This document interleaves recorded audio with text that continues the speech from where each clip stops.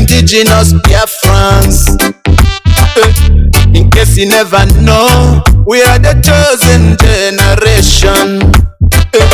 In case you never know, we hid into the call of our past heroes. Monsters are killing us, pressing silence, but we know that this is war. Everybody know, they know, you know, and we know they don't want us to be free, cause we got it all. Out of this is deceiving, now then we go. Every inch and every mile they think we never go, cause we need our freedom. We want our freedom. We want our freedom. We demand our freedom. Tell the Babylon Jano, Jano. Tell the Babylon Hona, Hona.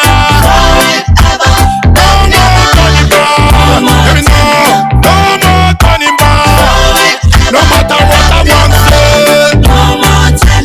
can't stop the motion, cause this is revolution. From the beginning of time, suffering and tribulation, yeah. Marginalization and lies, they never wanna see us survive. The government, they always kill and kill. You wanna blow the candlelight of generations young. I feel the pain, but I believe in later day. Biafra, the sunshine of God. Say no place like home, no place like home. Yeah. No turning back, no going back, no turning back till we take our home back. Freedom, we want our freedom. We want our freedom. We taking our freedom from the evil men. I know you know that never go tell all of them now. This is revolution. Go tell all of them now. Missing again. I said missing again. Cause this is revolution. I said this is revolution. Simple as that song I said. This is all we want. It's all we need. I cannot confess as I want. It's better for us to die as heroes than for us to live and die.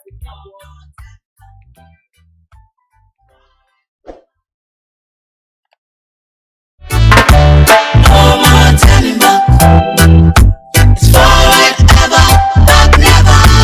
No more turning back. It's forward ever, back never. No more turning back. It's forward ever, back never. No more turning back. It's forward ever, back never. We are the indigenous Biafrans. In case you never know, we are the chosen generation.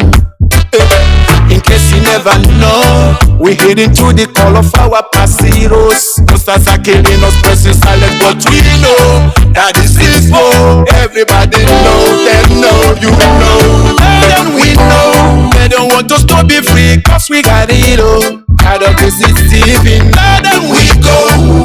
Every inch and every mile they think we never go, cause we need our freedom. We want our freedom. We want our freedom.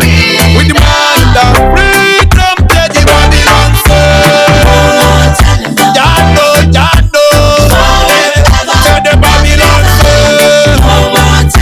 Hona, Hona.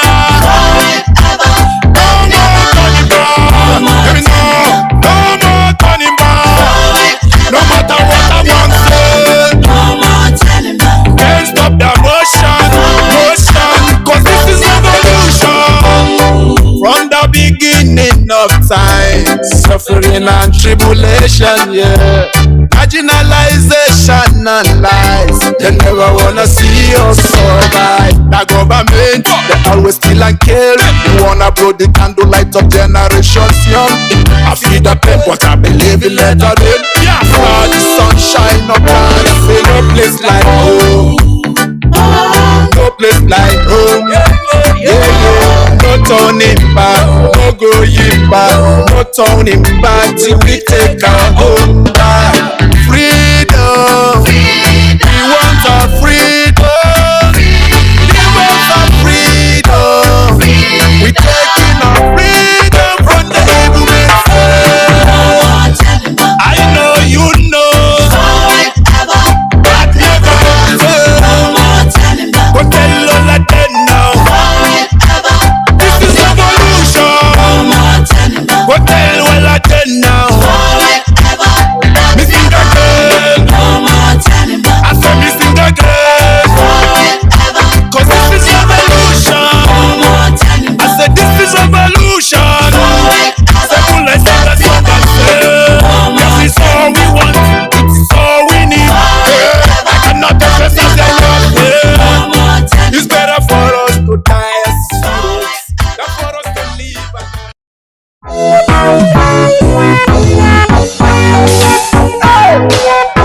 The bricks.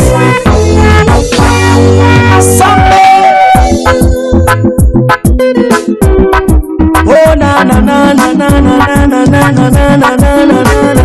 Watch it out.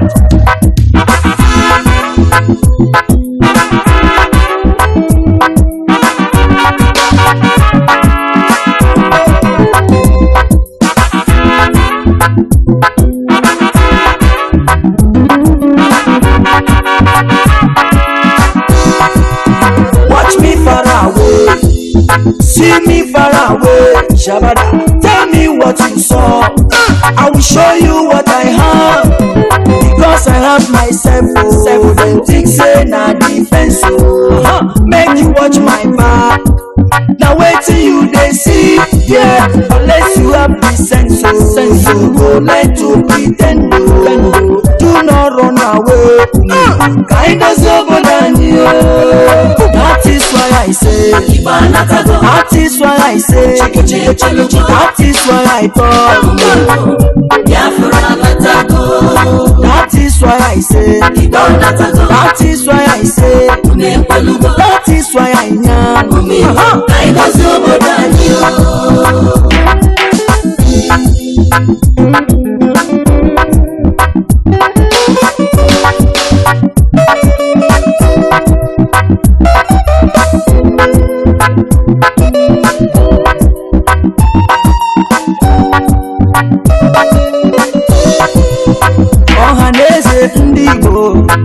How na day? I don't come to speak my mind with no delay. Let them know say una eyes clear about una way. Watch out, many things they happen in that country you dey. So some people trouble upon people every day. Even when you dey, you go talk say you know dey. I need to understand why this one about. I need to understand why this truth apart. The promise that we got and nationalize. The promise we will live and no complaints. Somebody watch me far away. Watch me far away. See me far away. See me far away. Tell me what you saw. I will show you what I have. Because I have myself. Then things say na defense. Make you watch my back. Now wait till you they see, yeah. Unless you have the sense, you go like to pretend. Do not run away. Kind of sober than you. That is why I say. That is why I say. That is why I talk. That is why I say. That is why I say. That is why I am. Kind of sober than you.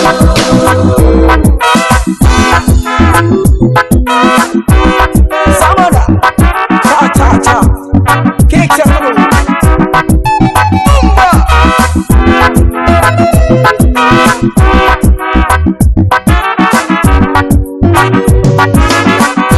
See, I come back again to tell people say, now here we dey. We don't come to stay. I say no retreat, no surrender. We're living big, but no array. killers killing innocent Biafrans every day. Look at Islam is killing innocent Christians every day. It depends me, yo. It depends me, yo. It depends me, yo. Chupoki kogama, atoranyo se maka, atoranyo se maka. I know ginaka, that is why I say, that is why I talk, that is why I know, that is why I say, that is why I talk, that is why I know.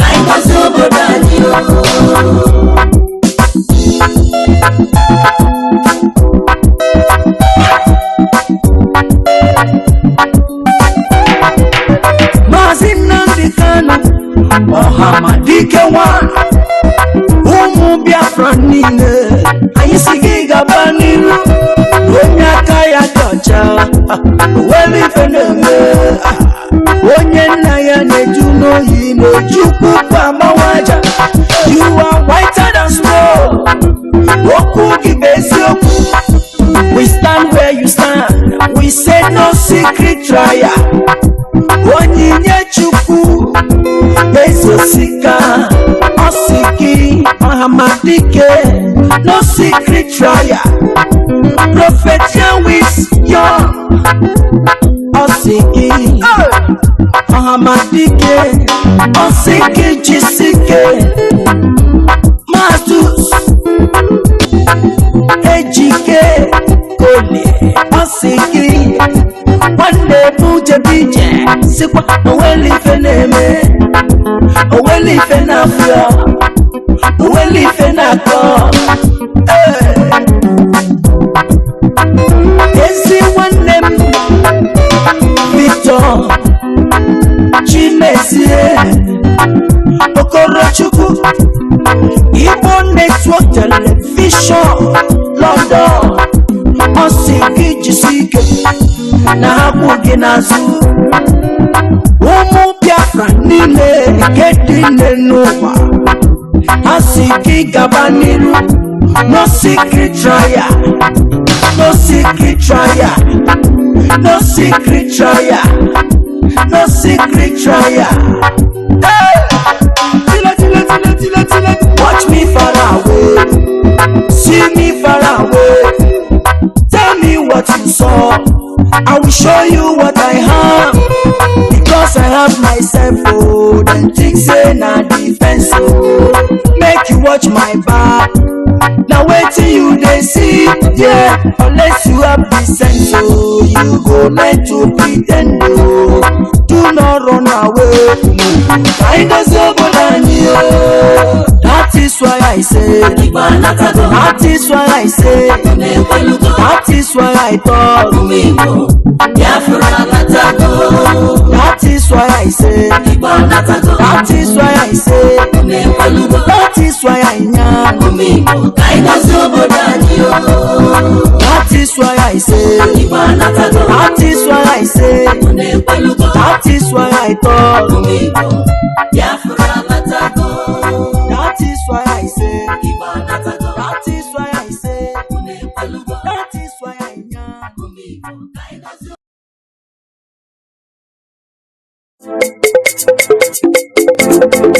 Compris, Pampe, IPOB, IPOB, IPOB. Yes, so I don't come again, no election in Biafra land, whether they like it or not. Makonye to election, on Abuba Hosa, Pampe, Biafra nile, no election, we say no election, white people nile, no merenti, we say no election, Biafra no election,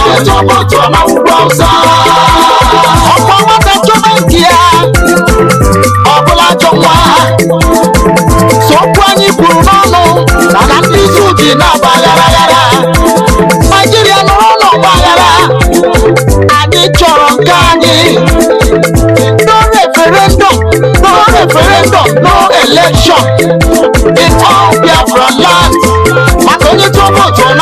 Hausa. Osunu Ubani, Ulu Musiani, no election. When they talk about Jona Hausa, no election. When they talk about Jona, we say no election. When they talk about Jona Hausa, Wadi Bonine. When they talk about Jona Hausa, no Melenti. When they talk about Jona Hausa, no Melano. We say no election. When they talk about Jona Hausa, no election. When they talk about Jona Hausa, something. Spaghetti Gangunu. Maka na onye isi anyị bụ Mazi Nnamdi Kanu siri onye atụ na votu ka ndị si niile ji na-agbagharaghara ndị ọha na-eze ndị Igbo ndị okenye anụrụ a wee fụ eziokwu a ga-ekwu a na-egbudi ya iru na maka ego ndị su ndị ọchịchị anyị bụ ndị a si lekotewa anyị wee gara anyị wee na-egbu ka ọkụkọ maka na anyị na-ekpere Chukwu okike abịa ma ihe mma bụ na onye tụọ vootu ọ naba ugwu Hausa. When they talk about Jona Hausa, no election. When they talk about Jona, we say no election. When they talk about Jona Hausa, Wadi Bonine. When they talk about Jona Hausa, no Melenti. When they talk about Jona Hausa, no Melano. When they talk about Jona, we say no election. When they talk about Jona Hausa, no election. When they talk about Jona Hausa, Opasi no Sokuma Mata. Onababeya. Maganu dene kan koboloku. Genti Kambunu Ọmọwani na ndị Hausa Ọbịa Barozi Manja Ndị Igbo genti Kambunu Ifunugo onye Hausa lụrụ nọ n'Enugu Ifunugo onye Hausa lụrụ nọ n'Aba Ifunugo onye Hausa lụrụ nọ n'Anambra Mana ndị Igbo na-alụ nọ na Sokoto Mana ndị Igbo na-alụ nọ n'Abuja Tatanụ ka idozi ebe anyị Maka na nke bụ nke bụ Maka na nke bụ nke bụ onye ọsọ chụbalụ ya na-ababe ya ka anyị dozie ebe anyị na ndị Hausa bụrụ okwu ndị na-enwe ọgụ n'igbu mmadụ anyị na-ahapụ mmụọ ibe ka ibe Chukwu okike onye obiọma sị m unu binye n'oge akara aka eluo mmụọ niile na-ejere ozi asị m unu binye n'oge akara aka eluo oke mmụọ oke mmụọ oke mmụọ oke mmụọ oke mmụọ oke mmụọ mmụọ niile na-ejere ozi asị m unu binye elu tetenụ n'ụra tetenụ n'ụra tetenụ n'ụra tetenụ n'ụra asị m n'ọnwa unu nwoke bụ nwa eze Chukwu bụ ụzọ mba aka ji ọfọ Igbo ọzọ eme nte eme ime ọsị m nọ ya nọ n'etiti unu taa ọsọ unu binye elu n'oge akara aka eluo mmụọ nna nna anyị ochie asị m gị binye mmụọ na-afụ na ife afụ na nzuzo asị m gị binye oke ọfọ ji eje ọgụ asị m unu binye ọfọ ndị Igbo niile asị m gị binye ọfọ ndị mmiri asị m gị binye ọfọ ndị ikuku asị m gị binye eze nwaanyị osimiri asị m gị binye eze nwaanyị na-ebe asị m gị binye eze nwaanyị idodi ikwu na-eme asị m gị binye eze nwaanyị amambara asị m gị binye eze nwaanyị osimiri nji aba asị m gị binye eze nwaanyị ala Igbo niile asị m gị binye eze nwaanyị ọgba asị m gị binye eze nwaanyị anike wawa asị m gị binye oke arụsị na n'iko jụrụ nwaanyị aga anị asị m gị binye n'oge akara aka eluo igirigi ọgụ mmụọ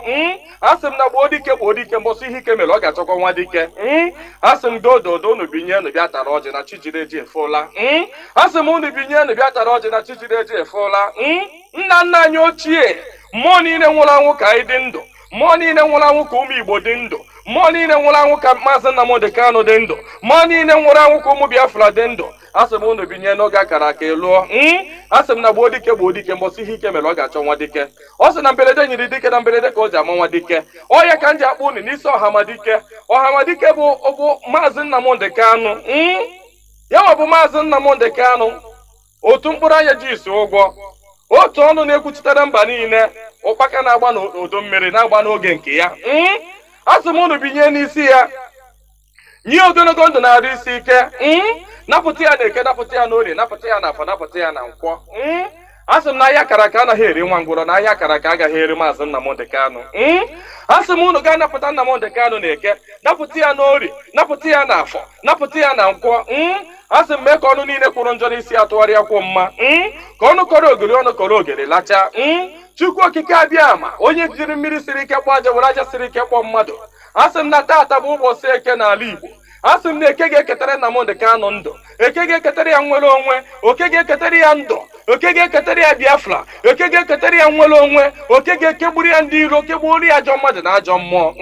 A sị m na mbọsọ ga-apụta Ekwensu ga-anọ n'ụra, ndị ilo ya ga-anọ n'ụra. Ọkwa na ekwe osu.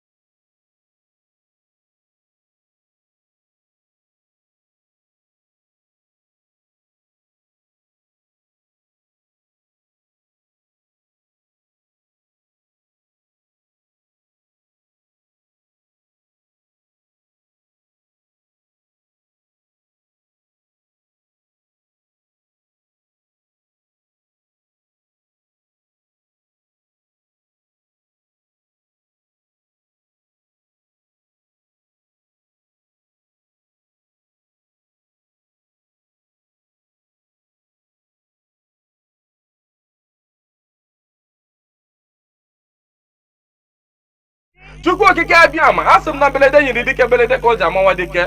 Asị m na okirikiri ka a na-agba ukwu ose, ọ dadị ukwu ose elu.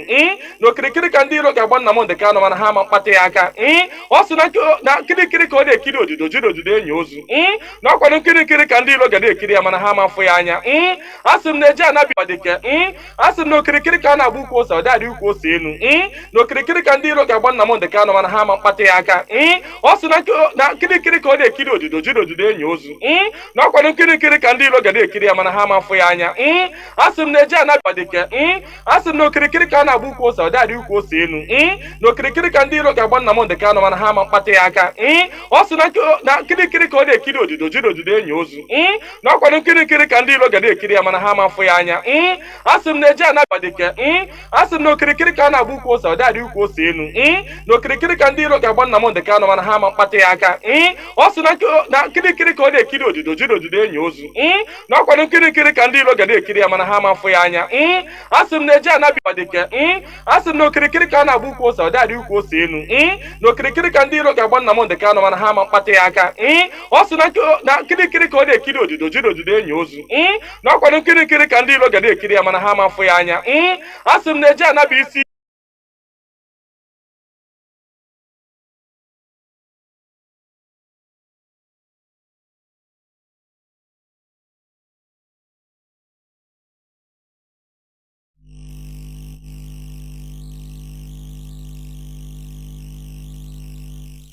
ekwugharịa mma n'isi ya.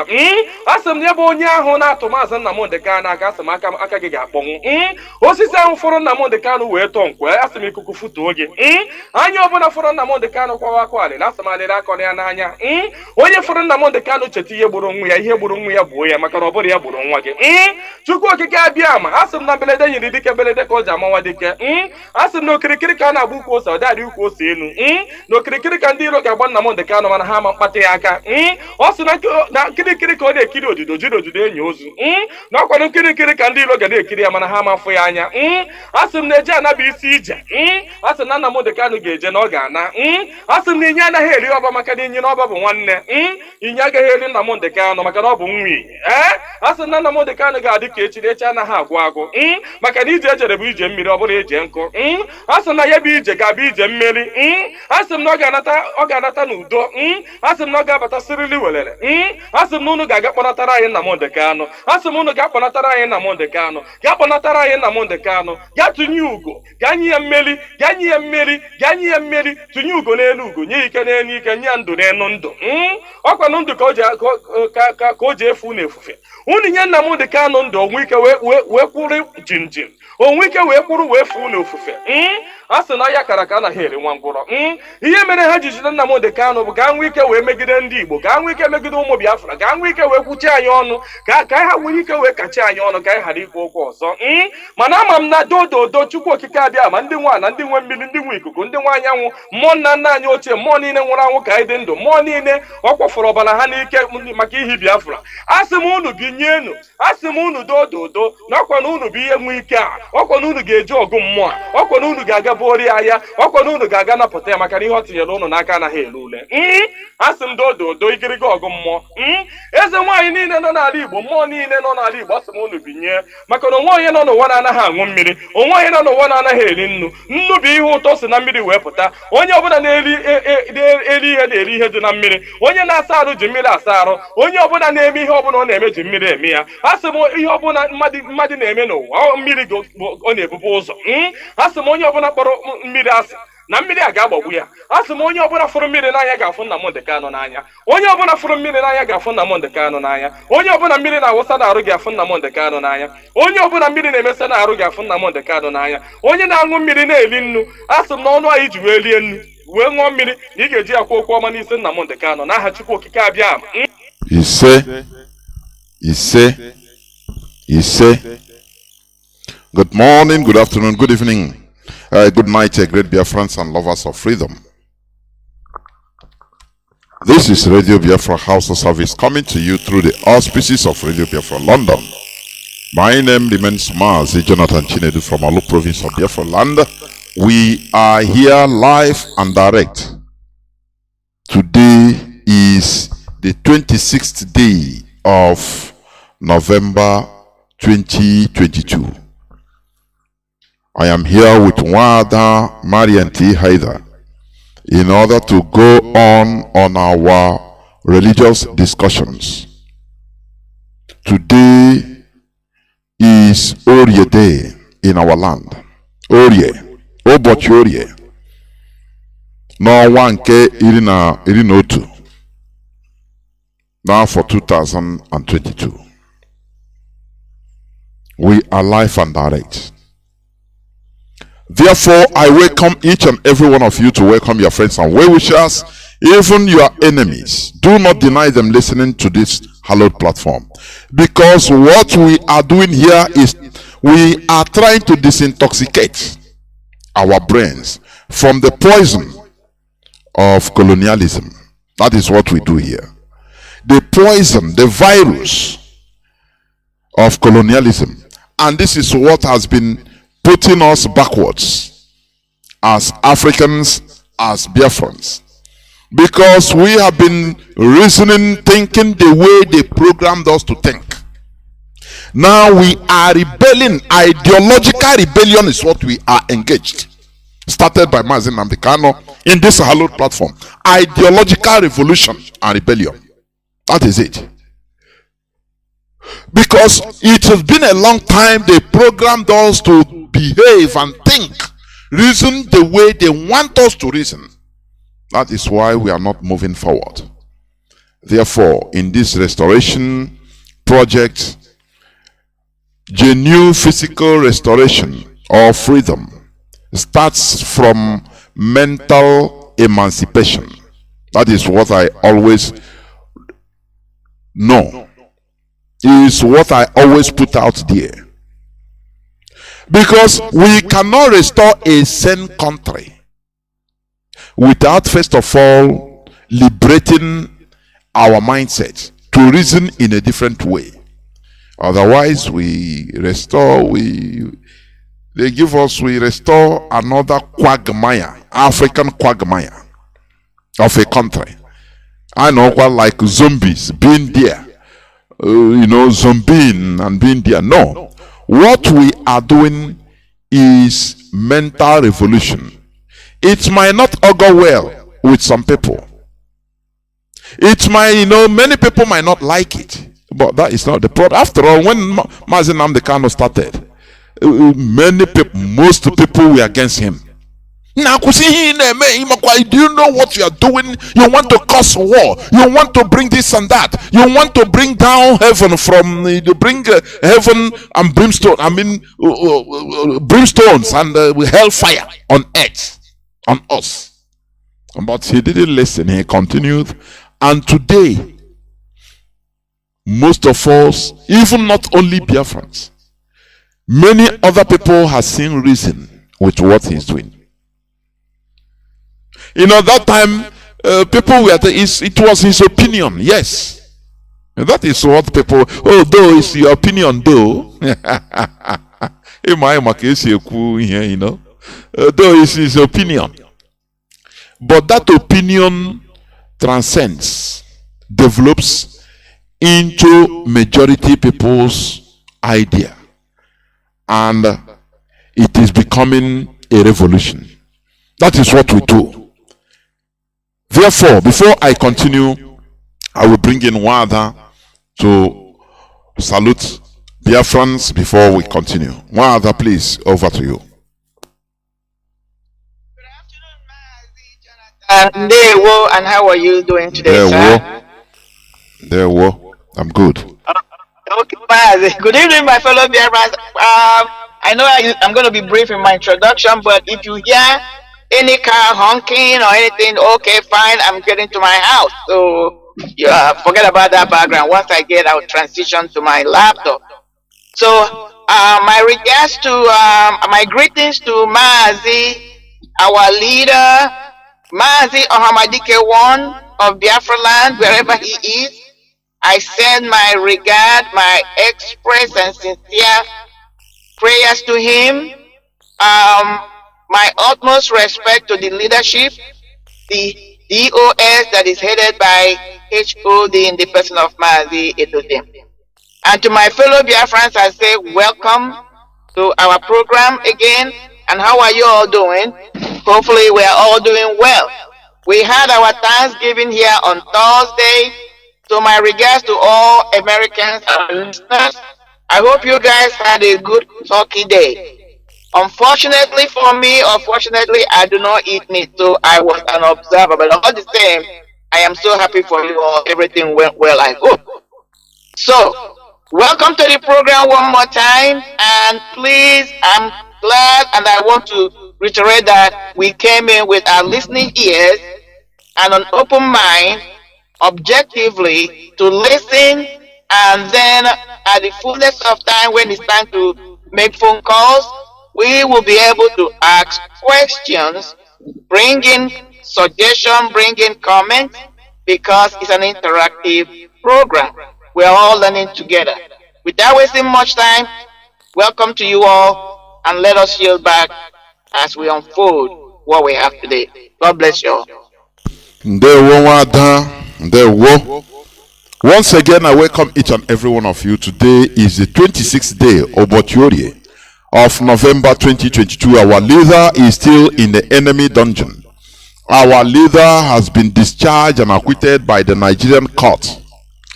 But the Fulani Caliphate, they don't understand what it means by obeying the court order. They don't do that. They don't understand that. That is why, despite the court ruling that our leader should be released with immediate effect, and has not only that he should stand no more trial, he should never stand any trial once again in any Nigerian court. But here, the Fulani, they don't understand what it means in modern governance. We are talking about democracy, Federal Republic of Nigeria. That is rubbish. All those are rubbish. You know, Adamu has told you that they are not ready for, electronic voting. In this 21st century, they are not ready. Always, they are not ready. So everybody should be stagnated, waiting for them. Do you see how they do? Nonetheless, we must continue in our topic, or on our topic that says upholding our values.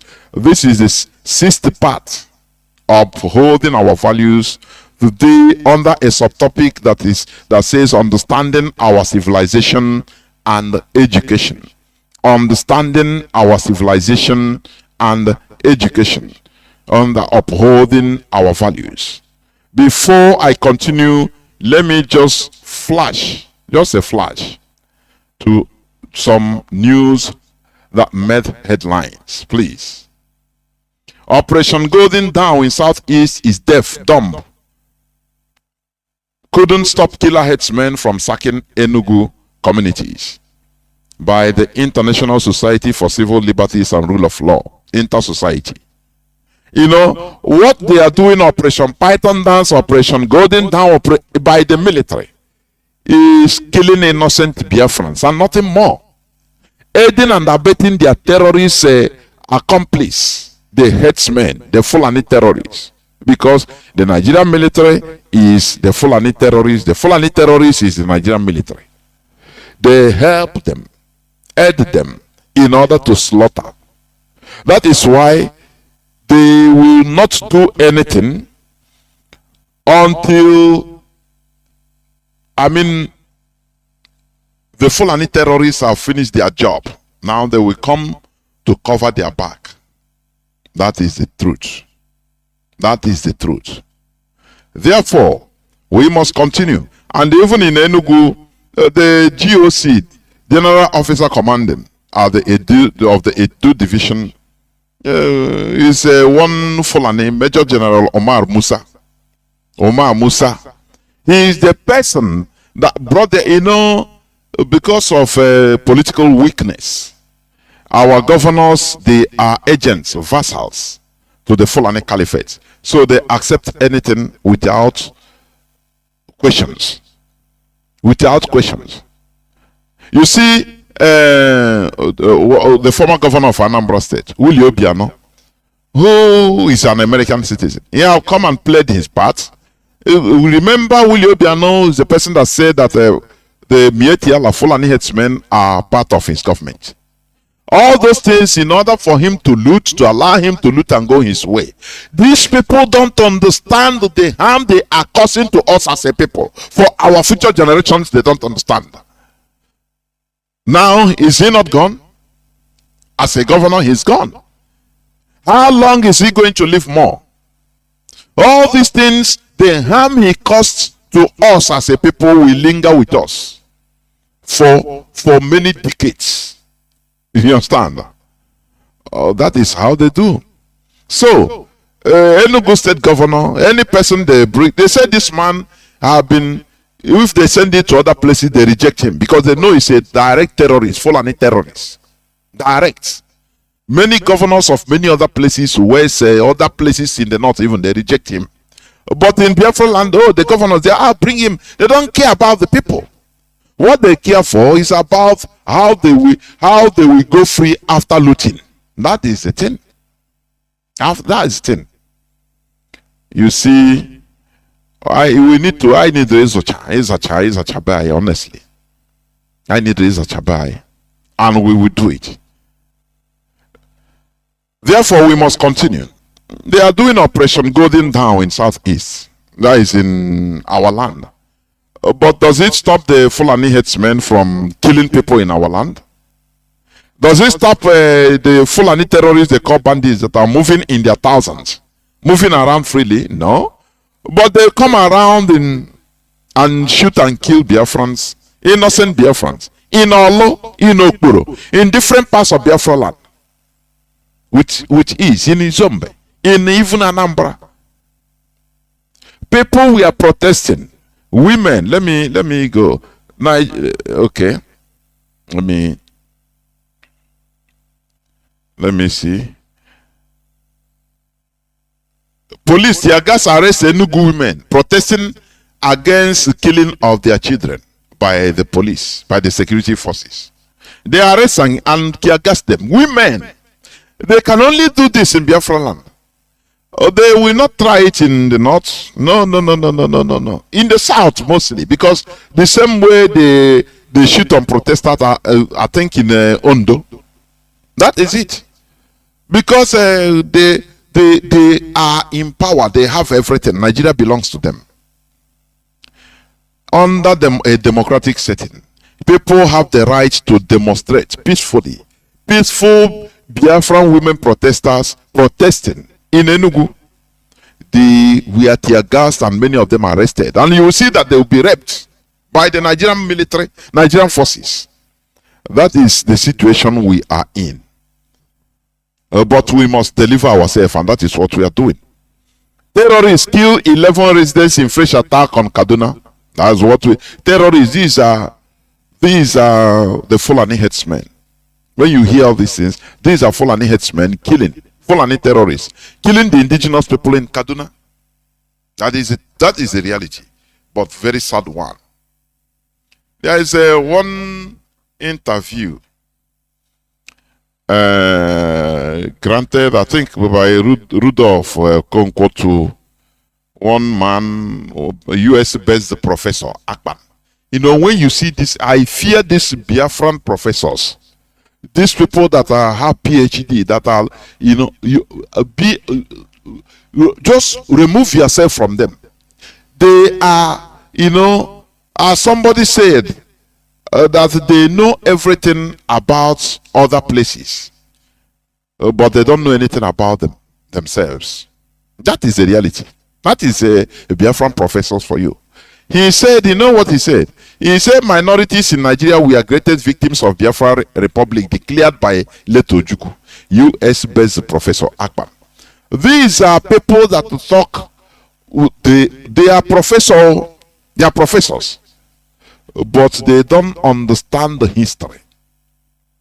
First of all, how can you be relegated into calling yourself minorities? Because Britain called you a minority in your father's land, and you accept that you have minority. Is that not a... this is what they put inside the brains of our people. You're a minority. But let me tell you, there are more tribes in the north than in the south. I used to say this so that people will research more and find out. Because whenever people talk about tribes, different tribes, they mention Igbo, Ibibio, Efik, this and all the clans, even clans, not even tribes in Biafra land. Because that is how they are programmed to reason. You know, I say that what we are doing is ideological revolution and rebellion. That is it. So that we remove ourselves from the cage, that cage they put us to think inside the cage. We remove ourselves and start thinking from outside. Look at this man. Look at what he said. Let me read a bit. Let me jump some and read somewhere. Okay, he said, in the riots that engulfed the north, at least a third of those killed were minorities from the north. Why is he calling himself a minority? Is there anything wrong when he called we are one people? Didn't he know that our second in command, the last president of Biafra, Efion, he said it? We are not saying, let me tell you, the Fulani Caliphate, the Northerners, they call everybody Igbo, whether you like it or not. They call everybody from Biafra land. They call us all Igbos. Whether you are from Ejo, whether you are from Ibibio, whether you are from Efik, whether you are from, it doesn't matter where you come from. Even on top Benin, they call everybody Igbos. That is what these people fail to understand. You know? So, when we talk about our being slaughtered in the north, is every Biafran we are talking? These people, I don't know the type of brain. You know, this is a danger of studying in Harvard. But you have no roots. Tap roots you don't have. Of your own. You know? That is what killed Azikiwe. Oh, he studied in Cambridge, in Oxford, in Harvard. But he didn't know Onisha is a village. He didn't know. He spoke Hausa first before he was he was brought back to Onisha. So that he can learn Igbo. Learning. Something that he should speak naturally. He learned it. This is the situation, the messy situation we are in. This person that is talking, he is calling himself a minority because Britain said so, that you are a minority. Now you are a minority, and he say, okay, we are minorities.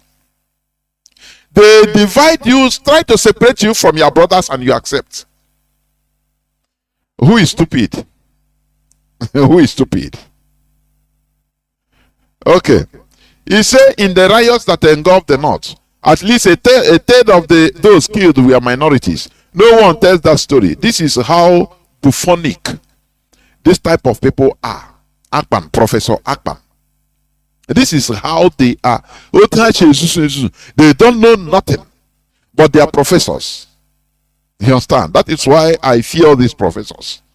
When you are when you are making reasonable argument, they will try to position you in what they learn. They don't go to the common sense. What we preach here is common sense. How can somebody come from far off, thousands of kilometers, and call you a minority in your father's land and you accept it? Are you not stupid? When we preach here, when we talk about our killings, Biafrans were slaughtered in the north. Biafrans. If we say Igbos, everybody is involved, is inside.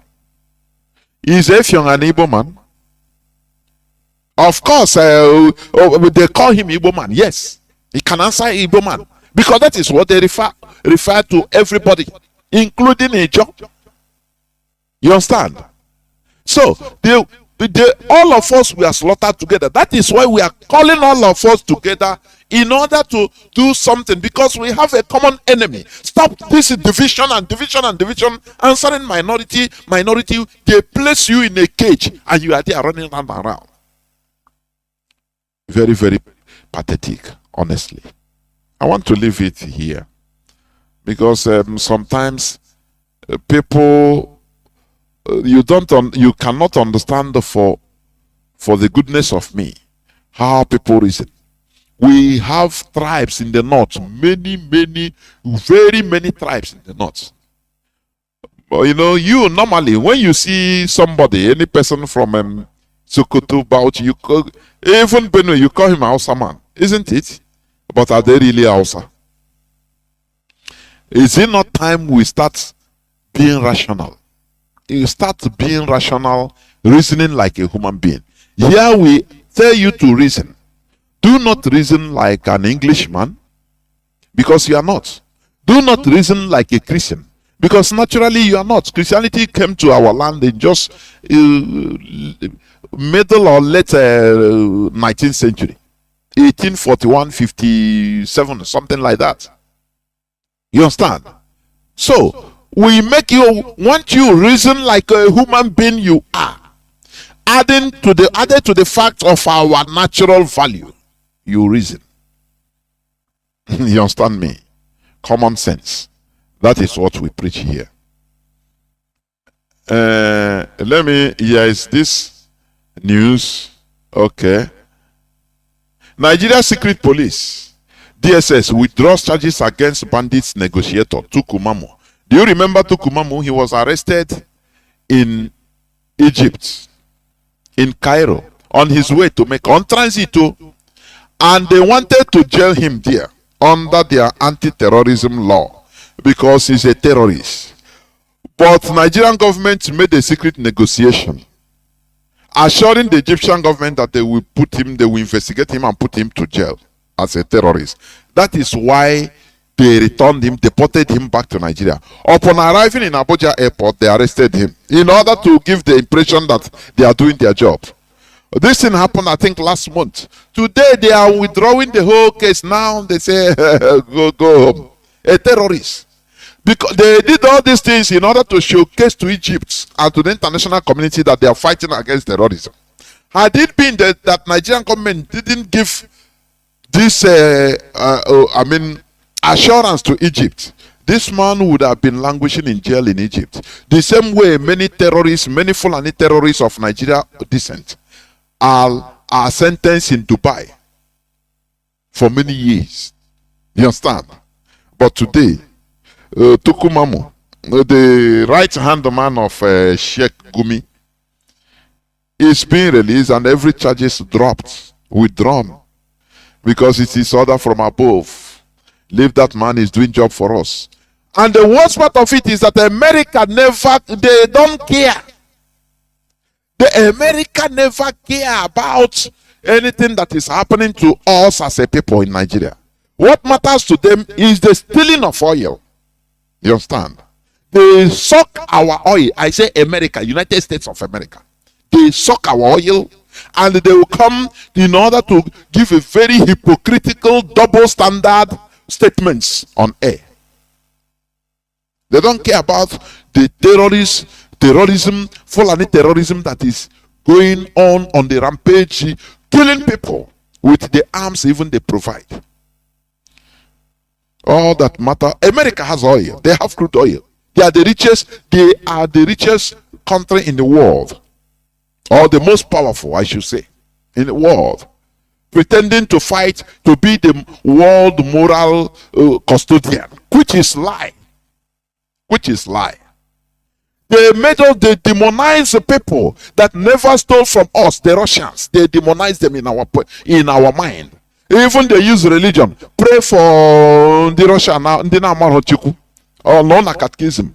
I now one by Lenin didn't Russia, Leno Tanya Nimidia. I pray for the peace of Jerusalem. In the water go I know now because we are programmed to see they program us. Oh, if you want to have peace, pray for peace in Jerusalem. For goodness sake, let us stop this stupidity. For goodness sake, I question this stupidity. People that have nuclear weapons, I know we don't even have electricity. We are here praying for them to have peace, but we are in a cage. That is what religion have done to us. We need to deliver ourselves. Any person that says that we should not continue in this, I don't know.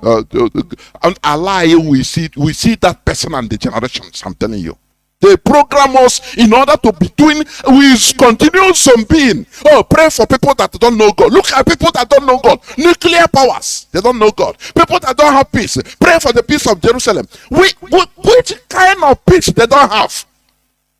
They are a very powerful country, and we are here praying for them. Hey, go say Jerusalem. We are here delivering ourselves. We need to deliver ourselves. You are praying for people that are advanced. You don't have even a simple electricity. You are praying for people. You don't even try to fight to deliver yourself, because that is what you are being programmed to believe. Here we don't give ourselves a sugar. We bitter pill we are giving ourselves so that we come out from this stupidity. It pains me a lot that wherever we are, the black people, we are at the bottom layer. Why? Because of the way we are reasoning. They program us to reason like animals, and we are doing it. Look at Onyene with the electricity. I see the people that can destroy you under 1 second with a nuclear weapon. People that since 100 years they never take off the electricity. Since 100 years. But look at Onye. I know here. I say,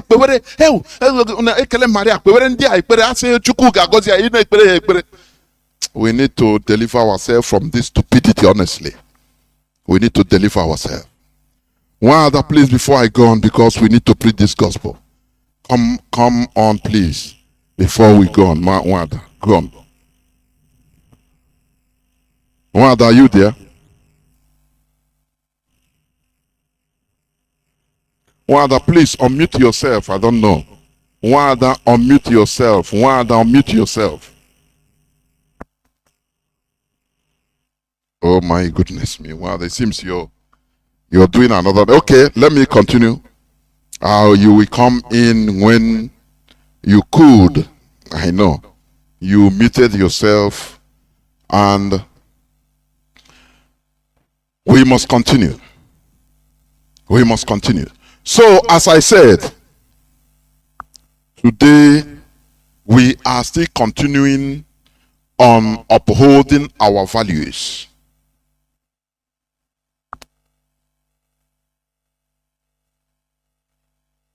Wanda, are you there? Can you hear me now? Yes. Okay, good. Please come in before I continue. Come in. Maybe you're busy. Go on. Wanda, don't mute yourself. Two devices. Yes, go on. Don't just press the thing once. Okay, Mazi, can you hear me? Yes, it's okay. You are muting. I understand what the situation you are in. I'm going to come in a few minutes because I'm in transition trying to come into the house. Go ahead, please. Okay. Let me continue. I'll continue. I know that I understand that you are busy. I know. Who do it? It's not easy. So we must continue, as I said. I will continue on the topic upholding our values.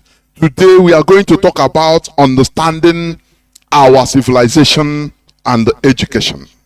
That is what we are going to hit on, please. You listen attentively. Because, as I said, what we do here is to, disintoxication. Do you see how they disintoxicate, addicts, drug addicts? They send them into centers of disintoxication. Here on Radio Biafra is a center for disintoxication of our mental caging, mental slavery that we have been, mental cage. We try to disintoxicate it. It's not a sweet. You can feel it as nasty. But that is how it is. But that is only the thing that can heal us. Now, under upholding our values, understanding our civilization and education, our Igbo culture consists of ancient practices as well as new concepts added into Igbo culture, either by cultural evolution or by outside influence. These customs and traditions include the Igbo people's visual art. Listen, so that you don't think whenever we talk about our tradition, you don't go only killing goats. Because Mandiba like killing goat and chicken. No, not only that, please. It includes the Igbo's visual art, music, dance forms, as well as their attire. Cuisine, that is agronomy and language dialects. All these are inside our custom, tradition. Is our way of life, our values. Do you understand me? So that whenever we talk our value, people's mind we go now.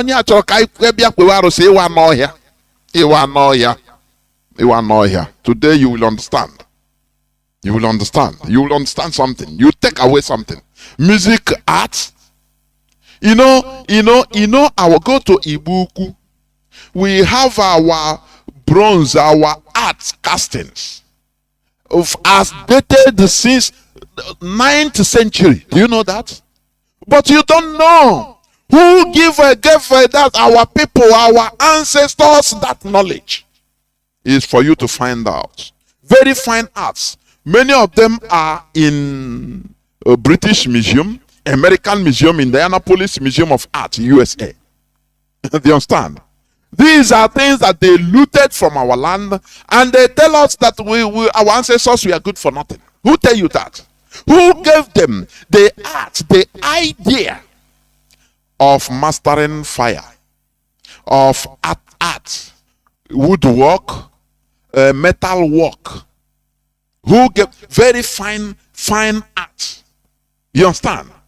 Anklet, you see anklet beaten from a solid brass bar, worn by Igbo women. All these very fine. You even in this modern technology, you cannot fathom how it is done. But this thing, we are far back. All these things were hidden from us, so that we see ourselves that, oh, it is the European that came and give us education. Who tell you that? Our people, we have our own form of writing. In Chibiti is our civilization. Do you know that? We mastered. Look, our people, we are good in metal work to the extent that today, even your communities are named Okozo. Okozo, Oka, Ndina Kozo. Today, because of English spelling, anglicized way of spelling it, they write it AW. No, Oka Ozo Kowo. You are calling it Okozo. No, it's Oka Ozo. Because that has been their work right from time immemorial. Before even the Europeans understand what is artwork, our people have been doing it.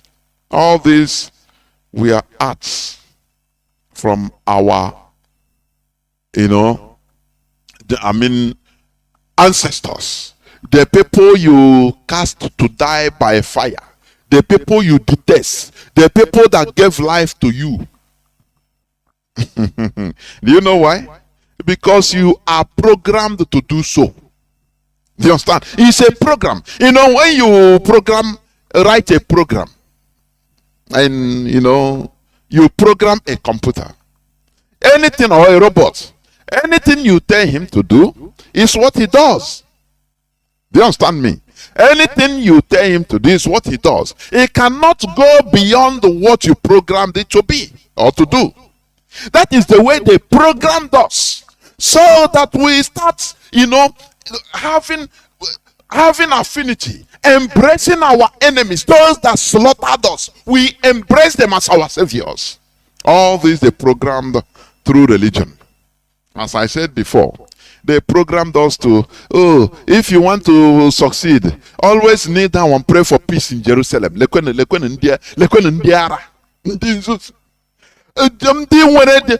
that they fought very well and have gotten their freedom, and they have developed. They are in an advanced country, Israel, but you are programmed to be praying. For us to have Biafra, we should pray for peace in Jerusalem. You are not here. You are just an animal in a cage. I'm telling you honestly. We should, I don't pity myself. You understand? We have been stupid enough. I had to go stupid too much. It is time for us to revolutionize, because without this mental revolution, we find it very difficult in order to restore a country of our choice, of our liking. We will still go like, we enter into the line of a quagmire-ish countries. We should be radicalized in order to go back to our value, upholding our value. That is what I'm preaching today. Therefore, we must continue. We should correct. Okay, let me continue. So when you hear about upholding our values, please don't think only about how to, these charlatans you are seeing, come here, go see, go. No, that is not our value. All these things, they learn it from the foreign European religion they brought to us, because they see that it is money is working in a money making machine. So when you say they have to use this one in order to attract you, because all you want is money, that is your limitation. That is all you want in life. You don't care about knowledge. You don't care about wisdom. What you care for is immediate money, mercantile mentality. That is why they can attract you. They can also push this okite, so that you come, they do money for you, abracadabra. The same thing with the church. Because before, it is not how we do. Never. It's not how we do. It's not our value.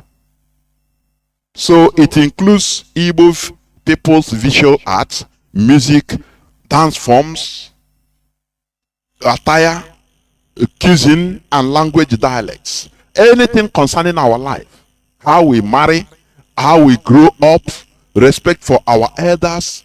This is what our values are. You understand? You understand? We should correct some mischievous errors of translations, which solidify and present our cultural values to the negative. I will come there, please. We should correct some mischievous errors of translations, which solidify and present our cultural values to the negative. Let me give you an example. Our shrines, normally temples, where we perform rituals, including presenting criminals to perform some rituals in order to pacify the land, originally called Arokose. Arokose. In our dialect, Aro. In the Anambra, say Alo, Alokose. That is, let's abomination stop. Let the crime stop. Alokose. That is what they translated today into Alose. Just the same way as Igbo Binuso today is Ibizo. You know, things change. It mutates gradually into meaningless issues, meaningless things. Alosi you are hearing today is alokose, alokose.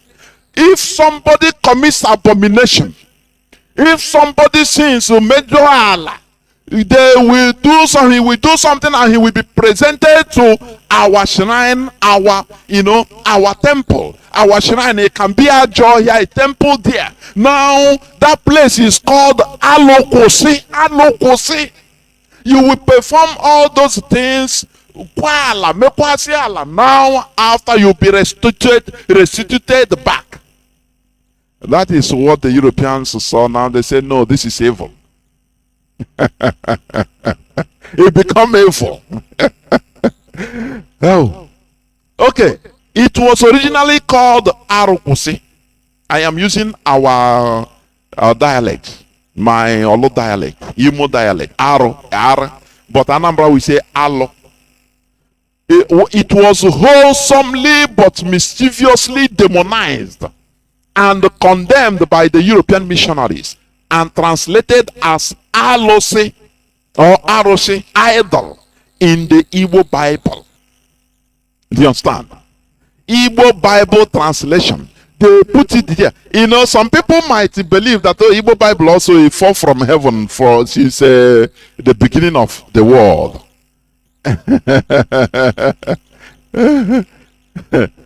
But you know, just a second.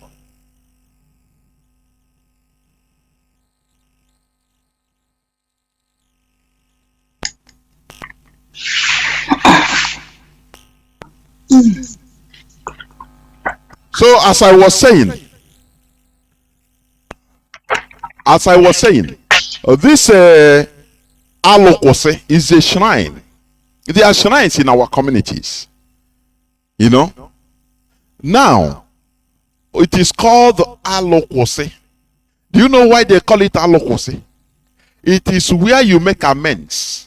Somebody that have committed crime in our land, pardonable crime, because there are ones that are not pardonable. You understand? That you know, they will assign a gadget. Now you get on them more, they will kill you. Our land will slaughter, will kill you. That is our culture. That is our culture. Now, but the pardonable ones, they are either if you are exiled or it's communicated anyhow. Oh, now they tell you, oh yeah, mekwala. When you do all those things, they bring you into our altar. Do you understand? You call shrine. It's altar. It's temple. Now, in that temple, that place is called Arokose. Arokose. When you finish, I go to you say Arokose today. You know, you if anyone they tell you say, oh, you keep it here, you keep it. This and that, and that is it. You go. That is Arokose. The Europeans, they saw our spirituality. They use their missionaries now in order to castigate and start using the criminals in our land that run into their churches, into their missionaries, instead of coming to, you know, suffer the consequences of their crimes in our land. They enter, run and go and meet the British missionaries, the European missionaries in our land. And those people tell them that, don't worry, your sins are forgiven. Now, this thing they are, where they are taking you is where they should take you to do the do your restitution. Alokose. They say it's evil. They start condemning it. It was wholesomely but mischievously and maliciously demonized and condemned by the European missionaries and translated as Alose, idol, in the Igbo Bible. They have idol we don't have. I know idol is English, idol, but they don't know because we don't have the, you know, the interpretation of that idol because it's foreign to us. Something they call idol. Now they come and say, okay, this thing you are doing is idol, and they put it in Igbo Bible. Igbo Bible was first translated in 1913. 1913 of yesterday. Do you know that? But some people will think that Takora from Elu since the time of Abraham, because there are many things, many things there that was strange to us. We didn't have, as in our value, in our culture, we don't have an explanation of that. So what they cleverly do, the European missionaries, they thwarted our culture. They pointed and said, no, it's this that is ours. You see that? And we agreed. And it had been eating us since that time. It has been destroying us since that time. Anything else? Do you see? Okay. Today, the virus they injected into us made us reason and think English. You know, there are people, you cannot even explain all these things in Igbo language. You know, even we cannot really explain everything in Igbo language, because now we are thinking in English. You understand? That is why we can easily call an idol. And when you translate it in Igbo, because of the original way, the malicious translation, which the missionaries put it, you say it's Alosi, which is where our temple before, which is where we and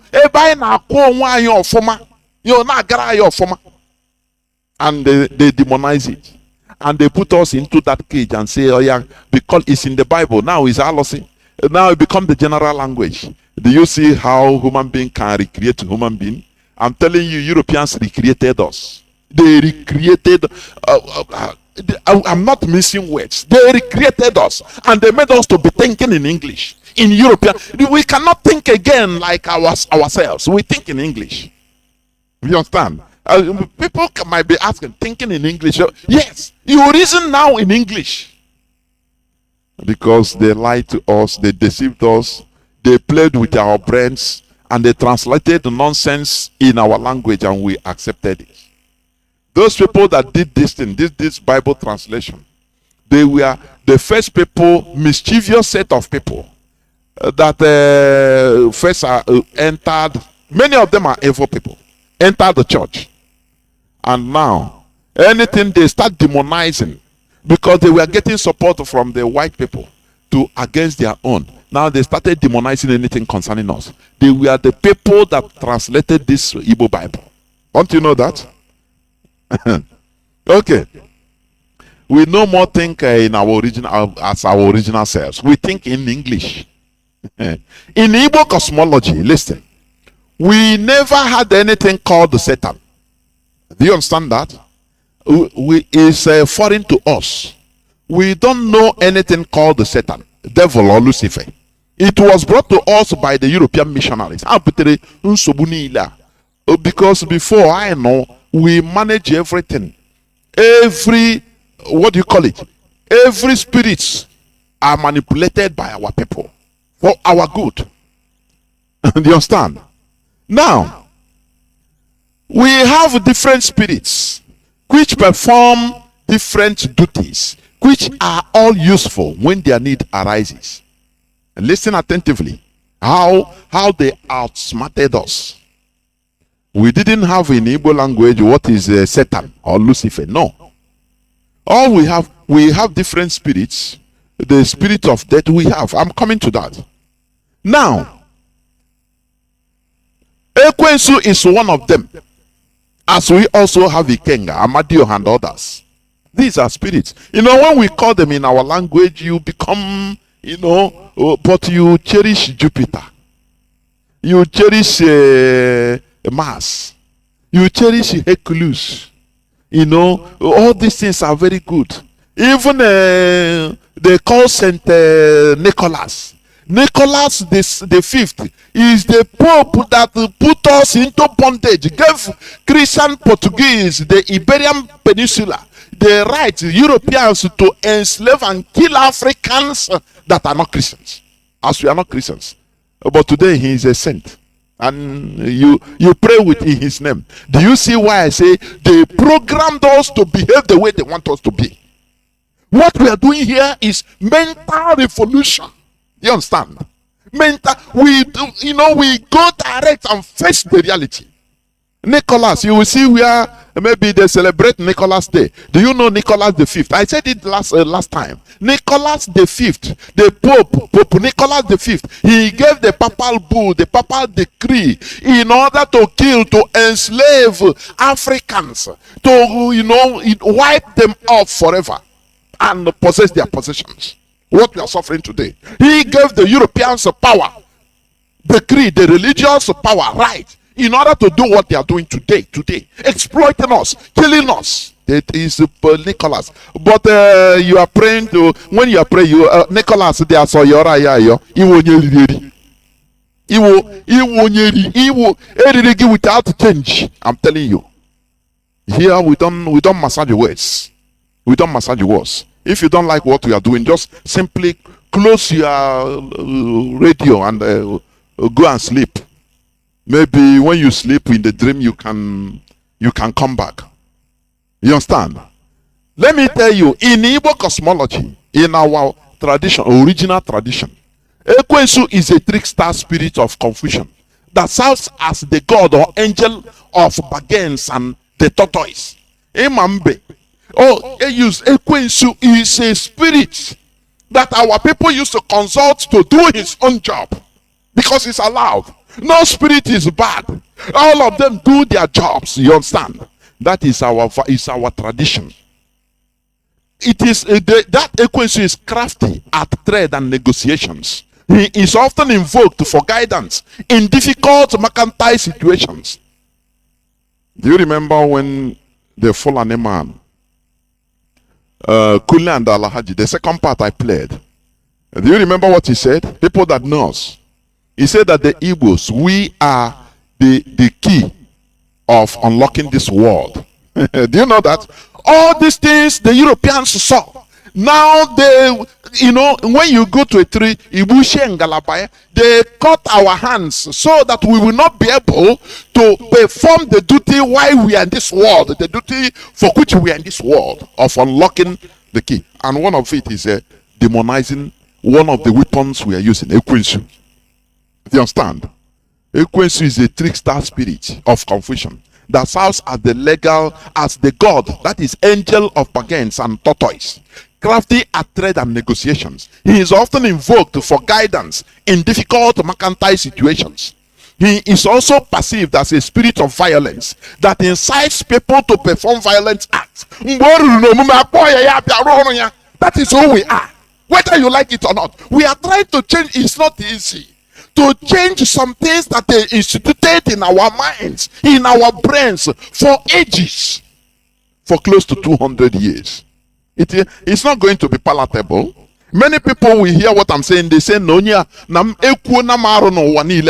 it is life from the pit of hell. We don't want to stay where we are programmed to be. We are rebellious. This radio station, Radio Biafra London, is a revolutionary radio.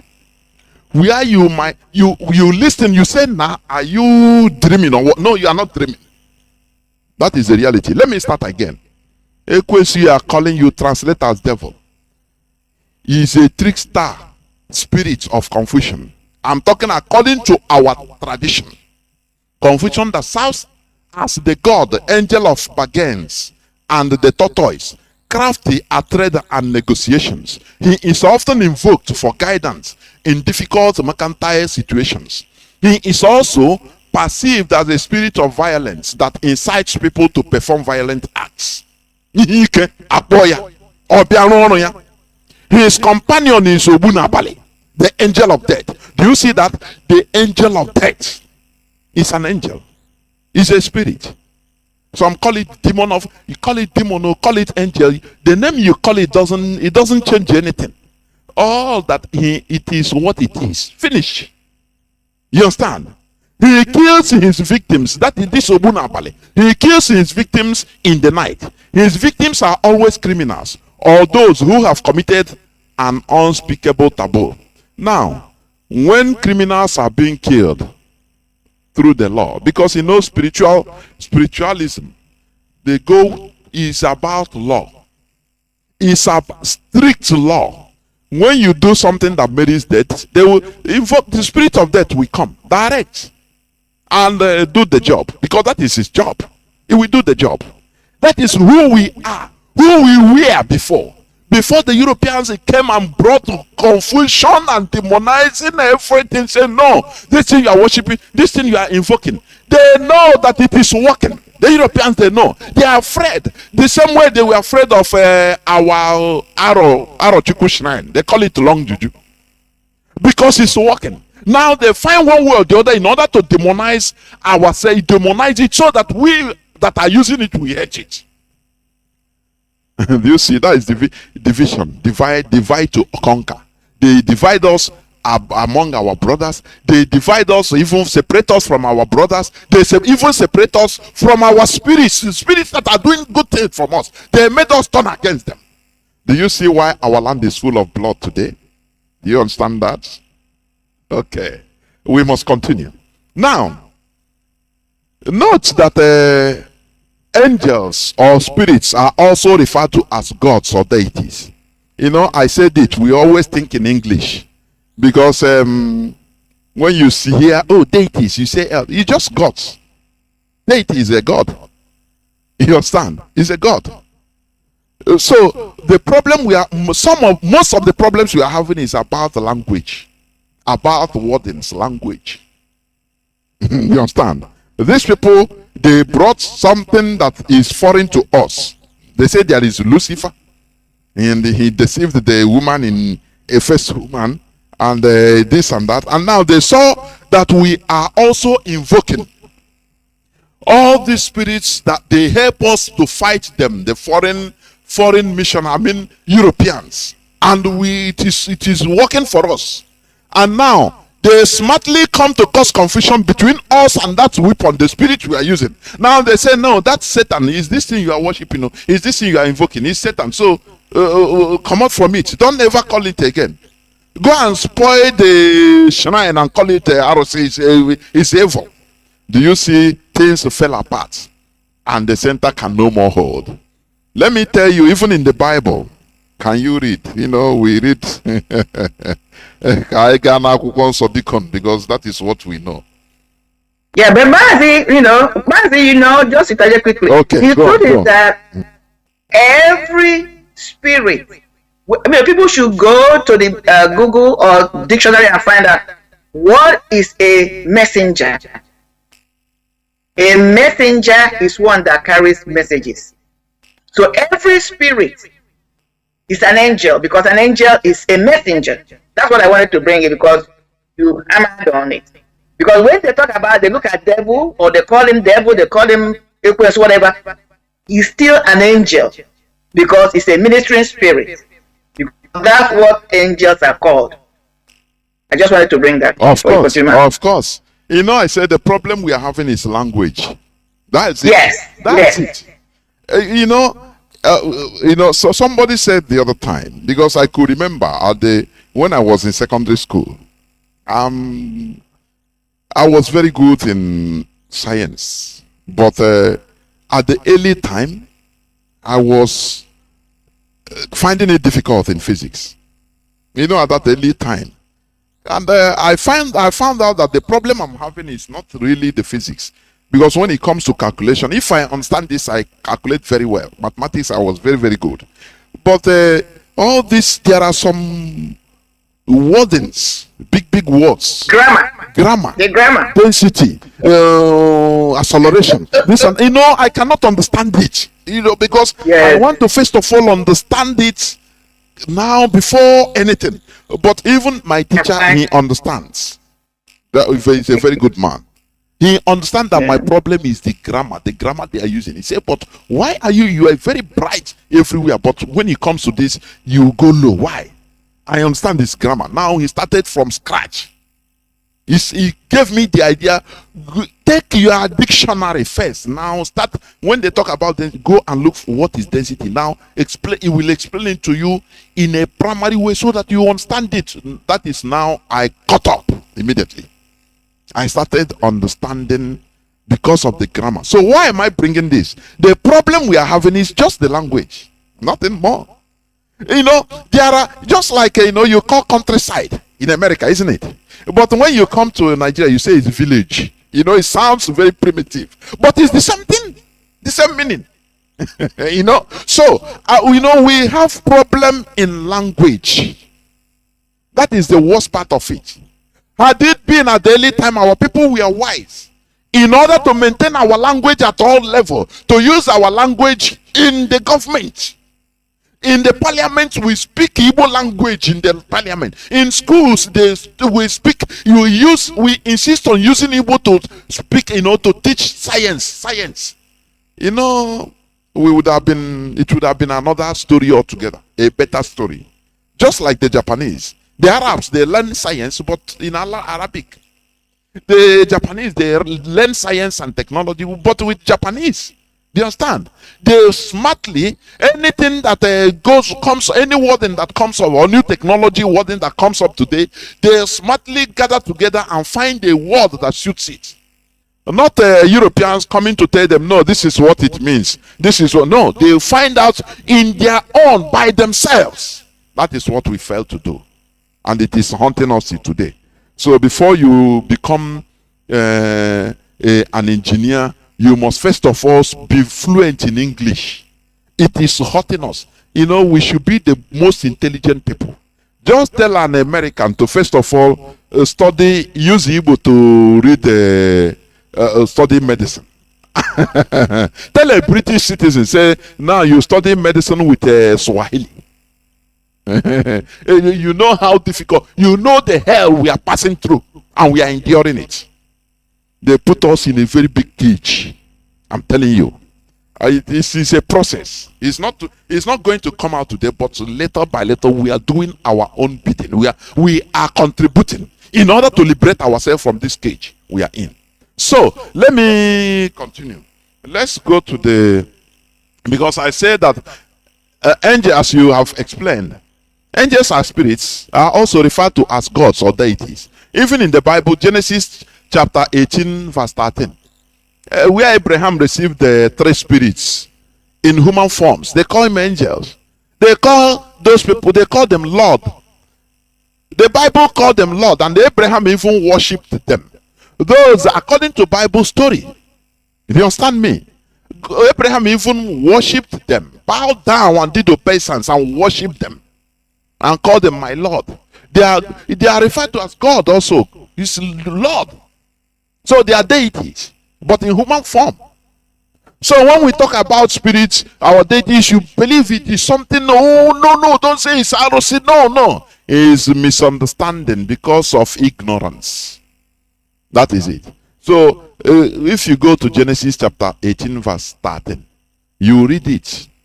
Even you can start from Abraham. That is where they announced to Abraham that Abram, that his wife will born. That after they started going to destroy Sodom and Gomorrah, all those things. That is it. Now, the European missionaries, in order to break and conquer both our spiritual, mental, and physical power of resistance against them, they smartly taught the early Igbo Christian converts that their Satan in the Bible, which they brought with them, is this our Ekwensu, which we invoke for craftiness and resistance. One of the abilities of the Illuminati, wise people, the ability to control, use, manipulate even spirits to do their biddings, is a credit. It's not bad thing. That was the wisdom God gave to Solomon. And you understand? Because Solomon is one of the pioneers of Illuminati. Let me tell you. That is why today Kabbalah is in Jerusalem.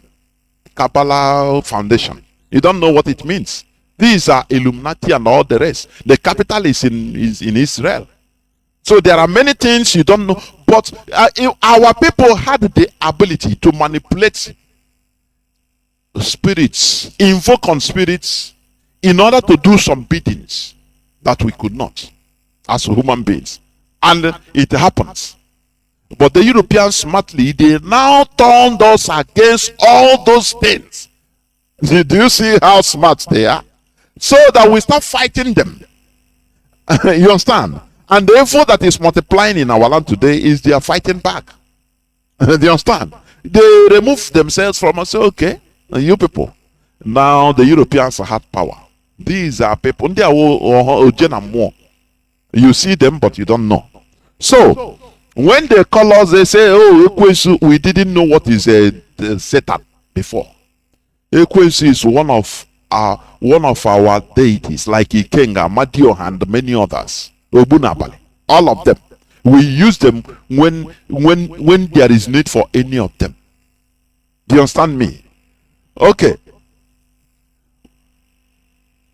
It was then translated into the Igbo Bible as Satan, and we started demonizing our very important weapon, Ekwensu. The goal of Europeans' influence was to easily colonize us as a people, forcing us to be fearful of something that was used for our benefits. Originally, Ekwensu was highly honored as one of the benevolent lunar deities. Do you understand? Okay. Now, I want to quote another place, please, for you to understand more. That there is no, this Satan, they talk, this and that. It is them that brought it. Even in the Bible, go to the book of 1 Samuel, 1 Samuel, chapter 18. Because I will quote all these ones, the one we can understand. If I start quoting the book of Brahma, you cannot understand it. So please, let us go to the book of, what do you call it? 1 Samuel chapter 18. Please. 1 Samuel chapter 18, verse 10. 1 Samuel chapter 18, verse 10, please. 18, verse 10. Okay. Now, do you know what it says there? Listen, let me read it. And it came to pass on the morrow that the evil spirit from God came upon Saul. I raise my case. Let us go again. The 1 Samuel chapter 19, verse 9. Which means evil spirit also came from God. That is what I'm telling you.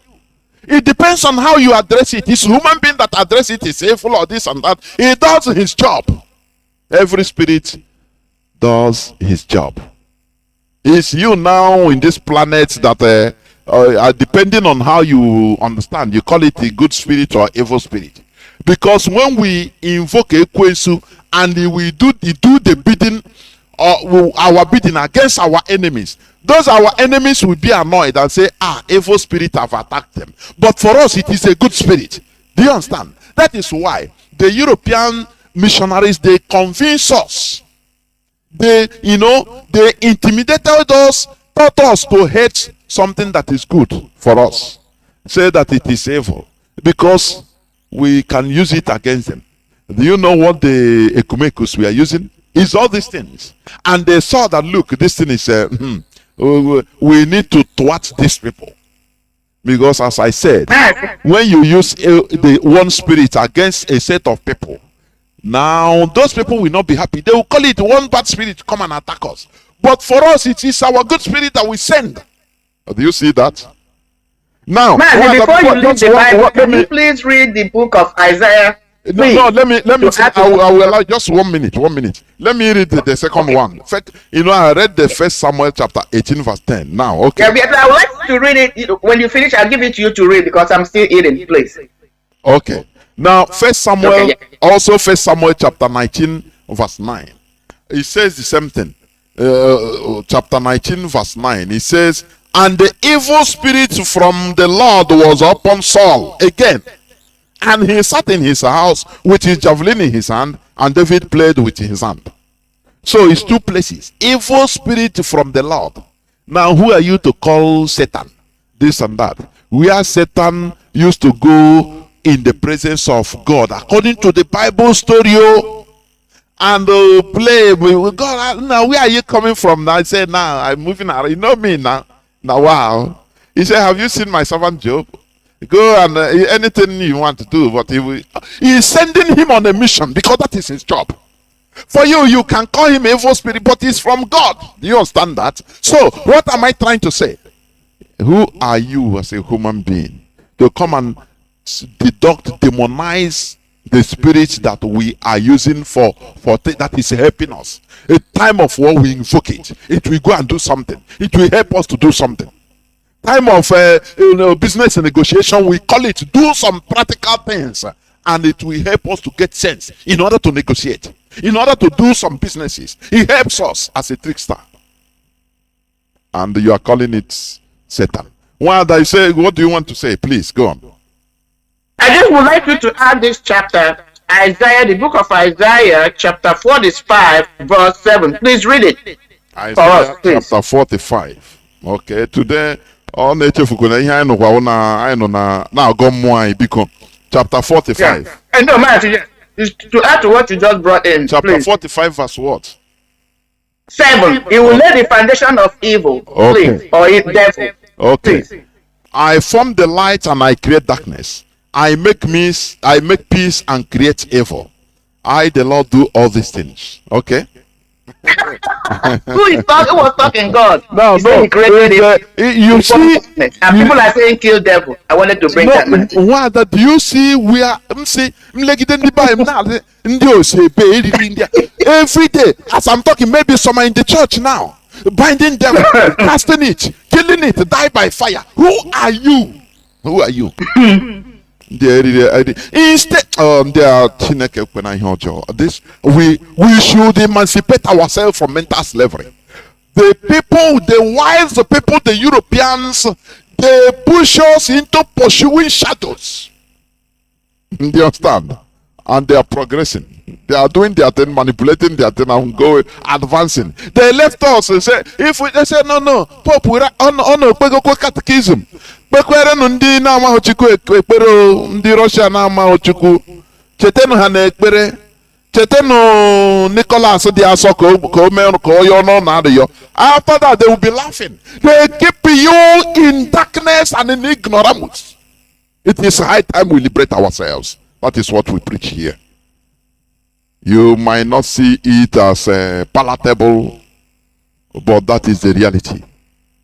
There is no spirit. You have no right to even say this spirit is Ekwensu is bad. Do you know that there are towns in our place they call Umu Ekwensu? Do you know that?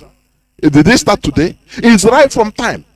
Right from time that village is called Umu Ekwensu. Do you know that?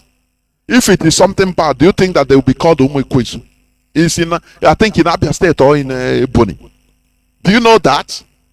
So why should we always be, we are ignorant. That ignorance is what we are trying to remove. Some people might be saying, no, this is not about Biafra restoration. Come on, this is the most important part of the restoration, restoring our brain, our values. Without our value, we cannot develop, let me tell you. And without going back to our value, upholding and cherishing our value, there is no way we can develop solely on foreign based values. It is impossible. It is impossible. We can learn and absorb things. That is the rule of the world. We absorb. Look at the things they collected from our land. They put it in museums in America, in Europe, many European countries. Do you think that they keep it there just like that? They have studied it, studied the civilization that brought that we are able to make this. How this was done. They studied it and they tap from that energy. But you are there casting out demon. Where they push you to be. Look at you, you are killing the. I ask people, I say, Satan die by fire, die by fire. For how many years? If God cannot kill Satan, it is you. He pursued Satan, he came down to heaven. Is it not? According to the Sophia. According to the story. Because sometimes all these things doesn't make any sense to me. Now it is you that will start binding devil and killing it. Look at you. They programmed us in order to remain in a mess, fighting round and round. When you are boxing A, they put you in a cage. They say continue boxing A. You continue boxing. If you are feeling tired, they give you glucose and tell you, say, remember, pray for the peace of Jerusalem. If you don't, peace of Jerusalem, you don't have peace in your village. You don't have security in your village. You come out, they kill you, or they kidnap you. They say the key to peace in your village is praying for people that have nuclear weapons. Don't you see that we are put inside a cage? That is that cage we are trying to remove ourselves from. It is not palatable, but it is the reality. Well, I don't know whether you have finished. You want to come in before I continue to the second part. I can come in now, Mazi. Please, Yeah. go on. I'm just gonna highlight on one or two things you have been saying. Like always, you bring in a whole lot. Like what we're doing, talking about our values. There was a tape I think you played when you were starting. The truth of the matter is that our values, our cultures, are a combination of a whole lot of things: the environment and our interactions with nature. That's how we get inspired to what our cultures become. So any society that have lost their culture have a problem. They have lost who they are. So, and like you said, an example is this. Because after yesterday, I went and tried and checked the Yorubas too. You find out that these Fulanis have been systematically constant in their quest. The same thing they did with the Hausas was what they did with the Yorubas. Yorubas have one of the finest craft before they come in contact with the Fulanis. Why am I stressing this point? Because our people, for some reason, are not getting the battle we are in. They're not getting it. They think it's a joke. What is happening in Ihamufu now, or around Ihamufu, is a tip of the iceberg. Now, when they come, everybody runs. It's not easy to run and come back. Never. So this is how they start their conquest. I think what is happening to us is that some of us think that you will see a whole bunch of Fulani herdsmen that will come and invade a community at a time. That's not the strategy.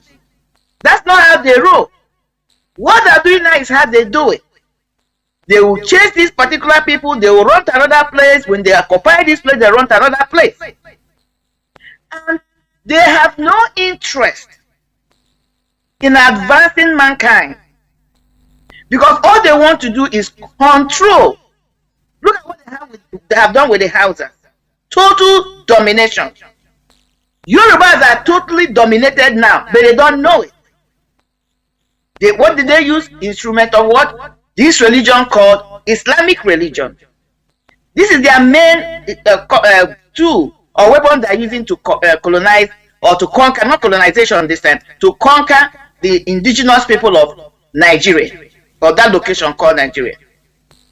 Look at what is happening now with Tinubu. It's intentional. They forced him to take that bit. This is my own deduction. They must have given him condition that he must take this radical. He calls his deputy or potential vice president, because they have a game plan for him. That's why they allowed him, and he can't say no. So even if he becomes the president, they will continue to pull the string. He will be just a stooge. That's who he's going to be. So we must understand what these people are doing. They're not playing with us. But let's go back. Why we are telling our people that Biafran project is a must. If we must survive as a group, if we must survive as a community, if we must survive as a tribe. Now, when it comes to our culture, what you're talking about, you talk about our masquerade, they will say it's evil. But in America here, they have festivals. It's okay. Both the Christians go, everybody will go and participate. They call it cultural festivals. They are allowed. In fact, they are promoted. You talk about our deities, they are evil. But when you come in here, they even have a day set up they call Halloween, when they worship and relish every spirit. Well, everything I'm saying, go and check the origination or the how Halloween came. It's a festival that came from Britain. It's the day the spirits interact with the living. Now it is finding its way into Christian church, because on Halloween day, Christians will now start saying, let's buy our own candy, let's do our own Halloween in a Christian way. Why am I invoking this? Because that is how some of these festivals, if not all the festivals the Christians are celebrating, came to play. There is nowhere in the Bible you find this festival they call Christmas. Christmas was a pagan festival, a Roman pagan festival that was brought into Christendom. That day they celebrate Christmas is the day that the pagans were what they call pagan, that is the traditional religion of the Romans.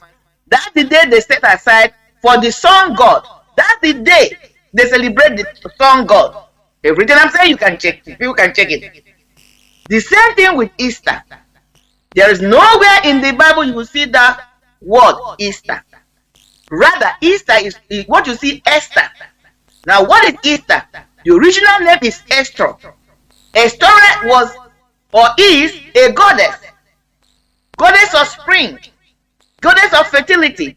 That is why it's celebrated at the time it's celebrated. When life begins to come back. What do you mean? Now, it's taken from the culture of the Europeans. Because that is when winter is going down and spring is coming up. So it's the goddess of the spring. The goddess that brings life. That is why they wove it into Christianity. Then tell you that Jesus Christ resurrected. I'm not arguing whether he resurrected or not. But it's the same principle that applies, that he resurrected and brought new life. Because they don't want to tell people the truth. These are the deceptions that wove into Christianity. What my people are carrying and parading everywhere. But let's look at these people that brought this religion to us.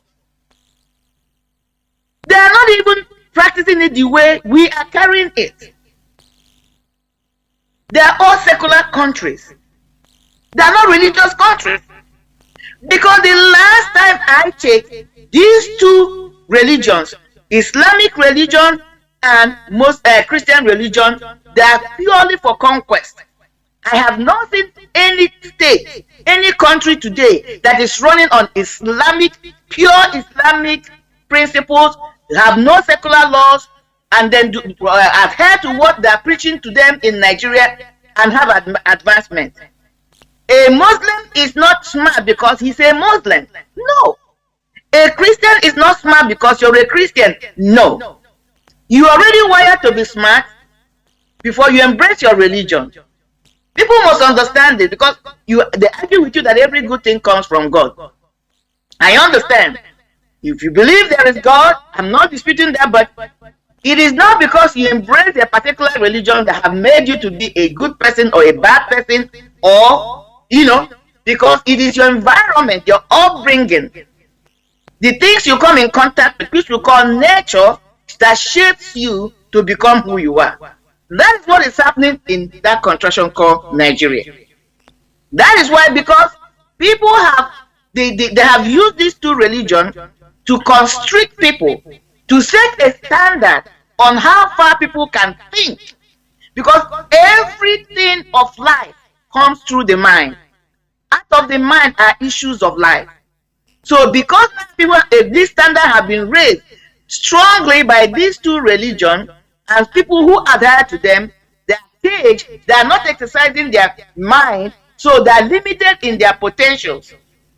That's what has crippled that place. That is why we are fighting, so that our people can look beyond these two religions. We are not asking anybody not to worship whomever they want or whatever they want to worship. There's only one God anyway. But any Lord, there are many lords, but there's only one God. Even when you go to Christian Bible, I'm going to touch that a little bit. There are many laws that govern localities, communities. Every square inch is governed by laws in the spiritual realm. So anybody is free. But what we are advocating here is this: we must exercise our minds beyond religion, because that's the only way we can make headway. Even when we are talking about Biafran project, unless we think beyond these two religions, or any religion at all, we may not be able to really understand what we're talking about, because they come up with this deception in this religion, telling you that you don't have to worry about this physical head, you don't have to do anything, just sit down, lay low, Jesus is coming, and your place is heaven. But the argument I ask these people, and one of the arguments I make is this: If I believe in this your concept, in this your religion, the way you want it to be, which will make me a born again, why are you asking me every day to help you? Why are you asking me to go and work, pursue the accumulation of wealth on the physical earth, and then come and help you out with that money? I have a problem with that. And when you ask them that question, they will say you're wicked, because they are not reasoning. Now, but just one point here. 1 second. Let me tell you, religious people, they don't like to engage in sensible, commonsensical argument.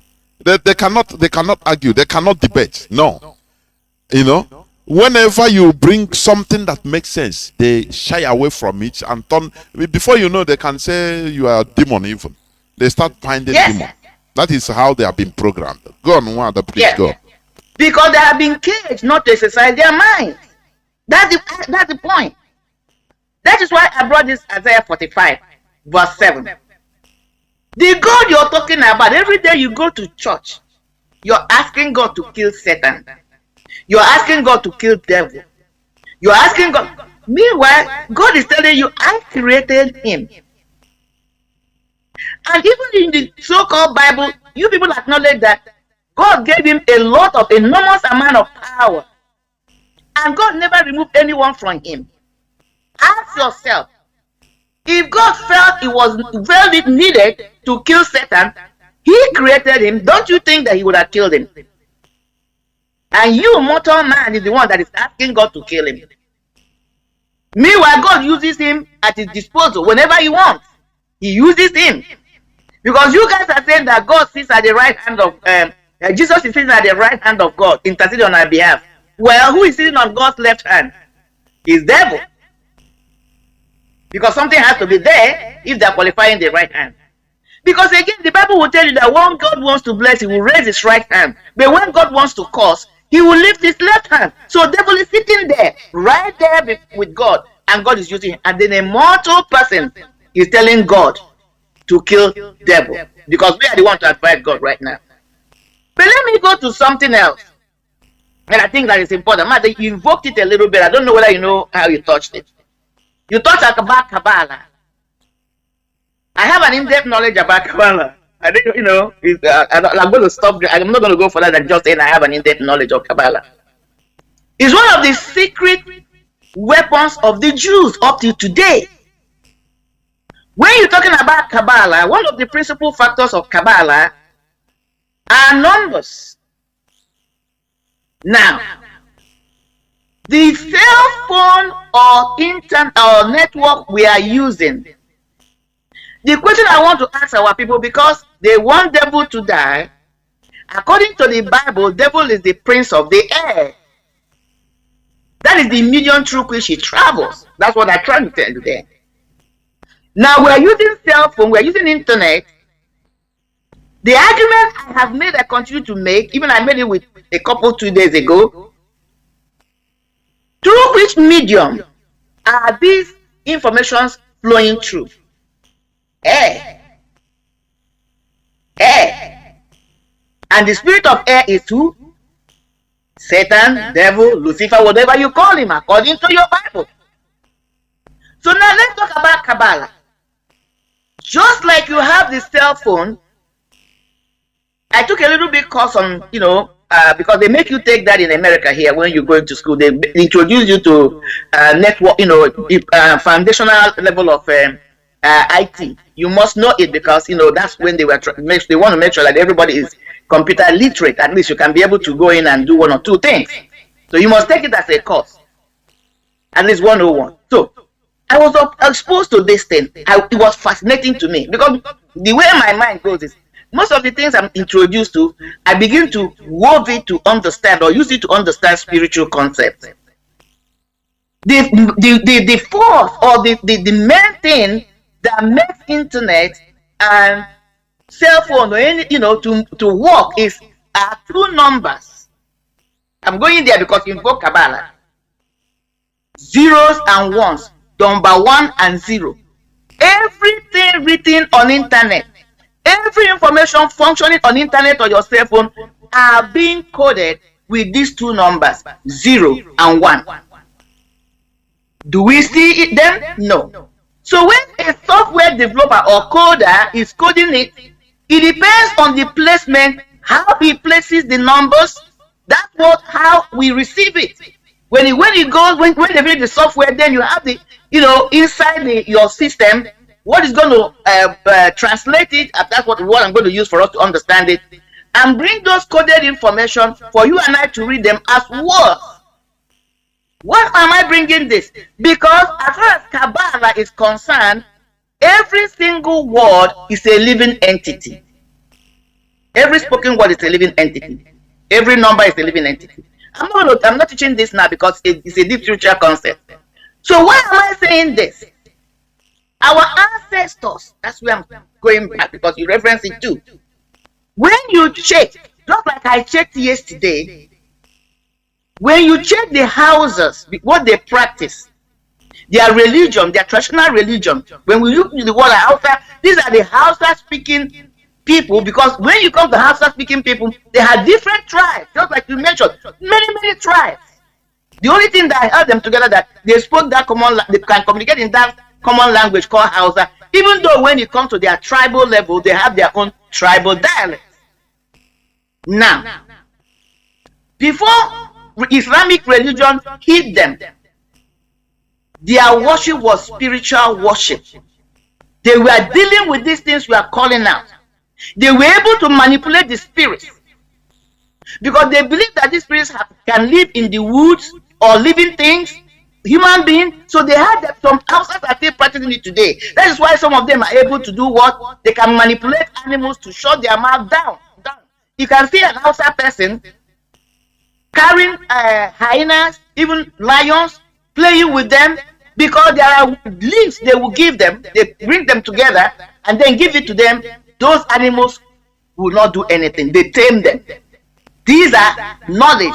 These are sciences. Because this is pure science. If you call medicine science, it is our own science. They knew and mastered this craft before Islamic religion came.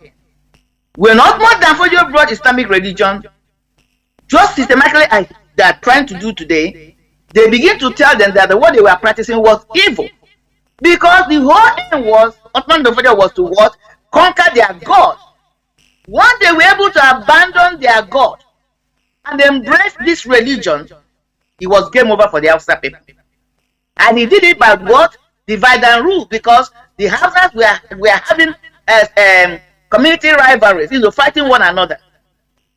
Now they came to the Yorubas. I researched a little bit the Yorubas. I found out the same thing. Before Islamic religion or Christian religion came into Yoruba land, Duduwa land, they were doing the same thing. They were masters in craft too, carvings, and other things they were doing. And I said, what was their religion? Their religion is what you call, is it Oshiri, Oshe? This thing you see them, their traditional religion. And the same concept, they were manipulating spirits. It was spirit worship they were doing. And I invoked it a little bit 2 days ago, but that is why I went to find, to make sure that I'm sure of what I was speaking about. Anytime you go to Yoruba church and you call it spiritual church, that's what they're really practicing.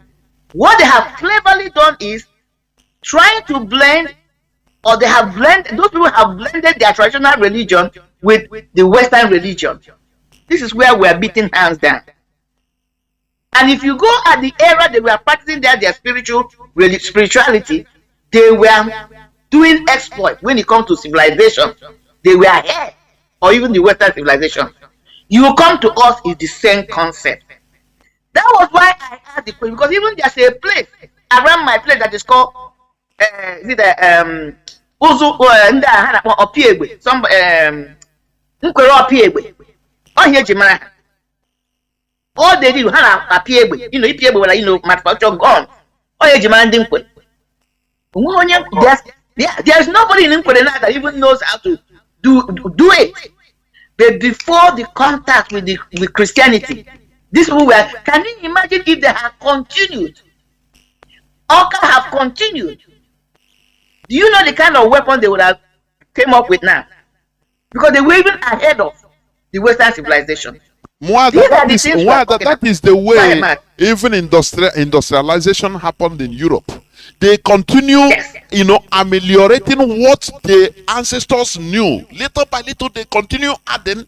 The son will grow up and add something to what his father was doing, just like that, until that is the way they are where they are today.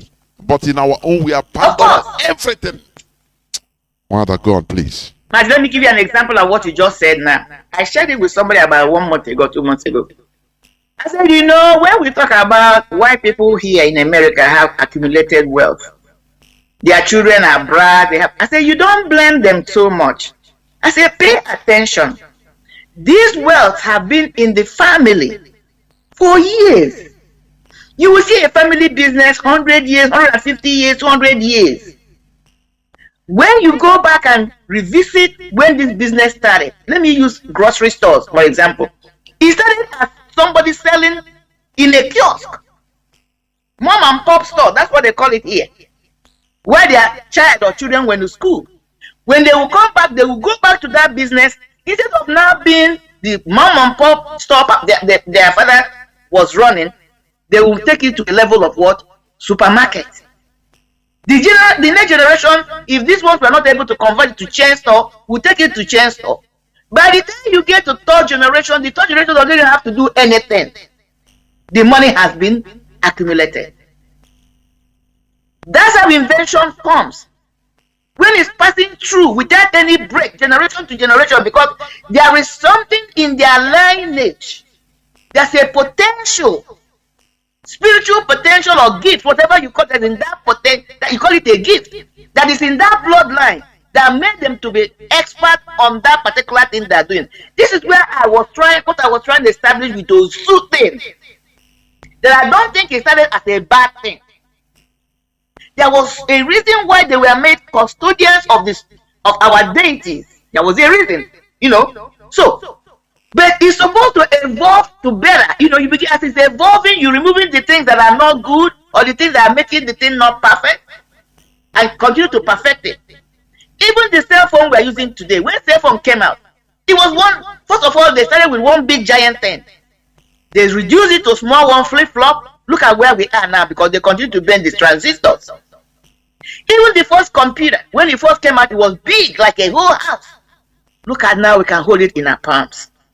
Because they continued to look at it, make improvement, remove the things that were needed and the things, new inspiration that are coming. This is one of the things we are lacking, because the environment is not promoting these things. The environment is denying us all these things. That is why you can take a black man from where they are, put them in another civilized country where they have the threshold, they blossom. The argument becomes, is the problem because I know we have our behavioral problem. But I'm talking about now pure ability to be creative or be smart. So the problem is not that a black man is dumb. The problem is not that a black man is created to be stupid. The problem is the environment. These things that have been put in place intentionally, and the major one is religion. These two religions, take it or lump it. They were intentionally set in place to cage people to the limit they can go. And then the other ones they call their daddy geos or whatever, or the politicians, are those who understood the game, continue to play the game, using it to stand on top of each other, every other person. That's the game we are dealing in Nigeria today, or in Africa in general. So that is what we are trying to educate us here, to understand that we are wired to do great things. We are not stupid. We are not dumb. White person is not smarter than you because of their color. It's because they have embraced certain principles, because they allow themselves to think freely, because they have realized that consistency and maintenance of an idea is the key. They have realized that you cannot be following a concept when it doesn't even pay you or does not improve your life. They have realized that I will not allow somebody else to dictate my future, that I have the ability, I have the right, just like the next politicians on my side, just like the reverend father or reverend sister or pastor or whomever on my right hand side, think they have the right to assess if there's anything like called God. I have the same right. And that I should not be allowing them to define or dictate my future. I must take my future into my hands. These are the things that separate the Western civilization and where we are. And again, we must know that when you look at a society, the elite of a society tells you the behavior of the general population. Because, you know, why am I saying this? The one I'm about to say now will pivot into the concept of elect this person, elect that person, they will change. No, they're not going to change anything. And the arguments I'll bring are two arguments. Before I use back to you, Mazi, are these. One, what is happening to Nigeria is a systematic concept that was intentionally set in place to put people in bondage. And again, like I said, one of the major factors is religiosity, making us to feel, have this high that all is okay, somebody is coming down from heaven to rescue us. Number two thing is this: the people you're bringing out, or people we are condemning, people we are judging, these elites, these so-called politicians, they came from among us. They were one of us. So, unless you change the psychology and philosophy of the population, you are still going to pull the same death from the same population, because the population is rotten and messed up. That's what you will see, because there are questions we've been asking, Mazi. Why is it that these people, the Stockholm syndrome, how did we get to Stockholm syndrome? Because these people are thinking alike. That is why you will see somebody that will make promises to you, and then you vote him in. He negates the promises. He doesn't even give a hoot about you. But anytime you see him, you lay down, you worship, you reverence him, because you know that if you're put in that same position, you will do exactly the same thing. That is why they don't see it as a bad thing. No matter what you and I are saying, hitting our head on the ground. That is why we are preaching these messages. Even this Hamufu thing that is happening, that is around where we have this problem that the Fulani are coming in. Mazi, was it not long ago? It wasn't even long ago. I believe if not, but you will see it happen again.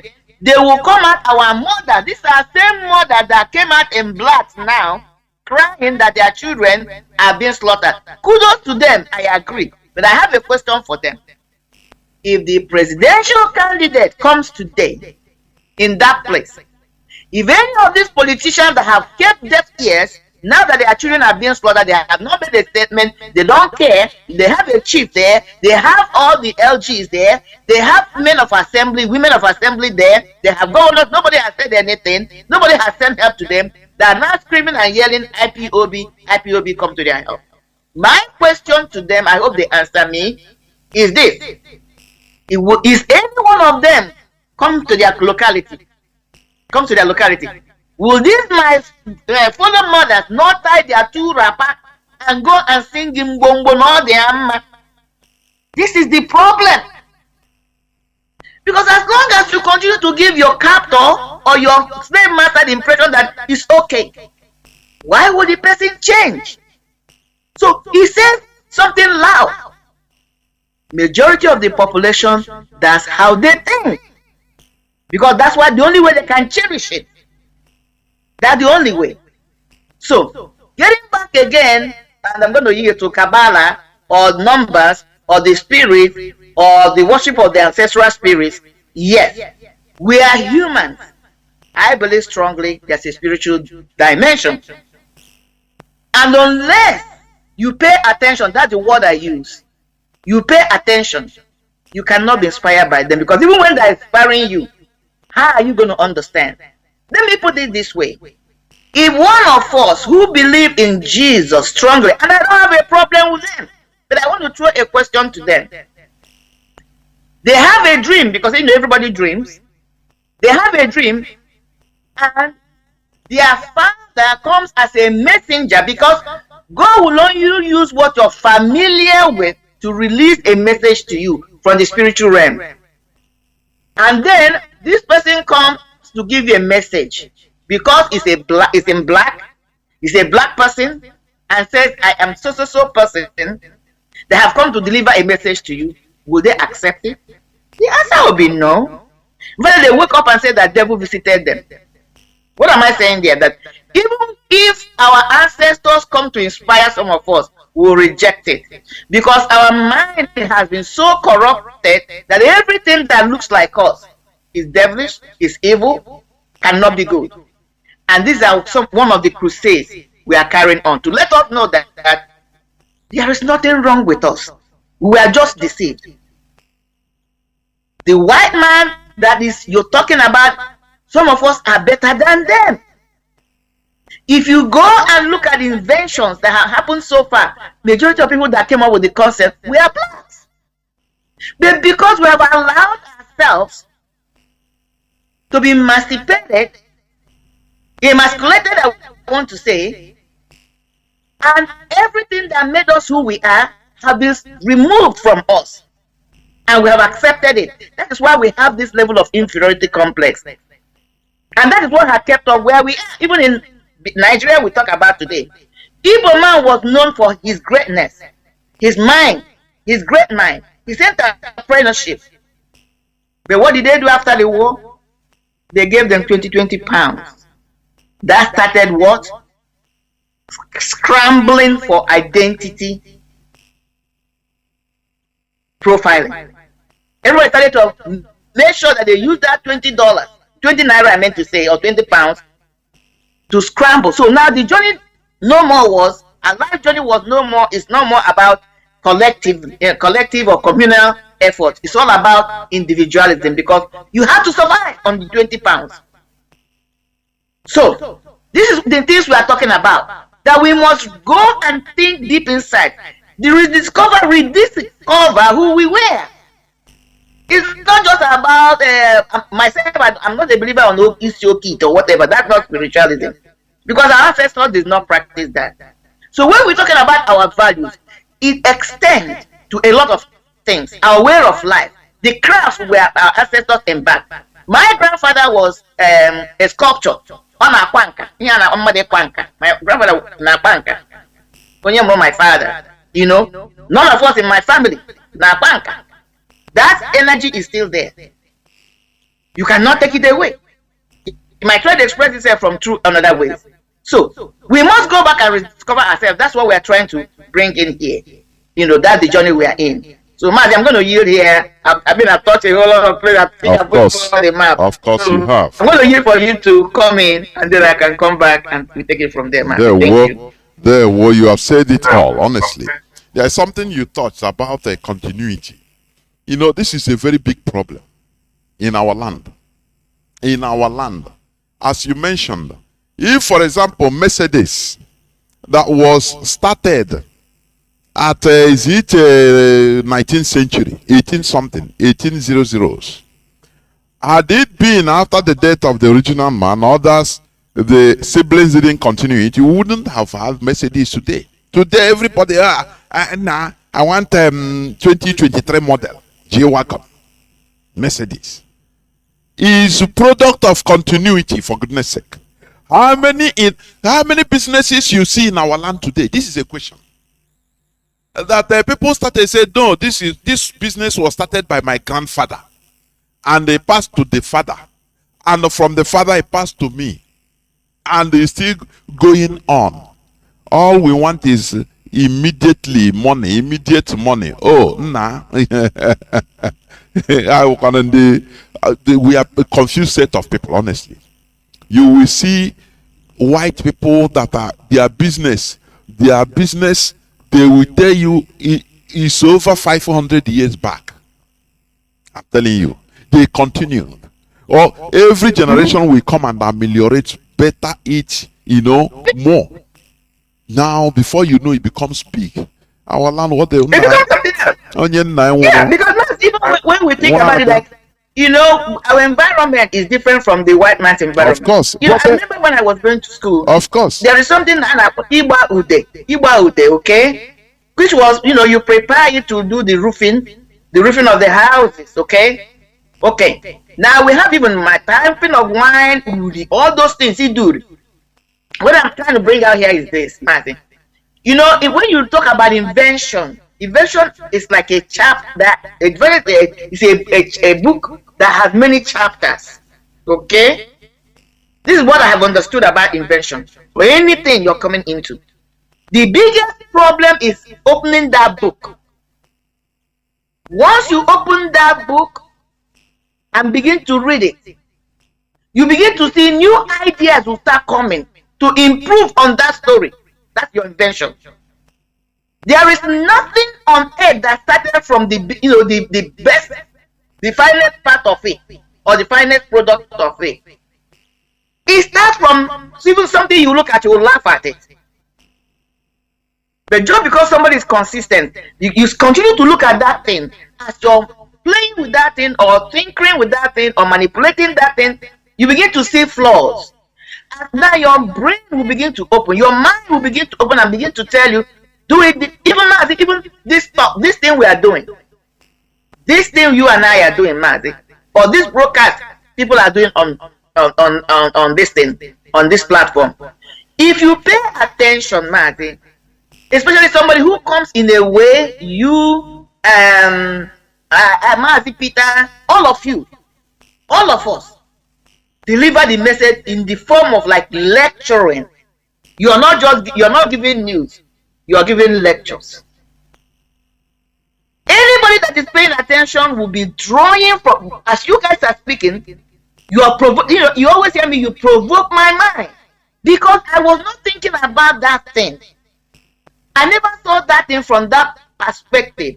But because you said something that will strike my mind, immediately that thought will open in my head. I'll start pursuing it. That's how things come. So that is why if you don't engage your mind, nothing will happen. And even when you engage your mind and that first bang, I call it the first bang or the first spark issue, chase that thing. As you continue to go, more ideas will be coming in. But our own is, we are like Asia Amoro. By the time we think you have an inclination, we run with it. We don't stay. We don't pay attention.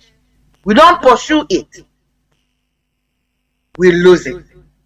Because what? We stop engaging our minds. And that thing becomes dormant. Stagnant, I rather say. So, continuity. Even, when I went, the last time I traveled to Nigeria, I wept. Imagine some houses I saw. The paint they had on them when they were built many years ago, that same paint was on the paint. And you see the paint has peeled. The outside of the house is looking nasty. We don't believe in renovation. We don't believe in maintenance. So it's a behavior. We rather be stuck with that thing. We are stuck. We get, once we think we have achieved something, we get stuck. This is one of the things we must pay attention to. That is why you see some people continue to tell Mazi or Hamadike, this is not how to do it. Because they're still stuck in the old ways and old mind. They're not getting themselves open to see that there are more ways, better ways, because what you have been doing the same thing, you're getting the same result. But because they are afraid to lose, they think they're losing what they have. They don't know that when you lose what you have, the tendency for you to get something better and greater is higher. You cannot get something new or improve on something without losing the first concept. It's an ideology. Even it's in the Bible. If you go to the book of 1 Corinthians, go to chapter 15, verse 50, it will tell you that nobody will enter this kingdom of God. That telling them unless you fall die, you have to lose your life. He said even those who are still in physical must lose their physical flesh before they can enter, because it's a spiritual war. When you go to the beginning of that chapter, that verse, the chapter I meant to say, is going to tell you that no grain will come back and produce more seed without falling on the ground and die. What am I saying? I'm trying to use this again too, because this is one of the things that is holding us. A lot of us are afraid of losing that which we are holding, that we think is so precious. Because of that, we are not opening our minds to try something new, to engage our minds, to improve on that we have. Let me use that, I think it's a better qualification. Because when you are trying to improve on the old things, by the time you finish, you're able to come up with a new mindset and improve on that thing. That means the old thing is there. And because you're building on something that was already existing, what you're going to come up with that is going to be acceptable must be better than the thing you had on you before. That's advancement. But as long as you're scared, which is the concept of Africans and Nigeria, they want to continue with the old way. Tell me why somebody like Tinubu at his age should be contesting for election with his health issues. Tell me why somebody like Atiku, who has tried so many times, and nobody is saying, I can tell me what he did. Tell me what Peter Obi can tell me what Peter Obi has done for Anambra. Because if he's claiming he has done so good, or he did so good, why is he not running on his, this thing, his, whatever he did? Why is he not running on it? He's running, he doesn't want to talk about his past activities. Why is he not running on it if he has done so good? But these people will not ask the question. You know what they will tell you? The devil I know is better than the angel I do not know. And I disagree. I disagree.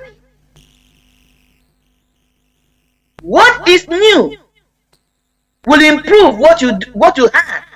If not, you're stagnant. The angel I do not know is better than the devil I know. Because that's an advancement. If not, I'm stuck. And as long as I'm stuck, other people are moving forward, I'm going to be left behind. These are one of the things we are suffering from. God bless you, Mazi. Let me continue. Remember, we are talking about upholding our values. And before I open the lines, let me continue a bit. Under understanding our civilization and education. Now, there is something we call Nswala.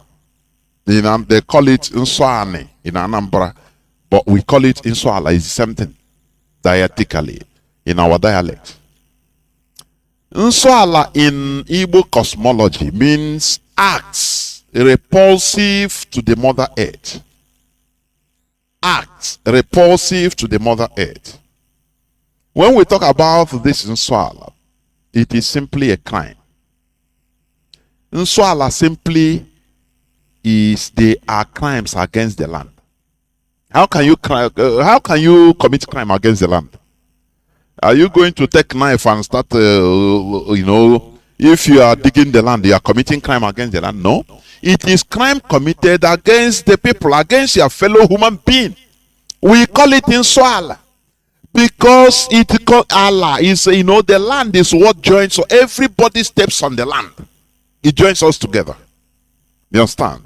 So, murder, for example, murder or manslaughter, incest. Incest is sleeping with your sibling. It's a abomination in our value. Bearing false witness, going to farm or farms on a particular market day, like in our place is a kede, a kuku. When you see all these things, you will not understand. But you don't go to work on Sunday, do you? It's a resting day. Everything is complete in our value, in our tradition, in our culture. But because we are ignorant, we don't understand. According to our tradition, on Eke Day, some Ekuku, because we can't Ekuku in our own. You don't go to farm. And you know, farming is the main business, just like the government work of everybody. You can go to some other, you can go to sell in the market, no problem. But to go to work, because you know, in that olden time, farming is something that fits everybody. Farming is a work, just a general work. Everybody must be engaged in farming in the olden days. So that Ekede, that work, you don't go to it. You can go to stream or go to play or go to one thing or the other, but farming no way. So it is just like today, on Sundays, weekends, you go and refresh yourself. You don't go to work. You can go and sell in your market. You can go, but government, you cannot send, for example, say you are going for to look for documents, any type of document, paper on Sunday. It is impossible because officially that day is off. Do you see how our own value works also when you correspond it to today's value, to what we are doing? Now, I'm talking about Unswala. You see, adultery is sleeping with another person's husband or wife. Suicide, abusing or disrespecting your parents or elders. Destroying other people's goods or properties, shifting of land borders, pedophilia, etc. are unswala. Do you understand? These are repulsive acts that are forbidden in our land. And when it happens, the person involved in it should cleanse the land. Equala. All this should be the basis for the laws in our civilization. All this, is there anywhere they tell you in our value that go and kill? No, it's punishable. Is it not what the law, from the basis you get all these laws, all the laws normally? But people don't understand. You know, there are many details that, you know, you normally you make laws according to the values of the people. But look at today, the Nigeria we are in. Let me tell you, we are amalgamated first with people that have different, they are allowed to marry even 12-year, 11-year-old girl. But it is a taboo in our land. Do you see how Nigeria is hurting us? Do you see how all these things are not our value? And if we continue in Nigeria, they will try to imbibe. You know, our people will learn bad things very easily. They will push us into unconsciously imbibing in all those values that are very, very bad crimes in our land. And you see, I know Meroal. Do you understand? So, when all these things are done, I mean, any acts, all these are crimes. Because is a crime. They are repulsive acts that are forbidden in our land, and when it happens, the person involved in it should cleanse the land. That is equala. All these should be the basis for laws in our civilization. But the Europeans, through their Christian religion, made us to accept that there is no need for this cultural penance. That is equala. There is no need. They even demonized and labeled it idol worshipping. When you are doing something that our value, our culture maintains that you should do, they say it is idol worshipping. Rather, they force us to believe that once you become a Christian, even if you're a criminal, you are saved by grace. Only by grace. You are saved by grace. All things have passed away. Do you see how they cleverly make things easy so that for you to engage in it and say, all those ones that I'm doing in our own, which means I'm suffering myself, this is the easiest part. Just change and say, I believe. Finish. You are saved. Don't you see that there is something terribly wrong? They say you only need to confess your crimes to the Reverend Father, who gives you penance and intercedes for you.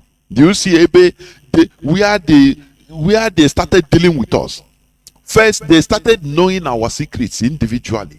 From there, because you have to go, you have to go and confess your sins. When you confess, the Reverend Father knows. So if you want to blackmail you, it is easy. He will tell you that, if you don't come to church again, I will review what you did. What will you do? You will come and be obedient. This is the beginning of the destruction of our values. They made us obey and serve them rather than obey the laws of our land. And let me tell you, this is why Japanese fought Christianity for more than 2 centuries. Because that is what they tried to instigate in Japan. They allowed them and they start seeing that their people start behaving funnily, in a funny way. They start looking at their value with, they start looking at themselves, their values, their kings, their elders, with disdain, disrespect. Because they were told by their reverend fathers, by their pastors that, do not, God is all. You do only respect God. As long as you are doing something to go to heaven, that is okay. That is why a wife will go to Bible study and to keep the husband coming from work, keep him hungry, no food, nothing. He will come back late in the night and start singing that he's going to heaven. Whereas his husband is dying of hunger. Do you see how they put confusions everywhere in our land? Do you see that? The Japanese, they saw this, they started copying it at the early time. Now they say, okay, now you brought this and brought a thread and your modern technology. We will take modern technology, but we don't want to take this your useless teaching or missionary work. They started killing them, I'm telling you. And they made a law. They made a law that every person, you are disallowed from nearing this thing they call church. These missionaries, any person that near them, they will kill them. And today, don't you see how Japan is sanitized? They are developing in their own way. That is the deception they give to us, that religion brings education in our land. It brings modernism, technology. That is life from the pit of hell. Our cultural practices are meant to ensure sanity within our ancestral societies. It is our civilization which was completely demonized by the foreign religion as evil. Punishing evil in our tradition and culture was termed evil, while they deal mercilessly with anyone that transgresses their own rules. They burn our shrines and go scot-free. Why? But whenever our people burn their own shrines, that is churches, they send their army to kill people in the village. This is complete double standard and madness. When you study history, you see that sometimes our people will revolt and go and bring down the places of worship, the churches of missionaries, because of one protest or the other. Now, these people that used to come encourage our people to go and burn down our shrines, they will no more start living it for God. No. They will not pray to God to come and kill us. No. Rather, they will use the army, the British army, during the colonial period. They will use the British army to come and slaughter and kill people in our villages. It happened. This thing that is happening today, is what was instituted right from the early time of British Christian, European Christian missionaries. Today you will see the pastor will come and burn our shrines in a village. You will see some people shouting, please leave this thing, it's not for bad thing now, leave. It's our ancestral religion, leave it. People shout, no, it's a demon speaking, even they can beat you. Do you see that? They will shout hallelujah and burn. I see sometimes I shed tears if I'm watching this on social media. They shout hallelujah and bring it down, and no person will talk out of fear. They will not invoke religious freedom. Oh, I have freedom to worship whatever I want. They will not. No. You will have to worship what they want you to worship. You will have to worship like them. But when you retaliate and start castigating and bringing out the historical facts, this useless set of people will tell you that, oh, in Biafra land, does it mean that you are going to impose your religion on everybody? But when they destroy our own shrines, they don't have the feelings of those people that are using it, that it is their value. They don't feel for it. Do you see imperialism that is taking place in our land without our people knowing it, without them understanding? Do you see that? And we glorify them. Do you see that? A time will come, we need to resist. A time comes, we need to resist. Because we cannot continue being subjugated like this forever. Being subjugated as animals, even in our own land. That is why the Fulani, they come, they kill us in our own land. Because because the missionaries have turned their thing, they remove every power that we have. No more. Don't resist. If they slap you here, turn the other side. Don't remember you have a heaven you are going. Do you see? Obey slaves, obey your masters, even if it is harsh. Not only those that is in the Bible, not only those that are good, those masters, slave masters that are good to you. Even if your master, slave master is harsh, he want to kill you, anything he want to do, you obey. And we continue obeying. We continue allowing our values, our shrines, our temples to be desecrated, saying that they are fighting demons. You go carry your demon, go to Rome where you brought it from. Carry all this your demon Satan and go back to Archbishop or to Canterbury, to England, where you bring it from. We didn't have all these demons before. Do you know that? We manipulate them. Nothing. Eloquence is not Satan. We manipulate them to give us wisdom in order to do all these things. Manipulate and invoke them to do our biddings. Because we are peculiar people. But today they turned everything. They tried all means in order for us to turn against our value. And that is why we are where we are today. You understand? They made us believe that all the prophets came from their land. And they came to us. They made us to believe that all the prophets came from their land. And they came to us for saving. They want to save us. But we have our own prophets that have been guiding us before their presence in our land. That is the reality. We had people before the Europeans came to our land. We have been living as a people. We have been farming. We have been doing our things. We have been receiving messages from the oracles. Don't you know that? But these people now, they came to our land. They said, no, don't worry. Everything you are doing is demon. Is Satan. It's not good. How dare you who give you the authority in order to condemn how we worship, how we do our own thing? That is conquest. That is the only thing that plays on. But we must resist. I say this station, this Radio Biafra is a voice of resistance. We must resist ideological resistance and revolution. That is what we are doing. But we have our own prophets that have been guiding us before the presence of the missionaries in our land. We have our Ezemo and oracles that relate to us the messages of Chukwuoke for our well-being. But we are programmed to demonize them and start calling their own deities to save us during times of crisis.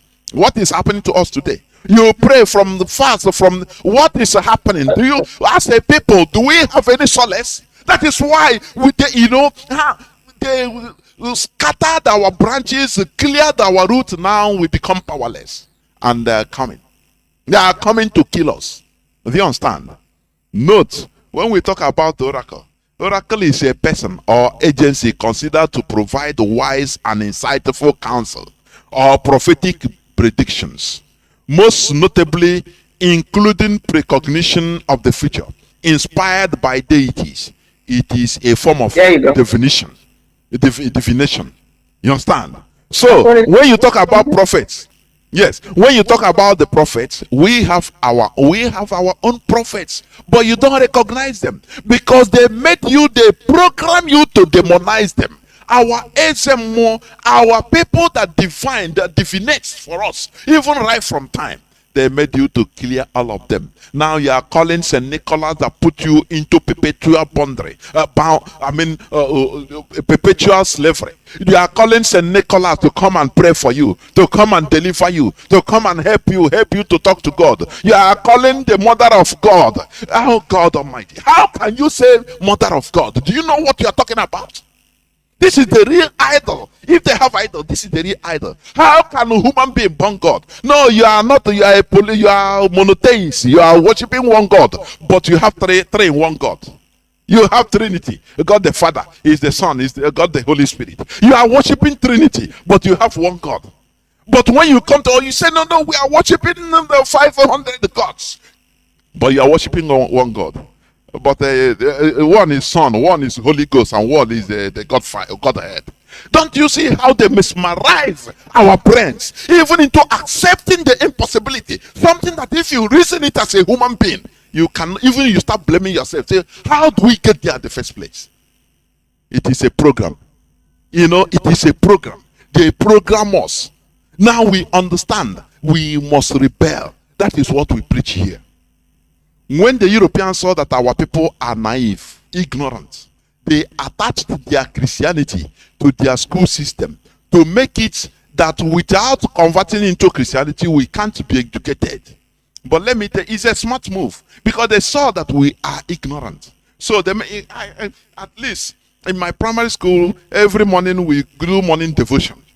They attach that so that we become rooted into it. But it was not like that to people that fought them.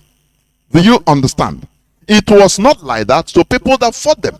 The Arabs, Japanese, and other Asians were also educated, but without being Christianized. Do you see the two different things? That is what people misunderstood. They said, no, without Christianity, we wouldn't have been educated. That is life from the pit of hell. Ask them, what of the Arabs?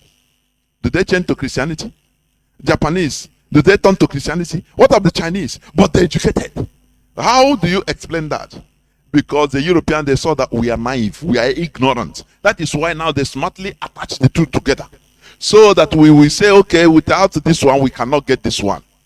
The same way they entice us into selling our own brothers to them as slaves in order to obtain their own goods. Are you going to tell me that without selling slaves, we are not going to do business with the Europeans? Had it been that they resisted the Europeans at that first time and said no, they fought, said no, if you want to come and buy goods, come, we have other goods, but not our brothers. They fought it. Had it been they fought it, they will still be doing business, but no slave trading. Do you see it? It's the same thing with Christianity and the education. They saw that, oh, these people are ignorant. We can deal with them by attaching the Christian religion with their education. Now they do it.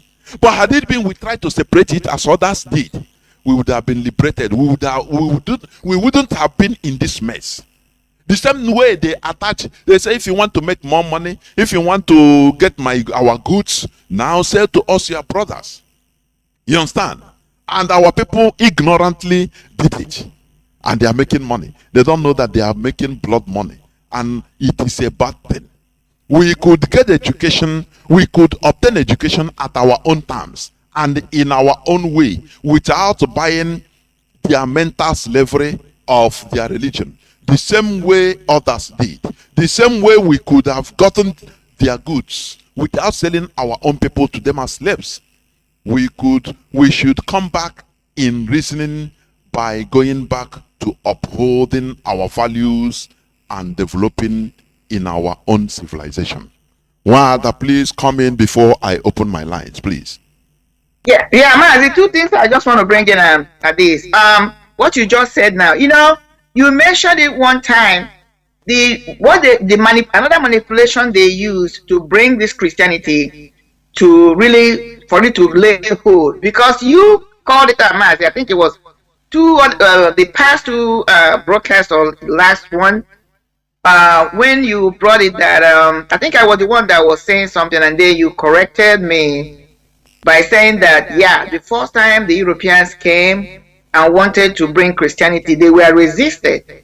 So what was the smart thing they did? Manipulation they did. They went back and then freed one or two slaves, brought them back. That's the manipulation. After you said that, I went thinking about it, made sense. Brought them back now. Let's just visualize this. People that were sold into slavery to these foreign people they didn't know. Then after a while, they were brought back, polished, with some, some posh dresses that are speaking a foreign language. That they're the one telling them now. I'm sure they must have been coached, used to tell the their fellow indigenous that everything was lovey-dovey. They would not tell them what they went through. They became an instrument that facilitated the slave trade. I'm not making excuses. But what I'm bringing out here is how they divide and rule us. How they use us to manipulate us, which is what we are still seeing in the present day, divide and rule. So, and we must pay attention to that. Those are our brothers, maybe out of, anger or ignorance or whatever. They were the main instrument they were used when they were brought back. Because I don't know, we may never know, which is one of the things we must go back and research, if it's possible to find out. When these brothers started bringing them down to use them to convince or to convince them to accept Christianity, because of course they knew that once they got into Christianity they were going to lose their own spiritualism and lose their values. Were our brothers and sisters telling them that these people that are selling into slavery, they are going to come back like them? Was that the idea that was told to them? I don't know. Again, I'm not making excuses. Because after you said that thing, that they started doing a lot of thinking. But the next thing I wanted to bring in is this. Look at what the Fulanis are doing. It's the same thing you just called out. In the north, they are burning down Christian churches. Okay? Killing the pastors. Killing, Christians. Meanwhile, quietly, in Biafra land, they're erecting more mosques with the help of our people. Because we are the ones giving them land. Okay? So, I thought about it, that the question becomes, now they're destroying Christianity over there, instilling fears to people. People will either run away, those who are Christian will either run away, or they'll be forced to convert to Islamic religion. Meanwhile, in our own area, our people are helping them to erect mosques. Okay? Now, when they finish building these mosques, the question is, who is going to worship them? Our people. So, if they finish building, because this is how Christianity came in too. If they finish building these mosques and people start worshiping them, what will the doctrine be? Those who are not Christians, those who are not Muslims, are infidels that must be converted or killed. And these are brothers and sisters, knowing who we are. One of our character flaws is what? Money. They will use money to do what? Induce them. Start businesses for them. Advance them loans without interest. So now they will be armed and equipped to go and start talking to their fellow Biafrans, trying to convince them, or even if they don't refuse according to Quran, they'll be killed. Or they will try to tell them, look at me now, just like what those our slave brothers did when they came back. Look at me now, look at how my life has changed. The other one will be, what happened? Because I just converted to be a Muslim. And there's one cocky character our people have. We think we're smart. Don't worry. All we have to say is we want to be a Muslim. Once we get them, we can come back or denounce them. It's not possible. I'm just predicting what is happening. But nobody's paying attention. Our so-called chiefs, all these appointed chiefs, are the ones instituted, because they're the ones giving them land. They are not thinking about what this is going to bring in future. They are not realizing that even their own child or grandchildren may end up, because of gullibility, getting converted to worship in that mosque, and then will come back and kill them, because from his perspective now, grandfather is now an infidel. They are not thinking, because all their eyes on is what money they will make. I'm going to stop by saying this to tell you how advanced our ancestors were when it comes to spirituality, because that's what we're dealing with. To tell us that We knew how to worship God. Our ancestors were the real practitioners of spiritualism. They were the people that were in direct communication with God, nature, whatever you call him. Mazi, do you know that ancestors were able to communicate with leaves, plants, herbs, trees? They understood their language. Why am I saying this? There are still few people that are left that have this ability.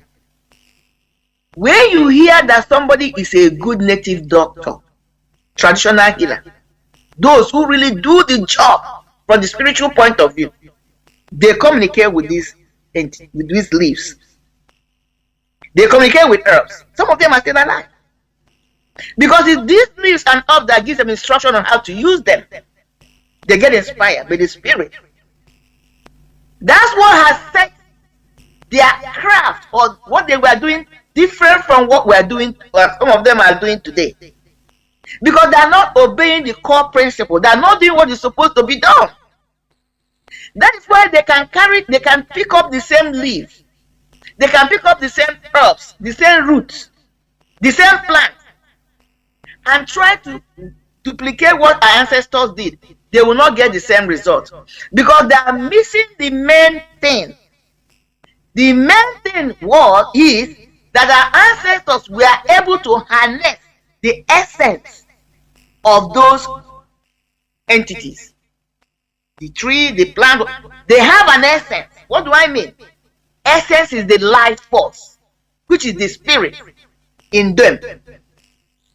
Because if you go back and read, or let us read back what I say, the religion, my ancestors, the ancestors of the Fulani, of the Hausas, the ancestors of the Yorubas and other indigenous people all over Africa, they will tell you that these people believe in the worshipping of the spirits in the woods, in every object, living entity. What they were harnessing were the prana, the essence of those things. And is those essence, which is the spiritual quality, you can call it that, is what really is the main core of what they were doing. I'm going to end here, Mazi, because I don't want to go further than this. Thank you, Mazi. Yeah. We go into few minutes break so that when we come back,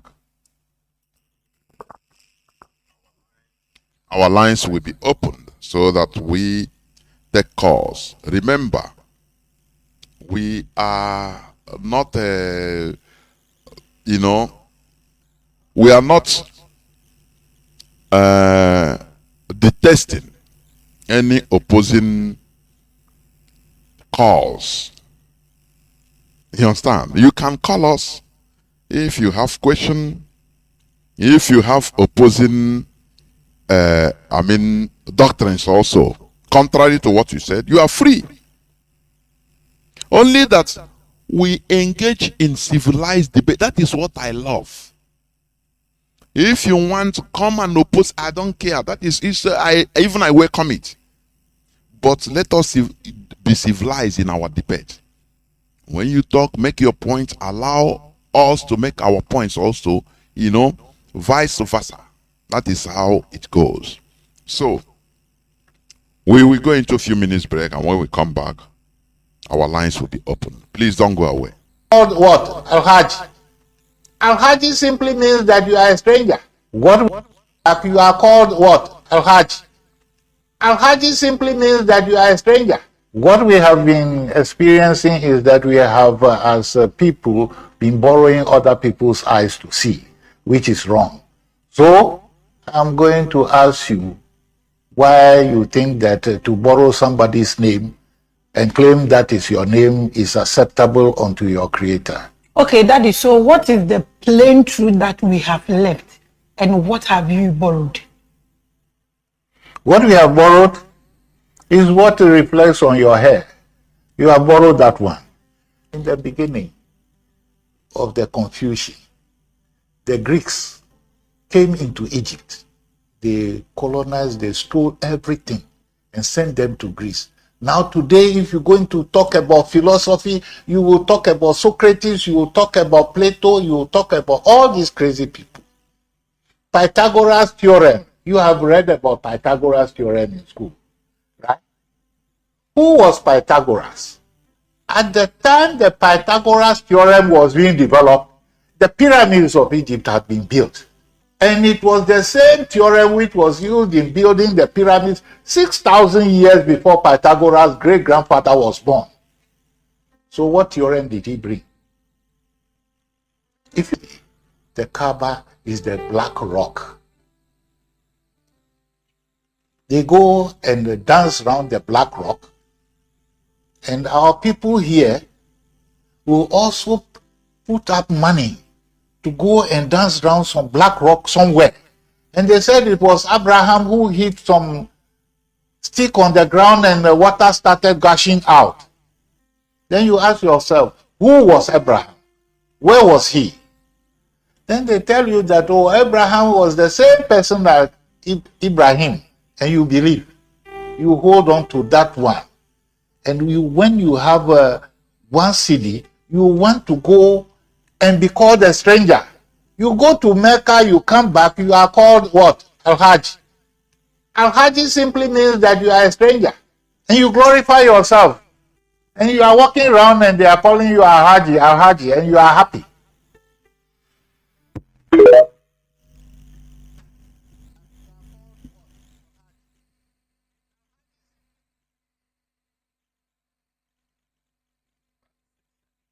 Will cut off Europe from world trade by dominating North Africa and the Middle East. Europe was cut off totally from Asia, India, and Africa in terms of trade and access to wealth. So Europe would plunge into what we call the Dark Ages. But it was an economic depression that led to a complete breakdown of society. When they break out of that, they break out with a vengeance that we will never, ever again be in this situation. That breakout comes in the 1400s with the Portuguese. And they will wreak vengeance on the rest of the world to control trade routes, economic territories. Where is the wheat grown? Where is the gold? Where is the barley? We will get control of these things because we will never be caught in the Dark Ages again. In Cuba, they have a Spanish dish. It's called Moros y Cristianos, which means Moors and Christians. And this dish consists of white rice, which is the white Christians, and black beans, which represents the black Moors.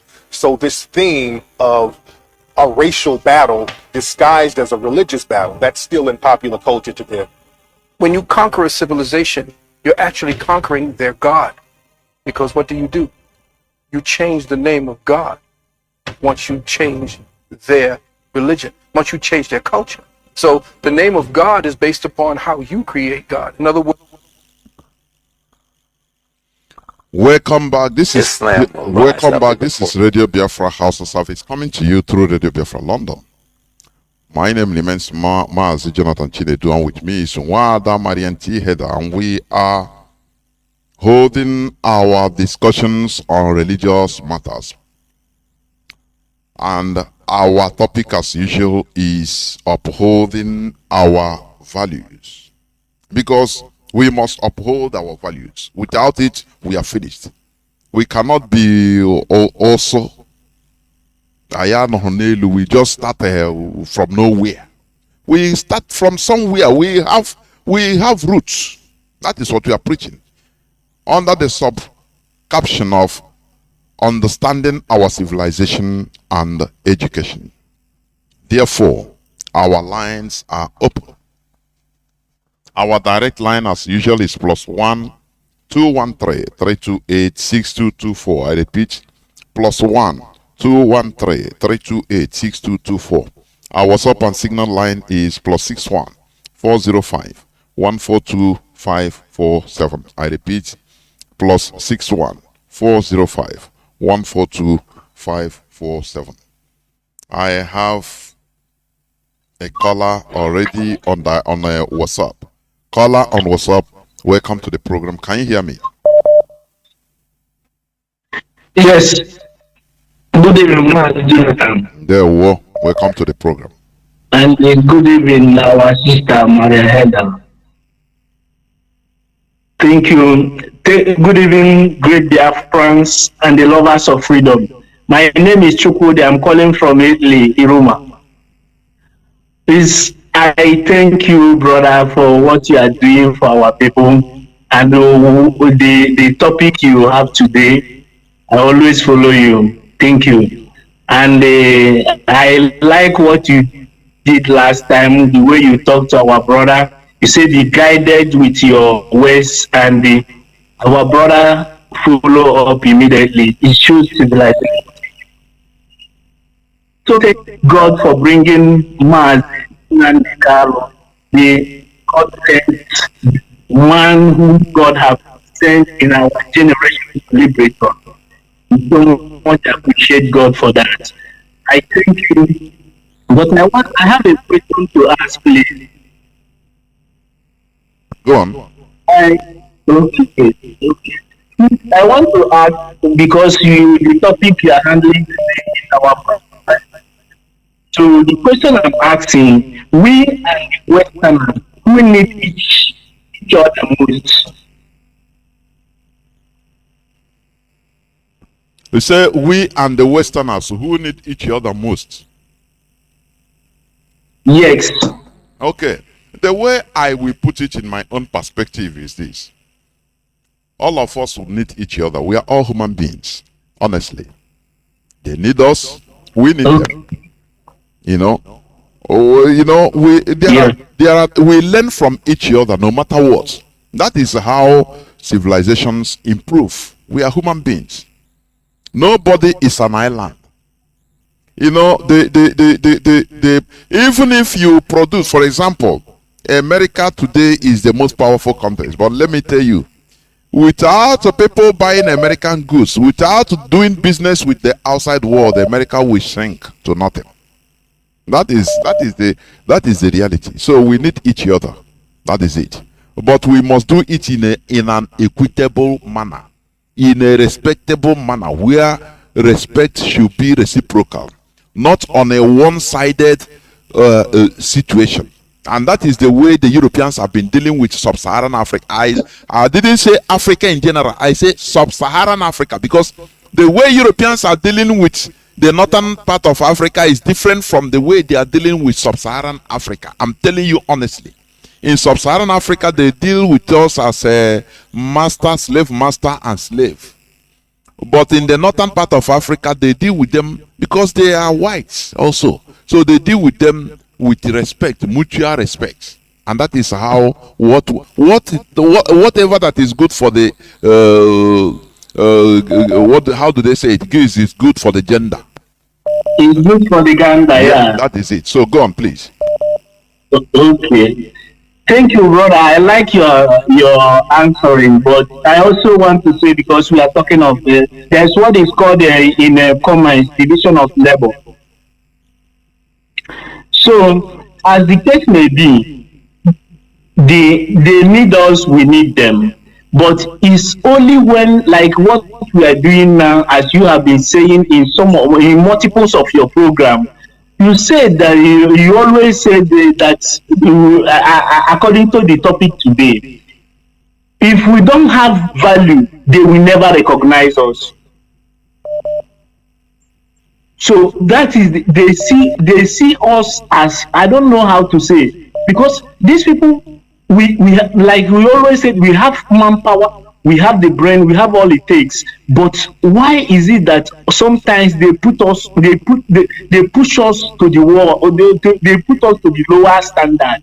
Why? Because the problem, and which I also believe, which I agree with you, is that because of the way they amalgamated us with the people we don't have the same value with. But all the same, thank God for Mazi and Nnamdi.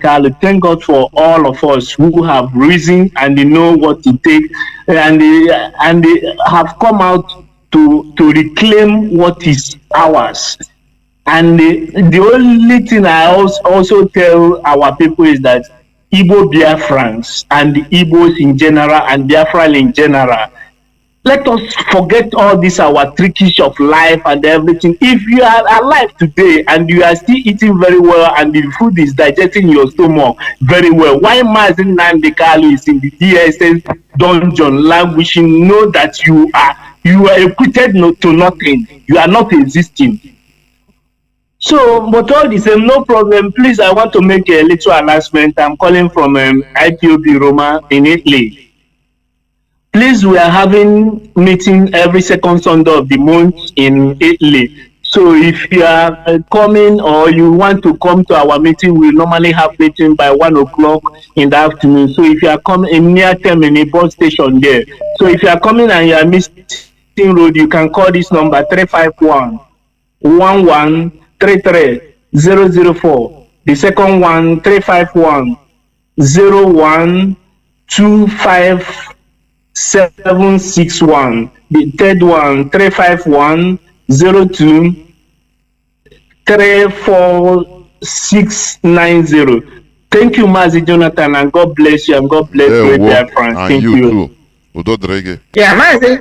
Okay. Yeah, let me input a little bit what he asked. Okay. I mean, his question, whether they need us and who need each other more, is, I will look at it.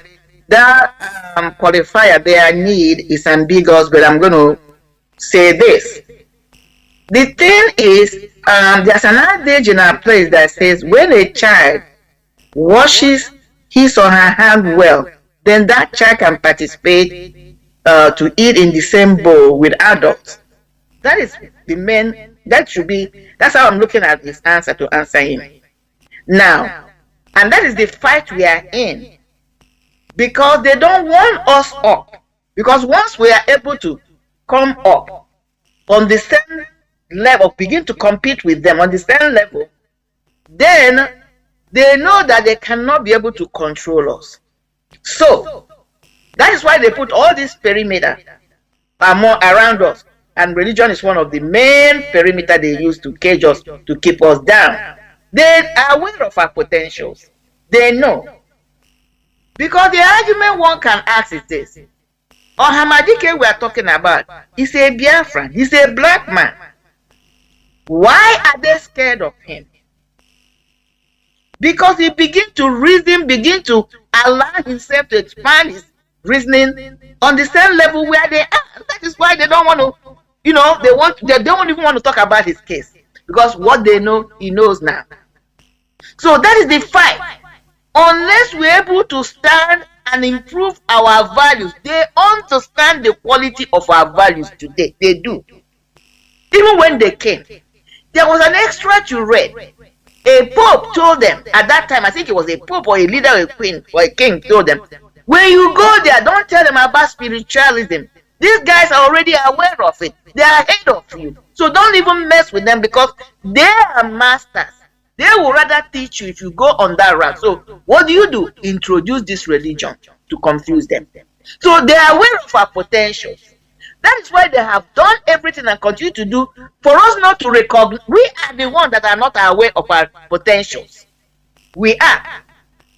And that is what we are trying to encourage us to realize who we were, who we have been, the potentials we have, to recognize ourselves and work together and rise up to that status so that we can be counted among the elites of the world. As long as we continue to yoke ourselves with these Fulanis who do not think that way, we are going nowhere. I'm going to... There we Caller on direct line. Welcome to the program. Yes, Mazi. Go on, please. My name is Christopher Nnamdi. If you recall, you probably will remember this name. The last time you about 3 weeks ago, yes, I do. You had a program like this, and I made a few comments that during the time Marien, the lady, wanted to give me some responses, the line cut off. And today, I thought I was the first person to beat the button, but someone beat me on it. Yes. Now let me take you back to on that very day, there's one I can recall I told you that Christianity is not a monotheist religion. And I thank you for repeating it today that it is not a monotheist religion. Because that day you believed it was a monotheist religion. Now, again, what do I add? What I want to add is also by my knowledge that Ndi Igbo, I have to say Ndi Igbo, I'm sorry, I like to say Biafra, but this time I say Ndi Igbo. Our religion is monotheist. We're probably the only monotheist religion other than the Judaism, sometimes Islam, that's classified under monotheist. I think Ndi Igbo the first monotheist. Because even you yourself, for an example, she will do. So any line will directly call God. I saw my grandfather. I am 73 years old now. My voice might not tell you how old I am.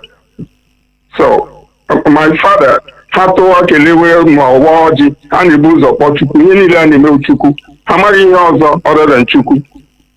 So all Chukwu monotheist. That's how that monotheism came. Now, I like to say that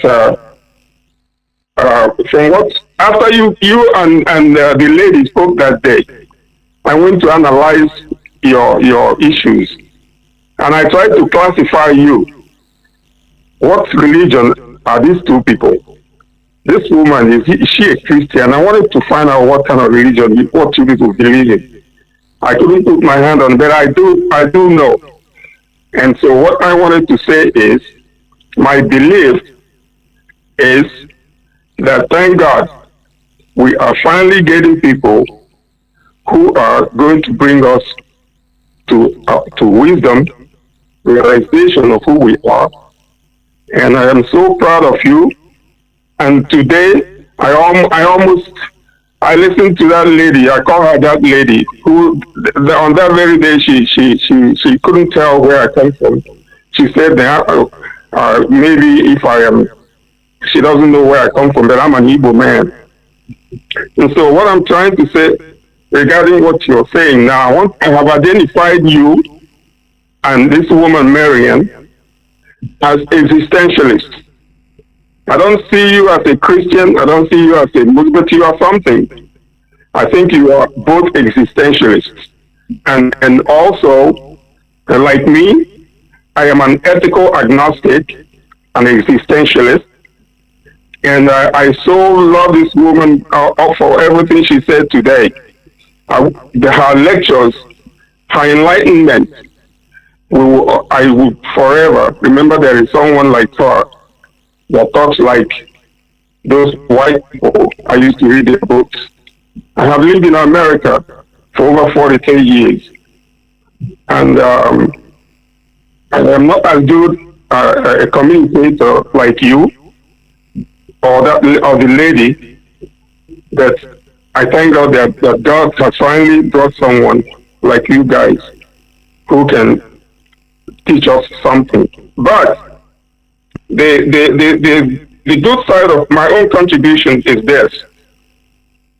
I think there is something one word I have not heard from both of you today, and that is the word faith and truth. The existentialists of this world, what brought about that word existentialism was people who were fighting like you and this lady. They got to a point they really want to know. They are touched by all these church or Christianity, Islam, Hinduism, and all kinds of religions. And that was what brought about the birth of existentialism. And what is it? The whole tenet was that truth stops where faith begins. I like you to write it down. I know you read this before. Truth stops where faith begins. And the problem for all the things you've all known and listed and talked about, there is one thing I think I would mention. I'm not going to stay too long because I have a lot. I know so much a little bit. Is I'd like you all to teach us how to fight faith. She can talk this from now till thy kingdom come, and you too. If you people can go back and come back again and teach us how to fight faith. Because what has put us like this, where we are today, is faith. And faith comes from culture. Oh, this is our culture. Oh, women are lying. Now, and what is the definition of culture? Culture is attitude, practiced over a long period of time, and it forms the window through which we see the world. It's the norm, the morals, everything, the laws, and everything we are used to, and we live in it. But if you have not developed faith in any of them, you're good. The faith is what has killed us. So what am I suggesting now? Because I've seen that you, Chinedu, and Marien, I'm sorry if I mispronounce your name. Can I give you a task and come back and teach us how to fight faith? Otherwise, you'll be talking and talking, just like all the books we've all been reading. I've read so much. But I like to see you people come back again and teach us how to fight faith. Because it's faith that put us like in this where we are now. I can't continue any further. And then I'd like to make an announcement to you, please. Chinedu, I'd like you to do something. First of all, my name is Christopher Nnamdi. I have said it maybe one time or two times before. I was a soldier, a Biafra soldier. I was a lieutenant. And you people, I have not had in the conversation all this time anyone who says that Nigerian army never took prisoners. So I like you all, please, to give me a chance, create me an avenue where a soldier, a prisoner of war, which I was, can come and tell you people a story and give you all some education. That will be a closing chapter for what Dr. Lewis has been teaching us. I have something none of you has heard. I have a part of the history that will be the last chapter of your history of Biafran war, for which if you don't have it, the war it has no closure. So I hope that will be the day I have some strength. And even as I'm talking to you now, I wasn't feeling too well. So I have a story. I had called one of you, Mazi, I've forgotten his name, an Igbo guy, Sanungwa man, and I told him about myself in 2020. And he called me back. He called me up to 3 times. It's one of you news guys. And so, I gave him, he interviewed me so much. But I figured the reason why he hasn't brought out my story was because I made probably a mistake and told him that I was thinking about writing a book. And maybe he thought he's interfering into my activity, which I know I'm not going to write a book. I may not even live to write a book. And so I like you all, if you think you are curious, that you want to add to the final chapter of Biafran war, because I was a war captive. Nobody in my village even knows I was captured. And now I went to Nigeria again in October last year, October 4th, and I was captured again. I went to Port Harcourt to extend my travel from the Hotel Presidential, and I came out to drive into Port Harcourt, and I was also captured. People with a gun pointed on my head made me open my door. I got in, and they kept on driving me into the interiors of Port Harcourt. And I also, whatever got me out from the first captivity in Nigeria during the war, I think now you can believe that experience matters. So I was able to talk them out of taking whatever I have. So I came back. So this is the 5th month I got back here. So I'm sorry, guys. I have been calling in once in every while, but I have not had a moment to. I will be very. It will be a very important thing. If you miss it, you miss a good story. And what is that? I'm going to tell you guys. Let me give you a headline. If you are curious to know why Obasanjo is a very famous Nigerian to the Fulanese, they revere him. They think that he's a god. Why they could just pick him up and make him president? Why he can go anywhere, even at night in the Fulani land, and come back? When you talk to me, you're gonna find out why. Thank you very much. Mazi, I will do that, honestly. Maybe Yeah, if I finish broadcasting, I will call you. I want to appreciate him quickly. Yeah. And please, if he can drop his number. Yeah, that's what I'm saying. So that we can quickly make arrangement. Anybody can have my number. I can tell you my number right away. I live in United States. I live in Maryland. If the interview cannot be conducted online, Mazi, Jonathan can do that. It's brilliant. I will. Don't worry. Don't worry. I have his number. If I finish now, I'll conduct with him. Then we can put it together. Yes. What I'm My trying to say. sister, I live in California. I can make arrangement and travel to meet with him. So please let us have your contact. You are a good material. You have a lot. Are you hearing me? Somebody like me, one of the what is it called? Non-profit organization. I just. Wanda, can you hear me? Wanda, are you hearing me? Yeah. I say, don't worry. I will call you. I will call you, Mazi. Honestly speaking, I'm touched. We revere our veterans. I will call you immediately I finish this program. I'll call you first because I have many numbers. I'd like you to know I am here in Baldwin Park in California. I'm a Los Angeles. So if the lady we would meet, in fact, it will be something. I do better when I'm face to face with people. Very good. And when I'm holding a phone, I am not as good as you are. I'm not good. I pray that I can be eloquent enough and be connected, but I don't. We're all different. Yeah. Yeah, very good, very good. Don't worry. We'll arrange everything. We'll arrange everything off air. Don't worry about it. All right. Thank you so much. Thank you. Have a nice day. Bye-bye. Thank you. Bye. We must continue. We must continue. Caller on signal. Can you hear me? Caller on signal. Caller on signal. Are you there? Caller on signal. Please welcome to the program. Can you hear me? Go on, please. Go on. Okay. Good evening, Mazi.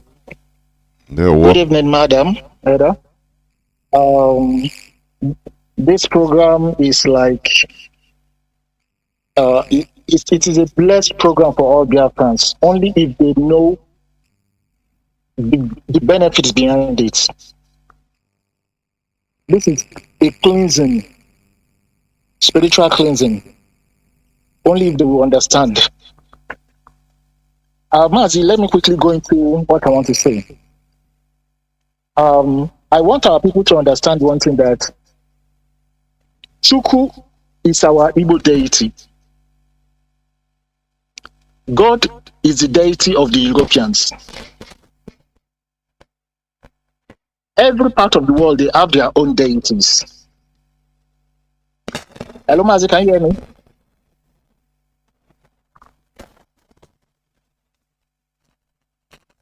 Hello, Mazi. Yeah, Mazi, go on. Don't worry, it's coming out. Go on. Okay. So as I was saying, go on. Okay, the European deity is the god of the Europeans, named God. Our Igbo deity is Chukwu Okike, and I will be bold enough to let people know that our Chukwu Okike never slept with a certain woman called Mary to bear a son. The God of the Europeans, starting from New Testament, sent his spirit to go and sleep with a woman in her husband's house.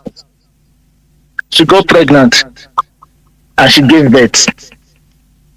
Meanwhile, in the Old Testament, angels were looking down on earthly women and they slept with them. And they were sent up from heaven. So, don't go deep on the God of Europe, especially the God of, can never be our, it can never be. Now, there is a deity called Zeus in ancient Greece. Zeus fathered children with earthly women. The people that were worshipping Zeus did not see any wrong with it. But we that are worshipping Chukwu in our land, they came and they told us that is Satan. We don't know what is Satan in our place. Even in the Yoruba Orishas, they don't know what is a deity that they pray to, that they sacrifice to. In our Igbo religion, Chukwu is sitting on the highest, is the one in the highest, followed by the rest, Ani, Ikenga, Amadioha, Ekwenku. All of them, they do his bidding. Likewise, in the Yoruba deity that is Eledumare, they have Eshu, they have Shango, they have Ogun, they have Oshun. They all do their individual. Now, they came and they told us that our ancestors that we are praying to them is Satanism. That we are not supposed to be praying to the. What they are doing is Pope Nicholas, they are calling a saint. Is he not an ancestor? Pope John Paul that died that many years ago is now made a saint. Cyprian, the Igbo Reverend that died, they've made him a saint. Are they not Mazi, they didn't make him a saint. So there is something they call. It remains a step to be a saint. It's not yet a saint. There is that terminology they use. And before they are going to even make him yes, Father Tansi, yes, thank you, man. Before they are going to make him a saint, it's going to take over 20 years. A black man now is because a black they will say, how can we make a black man? How can we make him a saint and we are praying through him? Our people, Mazi, what is wrong with our people? Is it difficult for them to learn history? Many of the young people of this generation, they hate anything history. And in Europe, yeah, man, there's a Roman wall that has been years since when the Romans colonized the Germans. They were calling them barbarians because as not civilized. They fought the Romans, they pursued them away. Now they have gotten their own, all the Germanic tribes now came and they became one. But they were using their own deity, known as Wodan. They used their own Wodan to defeat the Romans because the Romans were worshipping Jupiter. Why will they now come to tell us that our own Chukwu Okike? Or rather that Ekwensu is their Satan. Ekwensu cannot be their Satan. In as much as I'm concerned, Ekwensu is a saint. Ikenga is a saint. Nnamdi is a saint. Our Nnamdi is their own Virgin Mary. Our people don't sit down to think deep, to read. Mazi, thank you for the time. Thank you for the time. There were Mazi. We must continue. You know, what you hear here, we are removing ourselves from the old order. People don't understand. You know, some people are afraid of all this type of thing. No, don't talk, please, don't do it. Oh, but why are you speaking it like this? No, it will cause problem. And we continue suffering perpetual problems. We say no, we must, head on. We must dive head on to the problem. You understand? And that is what we are doing. Caller on WhatsApp, welcome to the program. Can you hear me? Yeah, Mazi, good evening, sir. There I want to. Mazi, welito lugelu. Okay, my name is Ifeanyi. I'm calling you from Italy, and I want to use the opportunity to greet my lovely sister, Marien, for her good talk and everything, for being here for us and to enlighten us every Saturday. Mazi, I listen to your program. I'm always listen to your program. Sometimes sometimes I will be busy, but I'm always looking to the program. But today, I decided that I won't go anywhere. I won't go to anywhere, but I just want to listen to this very program, and that's why it's like I'm the first caller. But then you haven't opened you haven't opened your number, Mazi, one thing I want to contribute, for your teaching this evening. There's something I found out in our people, like about this religion issue. Sometimes, even here in Europe, here where I am, sometimes when you tell them about God, some of them don't believe there is anything like God that existed in this life. They don't believe on it. But we people from Africa, we are always, I know that yes, God exists, my own belief, I don't know. So the way I feel that yes, God exists, but the way we Africa, we take this God issue, everything, how, all about our life, anything that we know that we have, it happened to us as a human being that, we can take action on it. We can find solution on it to say, leave it to God. Let God take over it. It's like you find it that they have used this religion to make us have low mentality, low brain to even to think how to how to find solution in our problems. Sometimes even someone will be in a sick bed, they'll say, okay, leave it to God because of hardship and everything. They don't have money to take the person to in the hospital. They'll say, okay, leave it to God. So, Mazi, what I want to say that even if like there's something I think about our deity. When I was in Africa, there's the thing that will happen in our villages. There's how our people will go and do something they want to do, to consult the land, and you will find out the result will be that maybe the grandfather or something in that nature, he needed to something to do in the compound to make sure that everything will went fine, and we do it even.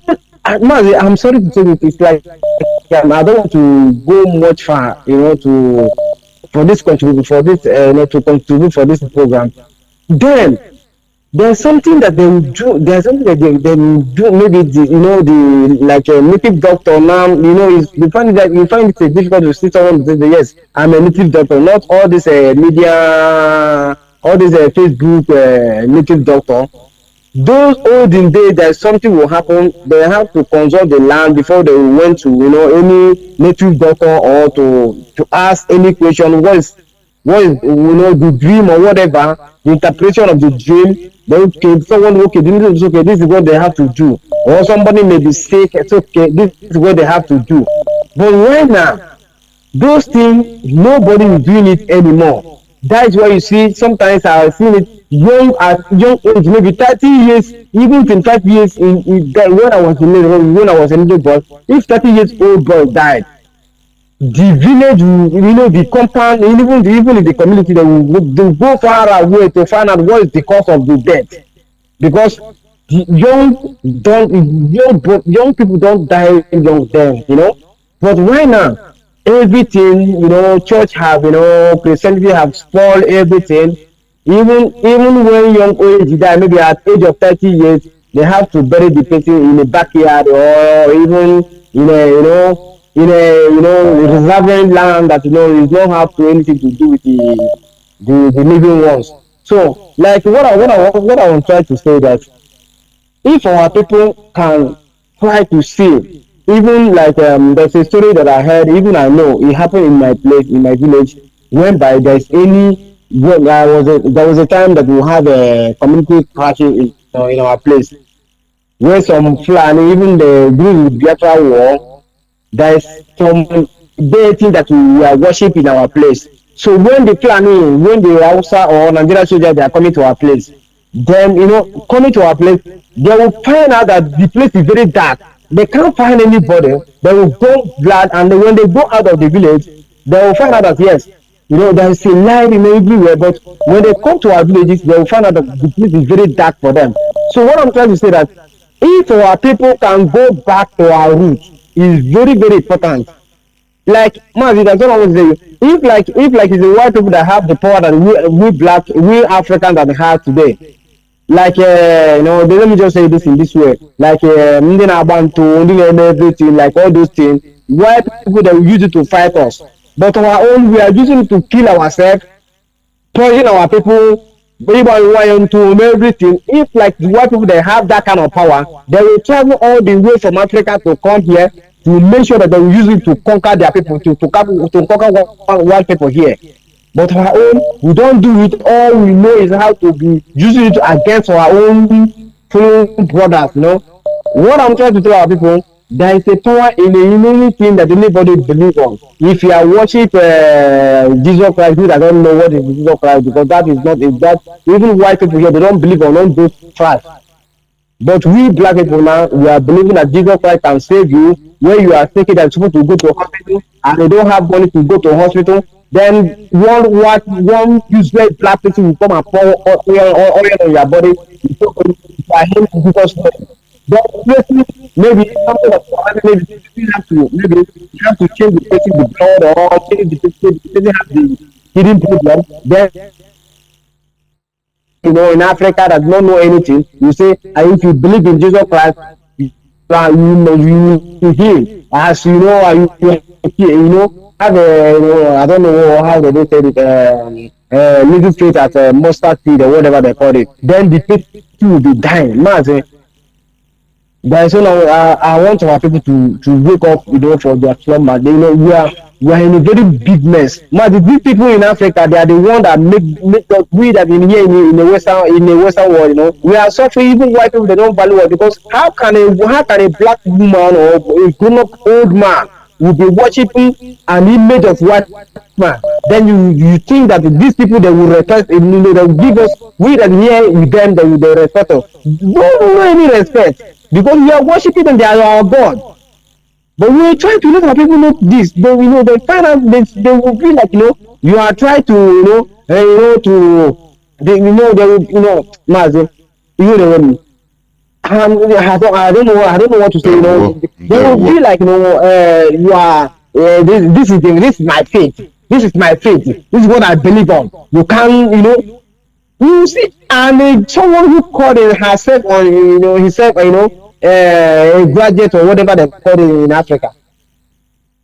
When you try to correct him or her, you will be like, the you try to, it's like you are insulting her or him. Mazi, one day I won't get a zogo. Oh, Kawama, oh, Bona, I won't get a zogo. Nda, ne mai na ta fu no bido yibo. Nda na ha respect I ever. I'm not happy with them. There we and there we are a collective failure, in short. That what we are trying to do is to restore our dignity. That is the reality. Collectively, it's not some people that are doing it, it's all of us. Because first of all, when you go to a full-grown man that's supposed to be doing something in his home, in his country, in his community, to contribute to the advancement of the community, now you come, you start looking, they keep you on anyhow job. Okay, you know, they put you to go and be looking after old, even if you have that job, looking after old women and you know, removing their shit. Why would they respect when you know, governments in Africa don't even respect the people? They don't care about the interest of the people. What they care about is to maintain the affinity with the Western government that put them there. What do you think? You know, there will be no respect. That is what we are trying to restore, our dignity. We lost our dignity by the time Africans started selling their brothers to Europeans. That is when African dignity lost. Do you know, before slave trading, they don't call black people black. No, they know black people as Moors, M-O-O-R. M-O-O-R-S. That is the name they give Africa. No, it's a dignified name, Moors. You understand?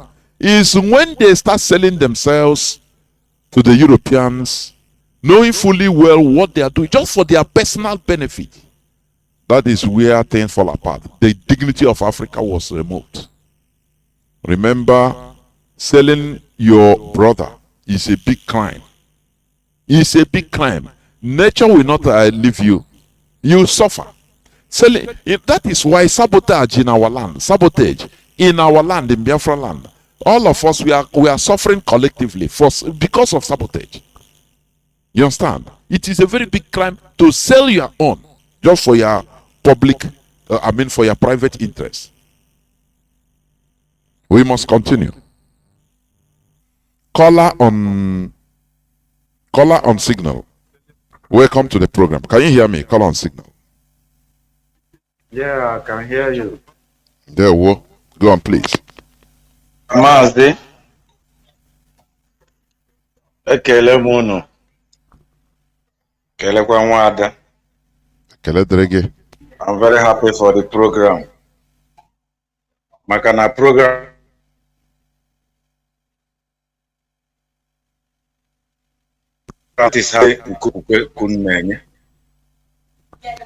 So in what I'm coming through, I would like to come in education level, because I saw that when you talk about religion without education, it seems that you are missing everything, because after religion, they use the Western education to cage us.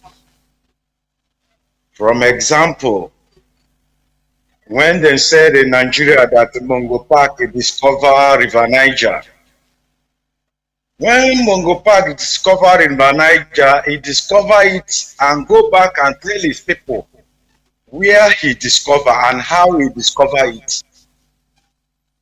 Because of the Western education, our children go back to read it in a school and say that Mungo Park is discovered. You see that he was not talking to us. He was talking that he discovered River Niger in Nigeria. But we go to school and we learn that Mungo Park discovered River Niger, and was the one that discovered it. You see where we lost it in a sense. Because Western education makes us to be primitive, to leave our culture and call our culture evil. Mazi, let me come in here. It's not what we call Western education. I don't know. Yes, they brainwash us. But when we talk about Western education, like when you talk about Mongo Park discovering River Niger, yes, that is what they taught us. It's part of the brainwashing. Yes. But education should be education. The principle that is being used in building aircraft, for example, flying airplane, it is the same principle. It doesn't matter whether it is being done by Spanish. It doesn't matter by the Spanish. It doesn't matter whether it is being done by the Chinese or Mongolians. It is still the same when the same principle is applied. So when we talk about Western education, we should be careful because we are appropriating everything to them. Western education, like what this is pure brainwashing.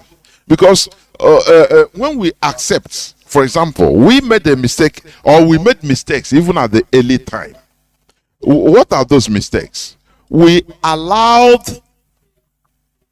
everything to be taught to us using their language. We didn't make any effort in order to indigenize learning in our own language. Something that Asians, they achieved. They didn't make that mistake. Okay, you bring anything to us, okay, don't worry. What do you call this? He says physics. We say, okay. It doesn't matter the language they use. You see, like I said, at the olden time, before the advent of white people in our land, our people have been mastering fire. Technology, human advancement is based on mastery of fire. Is based on mastery of fire. When you can manipulate, master fire, you use fire to produce almost everything.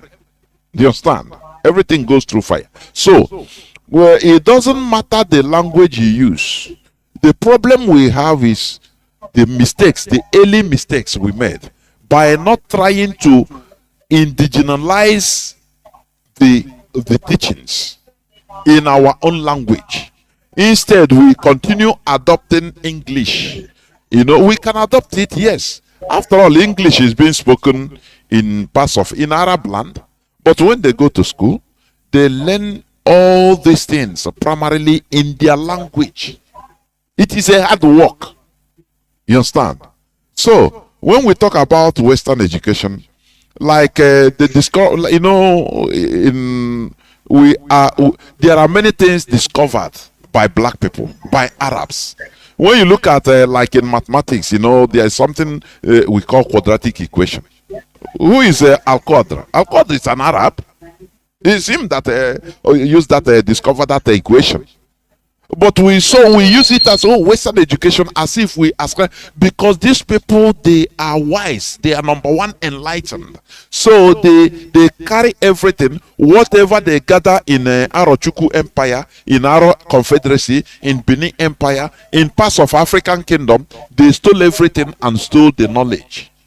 And stole the knowledge, the technologies, and now modified it in their own way and wrote it down. Because the importance is writing it down so that it will go viral. People will be reading it and say, oh, it is being discovered in Italy. Whereas they stole that knowledge from somewhere in Africa. But the worst part of it is that, the sad part of it is that where it was written in Africa, they conquered the place, they burned everything, or they stole even the manuscripts. The Europeans, they committed atrocities in our land. So that is it. Mazi, go on, please. Yes, why I'm saying about Western education, because our people that was in, they know all these things, and they refuse to do the needful thing, and they continue teaching us in the language of the strangers. That make us to think with the language of the strangers. So if we come back to think in our own language, we become local. And anything that you want own language, you become local. And that makes the future generation to try to think like white people for them to be international. So today, we are coming to realize the mistake that our people that first educate do. So Radio Biafra is where we learn. And that's why I call it because we learn and we think and we ask questions to know what happened yesterday and what we will do tomorrow. Thank you. There were Mazi. There were. Caller on signal. I'm sorry, on WhatsApp. Can you hear me? The thing is that Wanda, you want to say something? Sorry. I didn't. Mazi, please. Yeah, go to react to that, my brother. I want to react to my brother. You know, what we are trying to say here is this. I heard him very well, and his points are well taken. But there's something I'm trying to highlight. What we are trying to say here is this. Because they try to make us to learn with their language, we have to cross that barrier and to understand their language. And then when you learn something, it's different from when it's original with you. Because there are some nook and crannies of that culture or that language that you never have mastery on.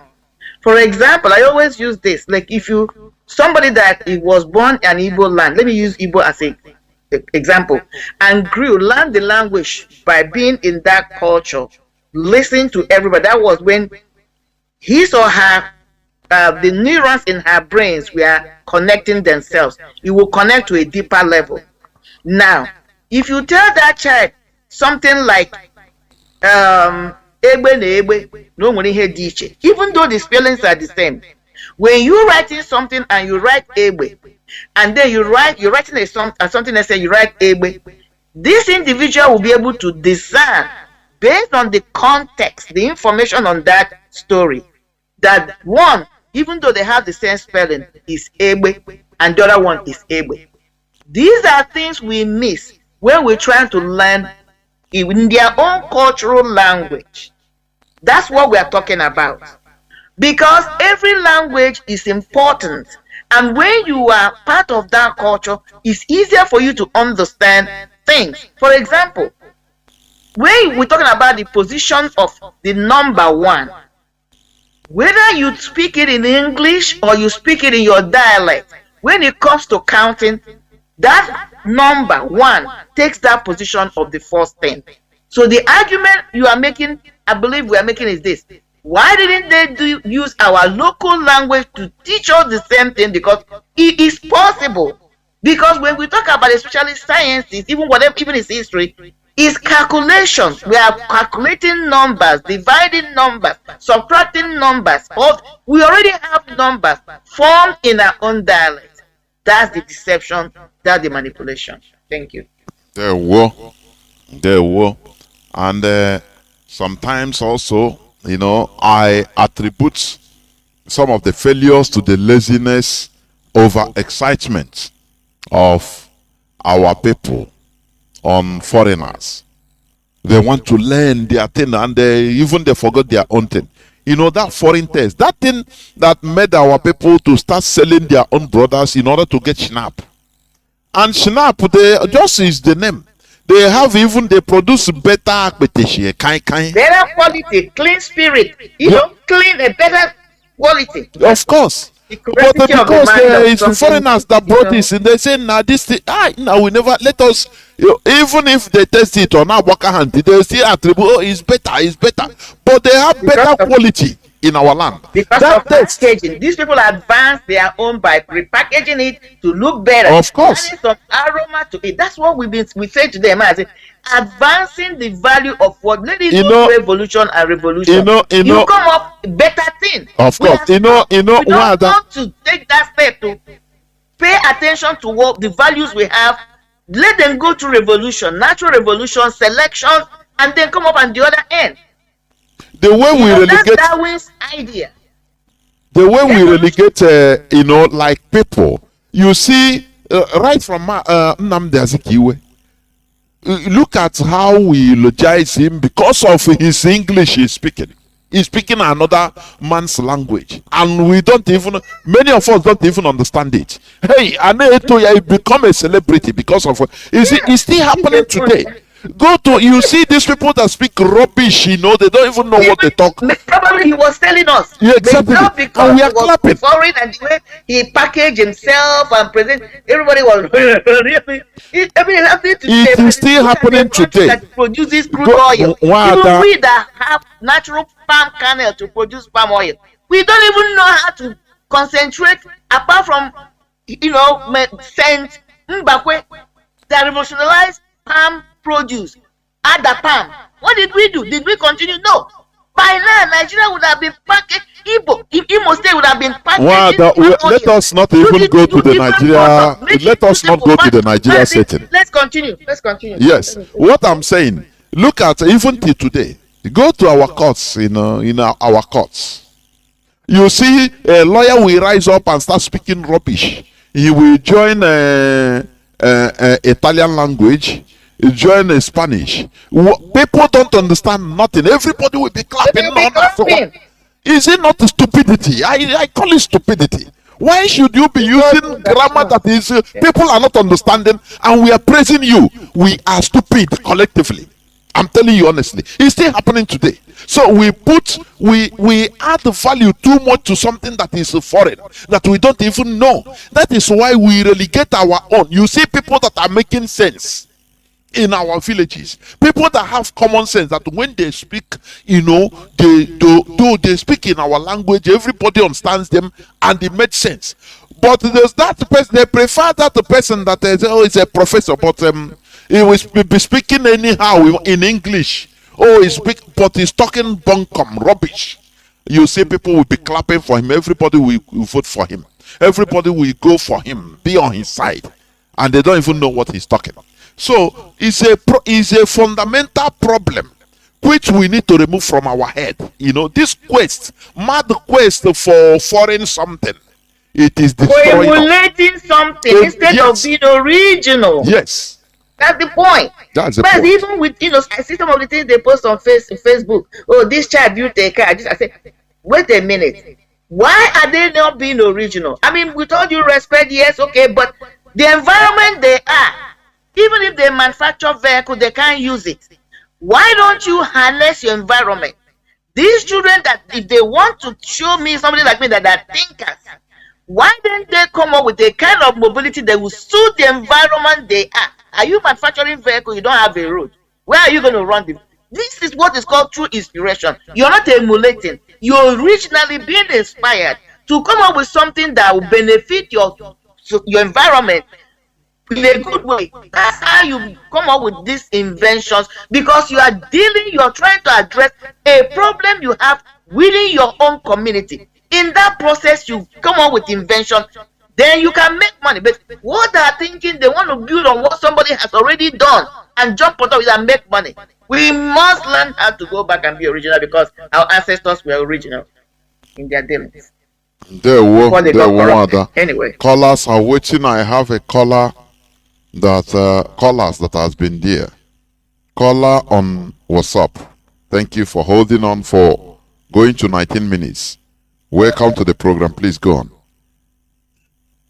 Mazi, Jonathan, Chinedu, our professors. I call you people our professor because you people are original. Mwada Marien, Udo Derunu, Yunne Thank you very much. Elohim bless everybody. Let me not waste much our time. Let me appreciate the God of our land, the God of our ancestors, who give us a true leader, Mazi Nnamdi Kanu. Mazi Nnamdi Kanu came to teach us. Let him guide him and protect him. We know that he's still in the hand of evil terrorists called the Nigeria and the British. Guide our leader and our DOS, Eastern Security Network, all the true Biafrans who are doing the needful. May Elohim bless everybody and give us more knowledge to do the needful in the name of Chukwu Okuke Abiyama. Mazi, your topic this night, uphold our value. You know, our people forget that our value disappear after the war. Everybody learning our front and back, try to survive after they seize everything our fathers have and give us 20 pounds. So everybody now trying all his best to survive individually. No more corrective again. And that is where we still till today, until Mazi Nnamdi Kanu came. Try all is possible to open our eyes. That is why he selected you people. I call you people professors, because in this radio Biafra, you can learn. We can teach ourselves where everything going wrong. That is only thing. When I wake up and listen to radio Biafra, I thank you giving us somebody like Mazi Nnamdi Kanu, and they selected all of you to come in on this platform to teach us. Look at our people now. You know, some of our people are talking about Western education or European people, what they are doing to us. What about what the Fulani are doing to us now? Look at Fulani are trying to conquer us again. Because why? They are using ordinary cow to conquer us. And our people don't want to understand. Later on, when our own time goes, other people came there, we start talking about Fulani people. That's how the thing started. You know, one thing about us is that we are always trying to copy from other people, leaving our own, copying what we don't know. Today, our people can go Western Yoruba side and learning what they didn't know. The pastor they are learning under have their own deity where he worship. But they'll be jumping up and down, talking what they didn't know. Our people have their mind. I don't know where their mind is around. But people should understand that there's nothing you can never pass your own master. Look at us now in this Africa as a whole. Let me call it a whole. If you finish education here, you know that you get this, you get that first class. But when you travel abroad, you learn from people you know that you better than, because there you are already is your master. Because they are already you. And you can never teach them. You can't, because what you learn from them and you wanted to come and double cross them. So the problem we have is that we value other people's some. Look at what our people are producing in Aba. But you see somebody, this is family, yeah, local. But when Europeans bring their own, this is only. That is why we get everything wrong. Yeah, Europeans came here, tell us that what we are worshiping is Satan. No, who is Satan? But I asked one pastor, please, I want to understand something from you. Christianity, Muslim, Hindu. Which people are worshiping truly God? I want to understand. All this God, everybody are jumping up and down. I want you to tell me, is it you that a Christian is worshiping? He looked my face. He don't know what he can tell me. That is the thing.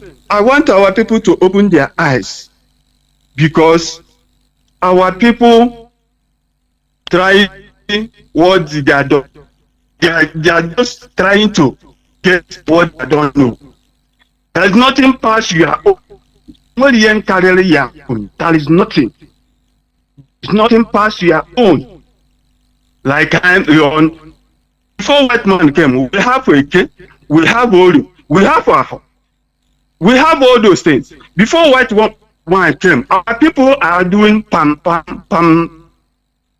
tapa. Our people are doing many things before they came. But after Western education, Western this, Western that, look at where we find ourselves today. We are struggling to survive. But I thank God. I still thank Chukwu Biafra who sent the Mazi Nnamdi, because I never hear anything about all those things that we are hearing today. Since I was born until Mazi Nnamdi came. Thank you very much, Mazi, for your work. Continue. I know our people are waking up, and we will continue until we prove that this is who we are, and this is where we must belong. White people are African, and we know our home. Even if we run around throughout the whole world, we must come back to home, our root. That is who we are. Thank you. May Elohim bless all Biafrans. If you have something, come on here and teach us. We will learn and continue open our eyes. These people have destroyed us. The worst thing now is ordinary Fulani.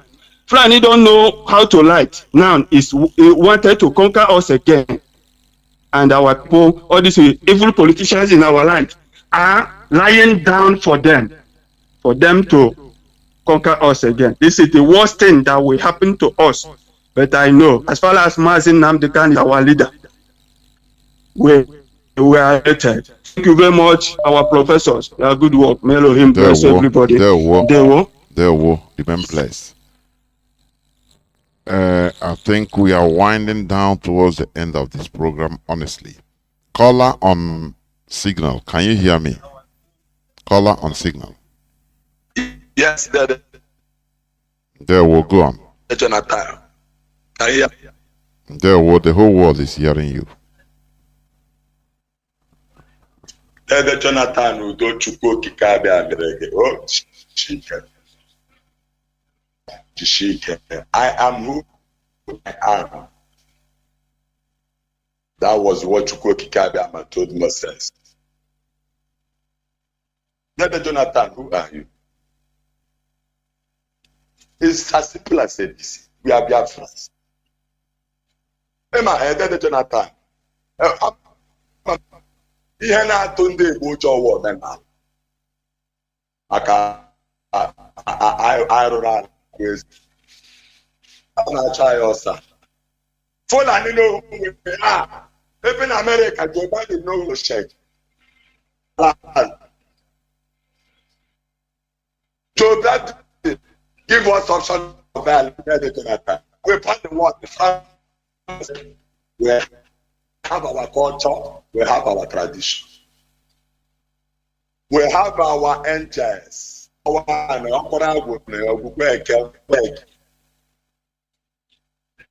Gods of our land. Think then that. Then you put them first address that walk in the temple begins. That is covered by thy roots. Can't take it there. And the throne gave to Kokikabi from fire. I take it to the ladder. Look at the world. You see the animals. You see the sun, the moon. Everything, including you, we will die. Since faith, all of us. The thing that this sun will not damage one day. And God is talking with them, can be discharged the war power, the president, that power. You have to spend get on this big to charge 60, 80 years, 10 million hours. But the same, you have to let the Jonathan. Okay, that's no more. And then the time, not from all of that, follow the Jonathan. Although Biafra land before the war, and that's all our talk. I come up, no more. My God, the Jonathan, let me again. I don't tell you. That's not the kind of. Mazi, ndewo. Mazi, gina izo mwa. Odike une alono zoga. Amada. Jonathan. Our somebody na Jonathan. He get to be again, man. Apoga. I'm Jonathan. I know God. Okay, just go jump. ị ga-esi abụọ n'ụma wata ị ga-esi ekweta na ọ ga-ala n'ọkpụwa ahụ niile na-ata emeje na taa ọ gị nwe ụwa gbachikọ ka ụzọ ma ọ madịghị ndị a na-agba ọ na-anụ ntị a na-agbacha ma ọ na-anụ ntị ndewo maazị ndewo tara almost a Biafra. Ndewo. That's the beauty of it. We have every type of human being in Biafra land. And that is the beauty of it. We must continue. I think this will be the last caller. Caller on WhatsApp, welcome to the program. Can you hear me? Yeah, I can hear you, Mazi. There will be the last caller. There will. Yeah, Madam Head. My name is Nnamdi Chukwuka. I'm calling from Waka, Biafra land. I'm coming out here. Hello? Mazi, go on. Go on. The whole world is listening. Go on. Okay, Mazi, what this religion has done to our people, Mazi, you know, like I said, I grew up in Mbo. I keep mentioning this in Mbo because it's like the headquarters of Ndeli. You understand? Mazi, one day I went to visit my family because I'm living in Waka here. So in the morning, I want to eat food. You know, the children has gone to school. So when I want to take food and eat, they tell me to mind the portion that I'm taking that the children has not eaten. I was like, what happened? Why haven't they eaten?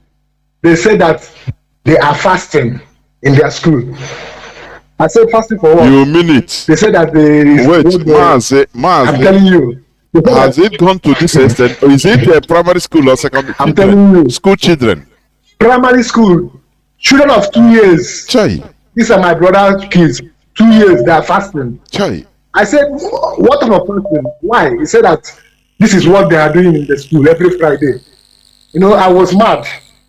It's not even for the teachers, but the parents that allow their kids to be doing this kind of thing. So tell me how the children will be learning at the school. Being hungry, you know, you'll be sitting there and you'll be crying. How can you allow all this to be happening? No, this thing is, I don't understand. And secondly, there is one impression that I want to correct. You know, when our people are talking about the slave trading, they will be saying that our ancestors collaborated. How they are saying this thing as painting our ancestors bad. Now, for me, I took exception to that.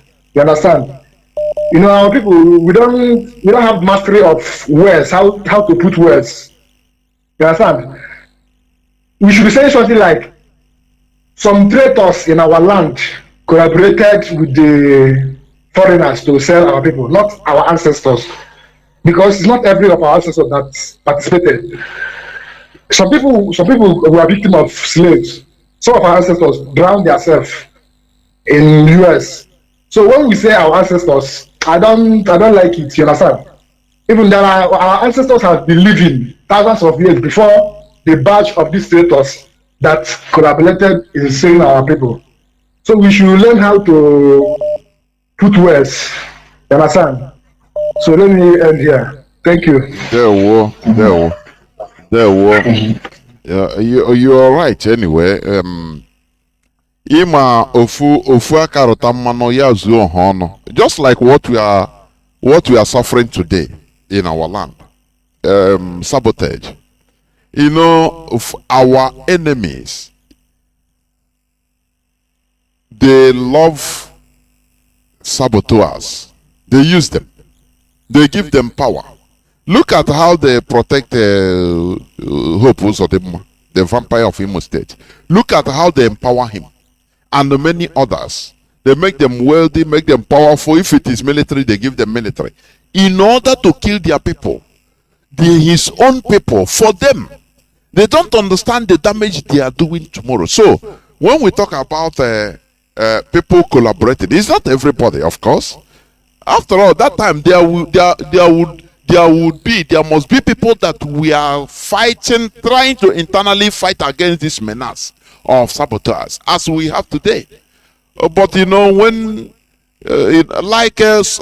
outsiders, you see some outsiders, when they talk about Biafra, when they hear about what is happening to us as Biafrans, they say, look, but it is your own people that are killing you. Say, yes, you have governors and they are doing this to you.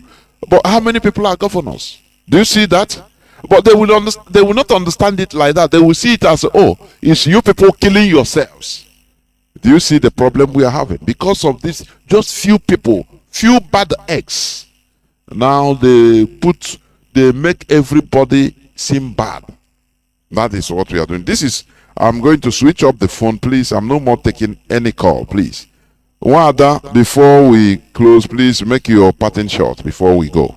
Wada. Okay, Mazi. I will say I'm going to part with these sayings. I'm trying to forget them. So, what I wanted to bring in are two things. Number one, there's a particular tendency we have as a people. You know, my brother that spoke, I know. When we make these assertions or statements, is when you're looking at it like either the majority of the people have the behavior or the activities or the actions, or their activities and actions are so overwhelming that it overshadows the activities of the other ones, because the other ones are either quiet, not protesting, or working against the effort of those few bad people. So that's where you can begin to generalize. We know it's not everybody. And we know that our ancestors put up some fights. But just like what is happening now, they use internal enemies to subdue them. Like you rightly said, some of them were taken into captivity because they refused to embrace the religion we're talking about. You know, so, and they use the actions of their fellow people to do that. So what I'm trying to say is that peculiar behavior we have is this. We have this tendency, if we must be honest to ourselves, to not appreciate what we have or who we are, and but be quick to embrace what is new and foreign to us because of what they look like or the way they were being presented to us. So that means we have the tendency to believe lies or fallacies. Let me put it that way, fallacies. Because what we are trying to go back now, which is even the man that spoke extensively, we were the original worshippers of Chukwu. We worship the true God because we went directly to him. But it came a time we did not understand the value of what we had. And these people brought their thing, their own religion. Even though our own is more superior than their own. But because of this tendency, which I will call a flawed character, we jumped and lashed at it. Why am I making this concession? Is because even when you pay attention to our behaviors, the Yoruba man will go to school, learn English, but makes effort that he or she speaks and understands Yoruba language. It doesn't matter where they are. It doesn't matter what country, foreign land they are. The Hausa people, the same thing. We are the only ones that once we come in contact with English language or another foreign language, we are willing and quickly and interested and see that they being ahead of every other, each and every one of us, to completely forget our own and embrace whatever that this language or culture is. It happened in the same this thing we are talking about, the same religion we are talking about. The Yorubas, what did they do with Christianity and Muslim Islamic religion? They married it together with their own traditional religion. That's what you call spiritual church. Spiritual church did not start from Biafra land. It's not from Yoruba land. It's a mixture of the modern Christian religion and the traditional religion. That's what they're practicing. What happened to our own? We abandoned our own ancient religion or spiritualism and totally embrace this Christianity and carry it on top of our head and walking all about. Even because even as we are in that contraction called Nigeria, the Yorubas are using us to make their money. All the GOs, for 70 to 80% of them are Yorubas or the mega ones, Westerners. the big ones that are The making big money. ones, that the western part of that country, and some of the some of the northerners that are catching up the joke and coming in. But go and look the congregators. 80 to 90% are us. We are the ones. But go and look at the one that is held by an Igbo man or a Biafran. The only people that may come there will be only Biafrans. You will hardly see a Yoruba man going to a church where an Igbo man is the pastor. He will not stay there long unless you make him the assistant pastor, and then he will walk so hard to Detroit, even here in America. That's how they roll. So that's why I say that we have this flawed character. It's a flawed character flaw. What we must correct, to know that even if what we have is not where we want it to be, we must work hard to find out what is wrong with that thing and tweak it to make it better. But cherish it, because it's only when we begin to cherish that which is us or belong to, then somebody else can come and cherish it. You cannot expect people to put value to who you are when you don't even value yourself. It makes no sense. It can never happen. So that's what we're suffering. That is why even in Nigeria today, our so-called political elite have no power. They have no say. They have destroyed themselves because they were busy embracing everybody and then selling themselves out because of peanuts. So now the chicken have come home to roost. They can't say anything. They have no political power. They have no kind of power in that place. Because of what? They did not value the so-called intellectual or intelligence they have. They were known to be one of the smartest in that contraction. The Yorubas and the Igbos were the smart ones, the intelligent ones, the intellectual ones.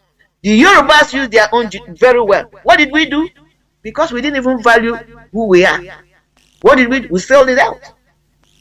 You rather go and bow down to a Fulani man and collect chicken change and be under him and then be teaching him how to run the business. In this case, it's not business, governmental parastatals. And the Igbo man is willing to do that. But the Yoruba man will tell you no. If he has to go and apply juju, he will apply juju, he will tell you no. But the Igbo man will even be the one telling the Malam, the Fulani, don't worry, let me be under you. I will show you how to run the ministry. For peanuts. So it's a character flaw. So the final thing we must work on. So the final thing I will say is this. There was a brother that asked a question that he asked his pastor. Everybody is talking about their God, their God, their God. Which one with God is the true God? I think I spoke about this whether in the last broadcast or two, but I don't think I put a lot of highlight on it. Because if I did, my brother, or maybe he didn't listen, wouldn't have asked the question. The truth, even when you come from if you pay attention to every religion, even the Bible, the Christian Bible, there's only one God. Universal God. It doesn't matter the name, people may give it. From their, based on their dialect. But there are many lords, Lord. There are many of them. Because even the Christian Bible, if you pay attention, in Genesis chapter 1, all you'll be hearing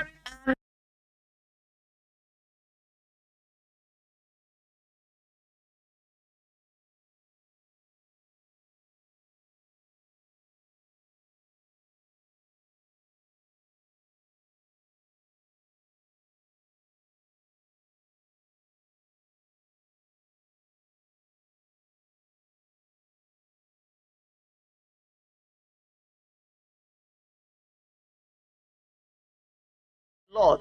That's what you'll be hearing. If they are not the same persona as God, even the person that should put the quality in their own Christendom as the Lord, that's Jesus Christ. He told them, I am not God. I take instruction from my Father who is in heaven. The highest attribute you can give Yeshua or you can give Jesus Christ is Lord. Even though the Torah carriers preachers do not recognize him as a Lord. So that's what is happening. So every community have their own Lord. It's different, but there's only one God. So what made our own way of worship, what our ancestors did so unique and powerful was they went directly to Godhead. Directly to Godhead. If they had those gods, the lords, I mean to say the lords, they have the lords, call them Hajioku, call them whatever. These are lords and deities. But our people knew, we are so much in tune with spiritual matters, spiritual things, that they knew that these entities were messengers of God. So they went directly to Ancient of Days himself, Chukwu Okike Abiama, and then they received, because Chukwu is spirit, they received their informations and through these lords, because they are the medium, because they are spirits. That was the essence of what they practiced. That was the essence. So the Torah carriers, the Torah preachers, are another set of people that did that. They dealt with God according to them. But when you step in chapter 2, like according to the Bible, Genesis, they began to deal with the Lord himself, not the God Almighty. But I'm going to leave it here and I'm going to end here. Thank you all for listening. Thank you everybody for paying attention. And thank you for receiving us the way we are, especially me. I am still a child. I'm still bearing on my stomach. I appreciate the man that spoke. By his grace, we get in contact with him, because he, like he said, he has a well amount of knowledge, and we won't want to lose that, because what he has, which is what made our civilization or what we're talking about like now, is not being recognized. Even though they tried to put them down, but those who felt they knew better than them came in and destroyed what they had. So we must begin to catalog every information we can gather, because this life is organic, it's not guaranteed. I'm not saying my brother is going to die today or tomorrow, but the earlier we begin to catalog these things, the better for us, so that the future generation can continue to go through them and then research and improve and bring in more and make them to ask more questions and researches. Yeah, I'm going to end today. Thank you all for listening, and God bless. There were. Biafrans and lovers of freedom, we have come to the end of this program. But what I want to say is this: like, when we talk about our value, our value is live and let live. We don't impose our cultures or traditions to others. No. And we should not expect others to do the same to us. We didn't understand, I hope, we didn't fully understand the dynamics of this world, that there are conquests. I mean, our ancient ancestors, they believe that others, everybody reasons or is like them, open-hearted, because they wouldn't go any place and impose their way of life to them. No, our culture is we maintain ourselves, our way of life, and we respect others' way of lives also. That is the way, and that mindset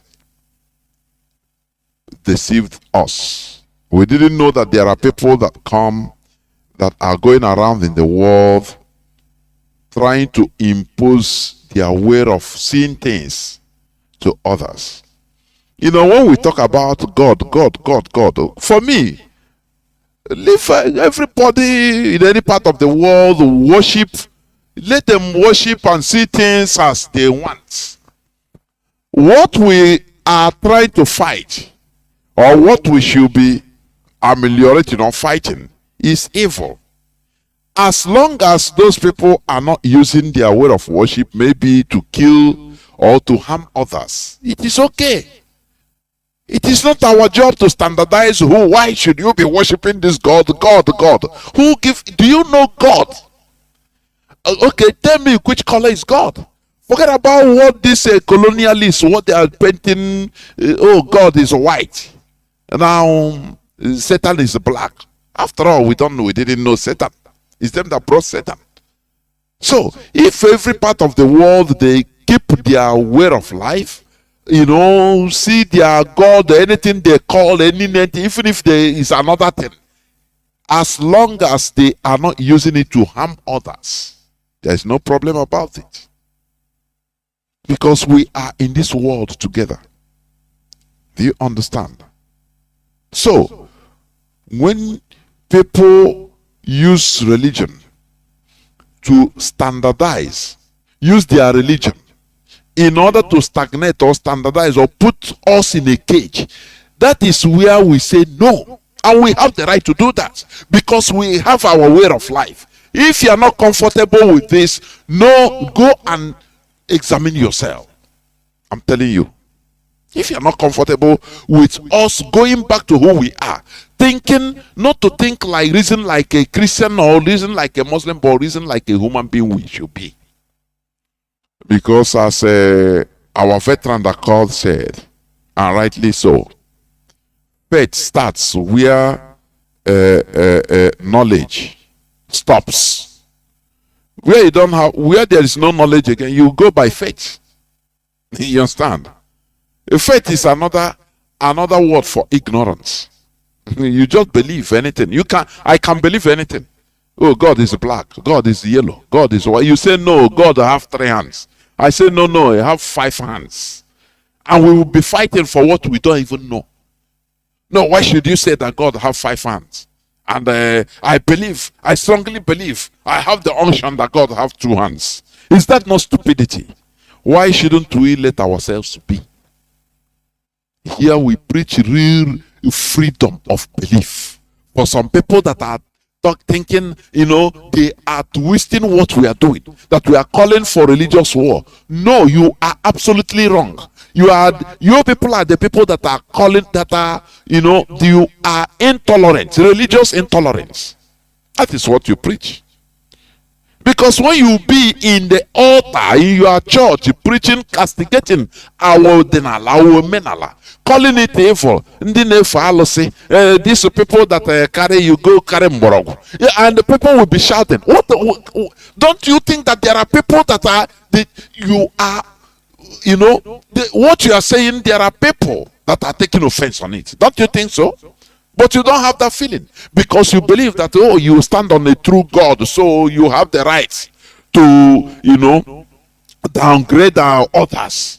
You have the right to talk down on others, and you feel fine. But when we come to bring some facts about you, about your own belief, now you start picking offense. You see people asking, leave this, let us go Biafra restoration, leave this religion. We are not going to leave it. Because it's causing us harm, more harm, destroying our mentality. Honestly, I said before, and I continue saying it, we can never develop exclusively on these foreign things we don't even understand. It's impossible. We have to go back to uphold our values, to our roots, and now sprout out without getting roots. It's just like building something on nothing.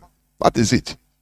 When they will program you to pray for one faraway country that is a world power, it will be, that is when you will have peace. For praying for an advanced country, always you fast and pray for them. Now that is when God will answer your own prayer. Don't you see that this is stupidity? They insert stupidity in our mindsets, and we continue going with it, thinking that now we carry loads and loads, unnecessary loads and loads, instead of solving our own problem in our own way. Don't you see that it is stupidity?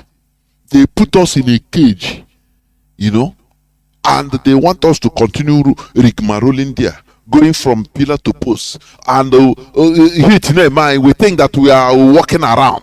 We think that we are traveling all over the world. We don't know that we're in a cage, going round and round without seeing nothing. That is what we are trying to diminish. We are trying to scatter all these cobwebs, filthy cobwebs that are pulling us down in our brain mentally. That is it. We have to uphold our values, and that is the right thing to do. Biafra is our religion. I say, if you have any other religion other than this Biafra restoration, you are not worthy. If when we talk, there is nothing. What can you talk about religion or tradition that will pain me? I don't think. What I listen. I'm a listener.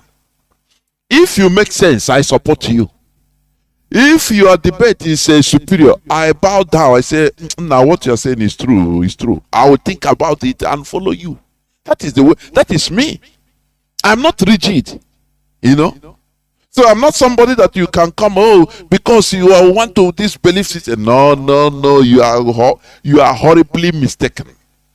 What we want is the something, the way, that way, the pure way, our own natural way that will make us come out shining as the rising sun we are supposed to be, instead of being caged, limited because of one belief system.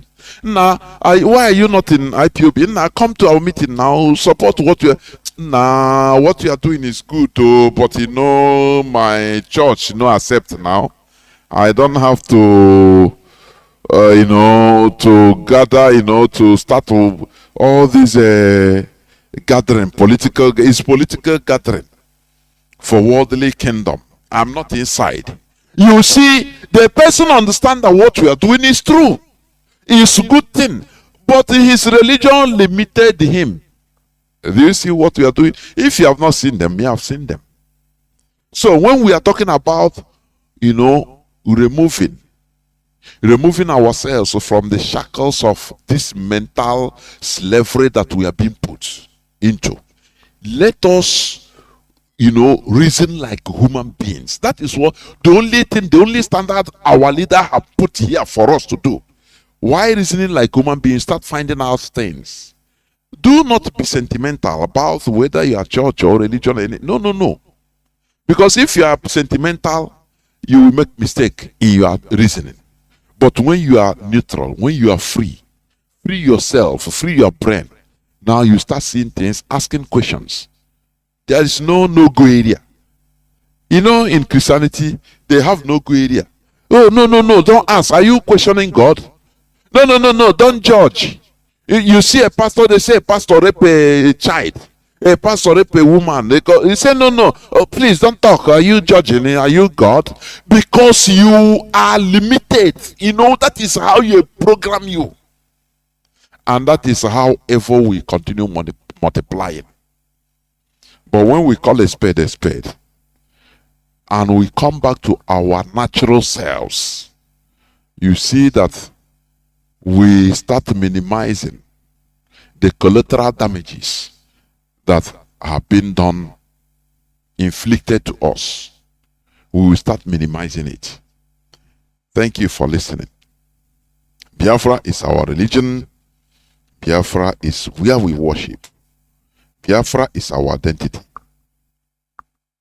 From me, Mazi Jonathan Chinedu, from here, it is simply good evening.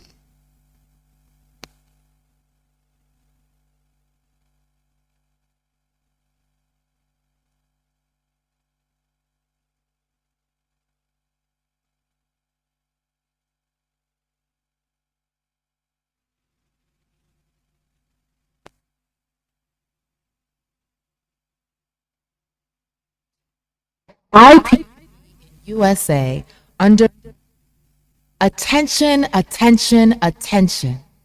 IPOB in USA under the leadership of our indefatigable leader Mazi Nnamdi Kanu is announcing our ESN end of year mega fundraising event on December 3rd, 2022 at 8 p.m. Biafra time. We are inviting all IPOB families, all lovers of freedom, all over the world to come and support this Zoom event in support of the life-saving work of ESN. ESN, the people's security is here to stay.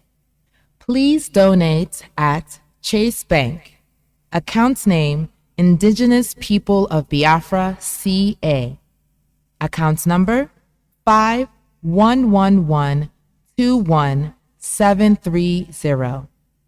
Again, 511121730.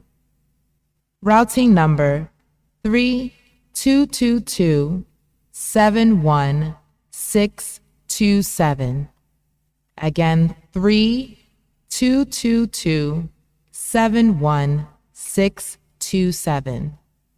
Zelle info IPOBCA2019@yahoo.com. IPOBCA2019@yahoo.com. Zoom meeting ID 885532571104. Again, that's 885532571104. Passcode 147330. 147330. For more information, call these numbers: +1 818 201 8884.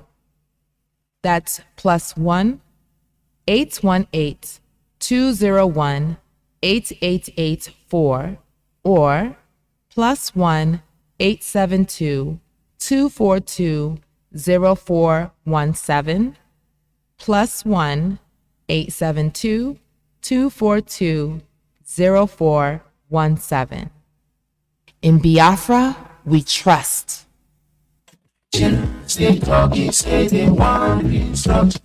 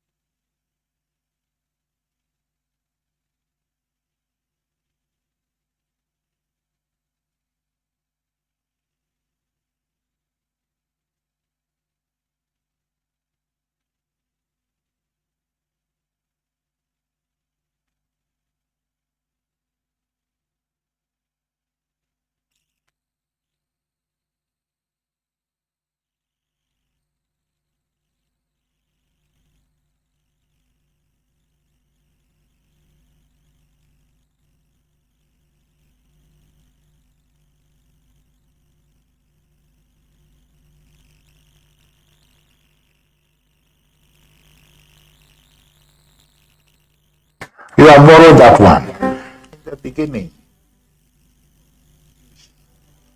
the Greeks came into Egypt.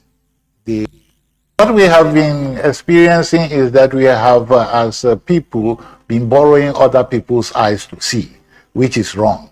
So, I'm going to ask you why you think that to borrow somebody's name and claim that is your name is acceptable unto your creator. Okay, that is so